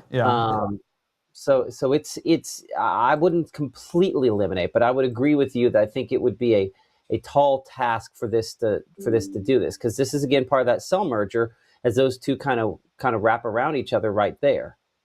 So that's, there's the radar's is always seeing something like you're never like dealing with truly bad data. It's just interpreting what that means. I think there is still some broad rotation maybe with that there. It's just thankfully it's broad, but we're also looking really high up. At this point here, we are 6,400 feet above the surface. I mean, that's more than a mile of something going on down below. So I'm just always a little cautious in that scenario, just in case. Maybe sometimes too cautious. Looking from up in Monroe County, you're about 5,300 feet. So now you're closer from Monroe County than you are from Jackson. That's how far away it's gotten. Yeah, and looking at that structure, you can see if that batch right there cleared out towards Akron and moved north into that main cell, then you would have a cleaner source of inflow. So yeah, I see what you're saying right there. But I mean, it's luckily this is kind of what we thought, more disorganized than organized. The way I think I describe most of what we've seen out there today. Okay, we're gonna take a brief break here, real quick. We'll be right back with more Mississippi Live right after this. Accident detective. Should I call 888-8888? How do you know that number? I am from Mississippi. Ma'am, dial the 8s. Calling the 8s.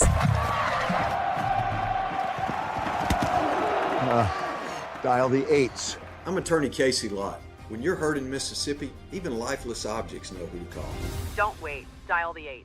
As a bankruptcy firm, Mitchell, Cunningham, and Bowling realizes many people are worried about their finances. We're here to guide you through the next steps to restart your life with easy video appointments. New clients don't have to leave home to get information about becoming debt-free.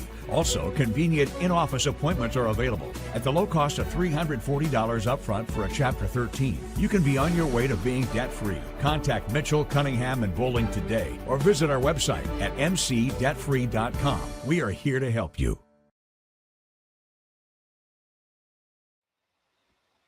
Welcome back to Mississippi Live Weather. I'm Chief Meteorologist Matt Walpon alongside our meteorologist Gabe Maynard, continuing to watch some of these thunderstorms we have up here in the northern part of the state.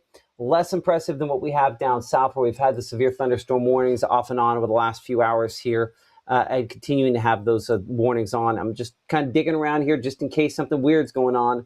And luckily at this point, it does not look like much weird is going on up here. I think it's pretty clear cut also what's happening down south, where we're primarily covering for our folks there on Max South.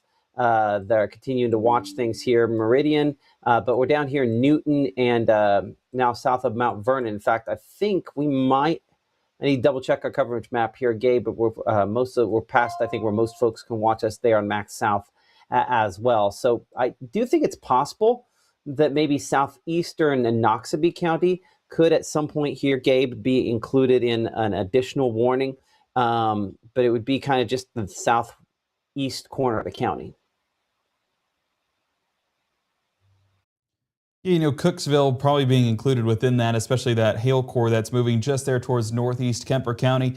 And one of the things that we talked about was the hail producer once this did become a cell merger. And we have gotten, some of that potential hail falling just north of DeKalb there, and now up there towards Wahalak, where some of that small hail potentially is sticking around. One of the ways we can see that is with our True Shield Roofing hail swath. And you can see some of those darker returns like we talked about a moment ago, where we did get some of that potential hail falling now becoming more possible, and even that starting to fade out on our scale there at the top. So hopefully that means a downward trend, but as of right now, still enough to where we can continue to track it there into northeast Kemper County and into potentially Noxubee County right there towards Cooksville. So severe thunderstorm warning, that continues to be in effect until 8:15, so that's here in the next 10 minutes or so. And as we look at the rotation, like Patrick was mentioning there in the chat, there is definitely some broad rotation there in Kemper County, but nothing that stands out to us as anything tornadic.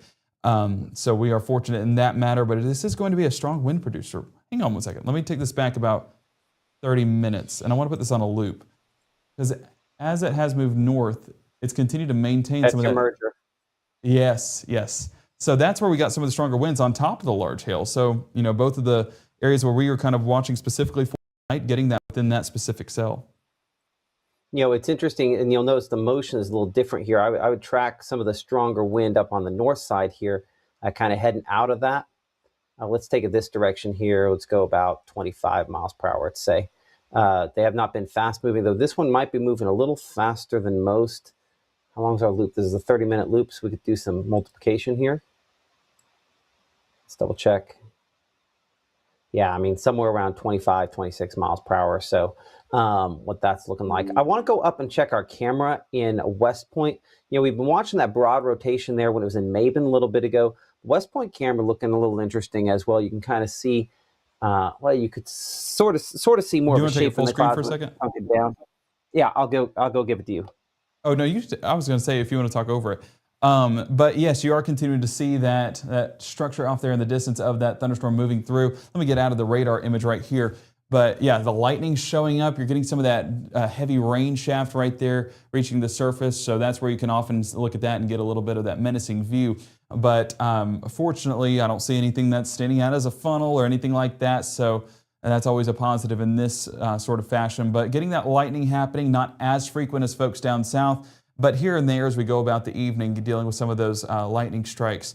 Can potentially cause some sporadic power outages, but overall, if that's our main concern, we're definitely in a better format than what folks are dealing with down south. So keeping it on this image, we can see those heavier showers right there. I believe this would be directly west of West Point, and then continuing there on the southern fringes there. I believe that would be this one right there with that heavier shower. So watching that, you have the benefit of the city lights as well. So continue to look at that. But the heavy rainfall, Matt, that is what we continue to watch up there towards Clay County as those cells begin to work their way on through. Now, one thing I wanted to look at here real quick, and we're going to go on a broader scale, and I'm going to use national radar because I wanted to see if we are potentially getting a low to form. And I don't think we are. I was curious right here to see if we were getting one that was kind of adding to some of that flow right there, making it go towards that northeast direction. It might. Matt, if you want to interject here, do you think a wake low could potentially be forming within this setup? Let me zoom it in here real quick and look at this, because that is the main cell that we're watching. But you kind of have that rounded off area where you're getting some of that, of course, a low pressure center wrapping around that. So I wouldn't be shocked if that's what was trying to form right here. That's why we're getting these cells beginning to move towards the north. What do you think? You kind of sort of have an MCV, I guess, maybe.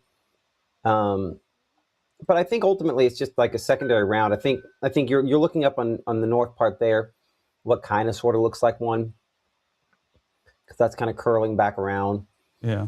I'm pulling teeth at models, that point. Models were pretty clear about the multiple waves with this. Yeah. So, credit where credit is due. They had kind of this secondary wave there. But models also did not get them to severe levels, though. That does have a bow echo sort of look to it on the north one there. And something that's interesting clearly here. It's overall modifying the environment. Yeah, go ahead. I was just going to say something that's interesting is still have a good bit of fuel right there towards the Golden Triangle. So as you work those showers out, if we're able to maintain mid 60s on those dew points, which as of right now, I mean, this is, of course, a rough estimate. 66 degrees, that is not bad. And that's a decent enough environment to perhaps strengthen that. And so maybe getting some gustier winds, maybe up to 40 miles an hour on that, might be on the higher end of the scale. But nonetheless, that's what we're dealing with. And so you kind of, let me actually swap that to our local radar site right there towards Eupora and Webster County. That's that leading edge that we're watching. And if we look at the wind specifically, that's not a strong return. Well, and then lightning. Look at lightning strikes. Oh, yeah. Yeah, true. So that's I'm sorry, go ahead. No, you can take over. No, you're good. But that's the big point with all of this, is the fact that this has not been an electric producer, so it has remained below severe limits for that matter. Usually look at the difference down there towards Kemper County, where you're dealing with, 1,000 strikes or so? I mean, it's up there. Yeah. So here's what I'm thinking, Gabe. If we don't, if that doesn't take a next step up and they don't extend severe thunderstorm warnings, we'll probably suspend our coverage at 8:15, giving you a whopping 45 minutes to get ready for the 9 o'clock. But I think that's the direction we'll probably be able to go. I mean, come on, we've been on for more than 4 hours at this point here, so it probably is about time for us to wrap up. So more on that here in a minute. We'll take a quick break. I'm going to talk to you off air for just a second. Mississippi Live continues here from the Room Room Weather Center in 60 seconds.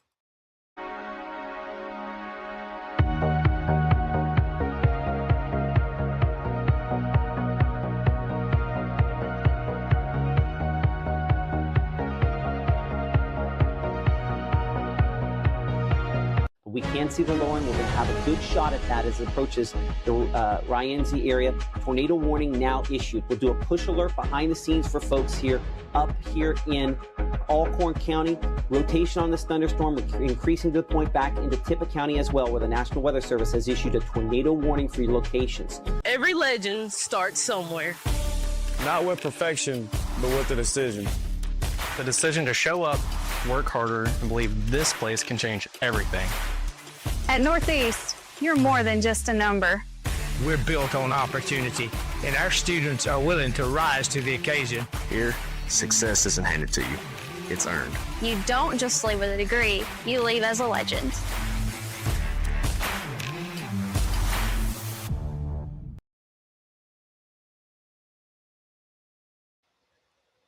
Beautiful shot in Oxford as the showers and thunderstorms have moved out. You're watching Mississippi Live Weather. I'm Chief Meteorologist Matt Lawpon alongside our meteorologist Gabe Maynor. As we're looking out of our camera here in the Oxford area, brought to you by Phoenix Building Solutions. It's just a reminder that, the rain will move out. It was rough for a double-decker this evening. We're hopeful that we're mainly dry for tomorrow before rain chances return for early Sunday in particular, but could regenerate through the day. But just nice to see that big old conglomeration of different colors there showing up like the ones you see behind me there in Pontotoc. At this time, kind of looking at our camera there, similar sort of view, very misty sort of look.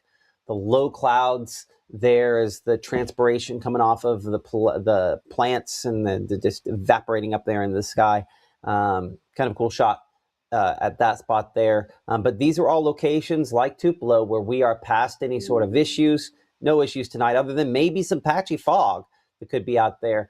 And a plane, of course, moving toward the camera lens there. Appreciate Mitchell Cunningham and Bowling for sponsoring our camera in the Tupelo area. But West Point, one of those locations that we're watching more closely with storms kind of moving in from the west, weakening. Very few lightning strikes with this from our camera there. 70 of the temperature in West Point. And as we go down to Macon, where we do have a thunderstorm that is approaching. You can see the lightning strikes a little more obvious on that shot there with the storm that has produced severe weather south. The hail, the wind, the power outages, all those things with that thunderstorm there as we're looking mainly south out of that camera. I'll wait for that to kind of come hopefully back into focus. Let me see if I can make it do its thing to try to get a little more focus there. Looking toward the lights down to the south. But again, a lot of lightning strikes with that thunderstorm. So it's clearly a difference in opinion on how strong the storms are. I bring it back to Mama Justice Doppler radar. Again, 68 over 67 there. and that's that nearly nonstop lightning. We talked about how north there are very few lightning strikes. This one storm itself, single storm, we've produced about 560 lightning strikes over the last 30 minutes or so. So it is borderline severe, I think would be the way I'd describe it. Maybe some certainly gusty wind with it, and plenty, I mean, even out of the corner of my eye, it's nonstop lightning out of that camera there in the Macon area. I'm going to bring in our meteorologist, Gabe Maynard, because I think the lightning going along with the gusty winds, those are the reasons why we've had some of those power outages being reported there in and around parts of Kemper County, back into Neshoba County, right? Exactly. Yeah. I mean, Neshoba County had 5,000 outages in Neshoba and surrounding counties too. But over towards Kemper County, the latest outlook there from the East Mississippi Electric Power Association, you're getting a view of the additional outages that have been reported in northern DeKalb area and then up there towards Scuba with 122 outages. Now that is moving across the county line into southern Noxubee County. And why does that matter? Well, it's not exactly up to the same degree that it was a few moments ago, but, and I see it out of the corner of my eye, lots of lightning with this setup, and that lightning more than likely the culprit that took out the power in a lot of these folks' homes heading into this evening. So with more of those lightning strikes expected, expect more of those power outages to continue into southern Noxubee County as well. Now that's the storm to pay attention to. Of course, watching the rest of that behind the scenes. One of the biggest things right now, and Matt, if you want to pull this up behind the scenes, as this warning does expire at the 8:15 hour, the Storm Prediction Center still has a slight risk in place south of Highway 82. One of the things that I would say is the question is, with some of those storms that are developing in that second round, if they're looking at that in a little bit more detail and wondering, is there some intensification that could take place? And so, with that latest risk area as we get into this evening, a large part of North Mississippi and a marginal risk, but definitely one to pay attention to. Yeah, one to pay attention to. Appreciate that, Gabe. But I'll say this. I think, looking at that as you change that behind you there, I think they're concentrating on other places. I don't think they're worried about trimming the north part of this as much. That's fair. And also, you don't necessarily completely zigzag a forecast when you have it fairly well nailed. And so that's, I think, where they're at with it. Because let me see if I can force this to pull off all the data for a second, which is not the way this is designed, but the way I want to use it for a second, because you can look at the dots and just see the clustering of lightning, and that draws your attention to where things are most interesting. Certainly these storms moving into southern Noxubee County and down there west of Quitman and closer to Meridian, those are the ones that are more significant, just straight up looking at lightning by itself. I think one of the things that you will note, though, is that tornado threat remains very limited outside of the storms moving in. This is basically to cover the complex that'll move in later on tonight. That's well advertised in projections. That's, I think, part of where the wind and hail is just the margin of error on that, the wind in particular. So I think that I assume is the thought process with that. And speaking of with that, the National Weather Service has allowed the warning for parts of Kemper County to expire. They have not expanded that into southern Pickens County, Alabama. And so that's one of those signs that that things are definitely winding down with this. And so we're going to go ahead and wind down our broadcast here. Our next live broadcast is going to be coming up here during the 9 o'clock hour. I know we're not that far removed from it. We broadcast every night, Monday through Friday, 5, 6, 9, and 10 p.m. here in the Room Weather Center. Coming up at 9 p.m., our meteorologist Gabe Maynard will be looking in more detail at the chance for, honestly, a chance for storms we're going to have the next few days here. You can, of course, send your pictures in using the Mississippi Live Weather app, but we'll see you coming up tonight at 9 o'clock for Mississippi Live Weather. We hope you'll join us. At First Choice Bank, we know you can't always make it before the bank closes. With our integrated teller, you can talk to a live person as late as 7 p.m. on weekdays and noon on Saturdays. It's not just an ATM, it's an ITM. First Choice Bank, your choice for banking. When C.K. Little opened his doors in downtown Corinth nearly 80 years ago, his plan was simple: deliver excellent service and exceed expectations. That's why we say a little gift goes a long way. I have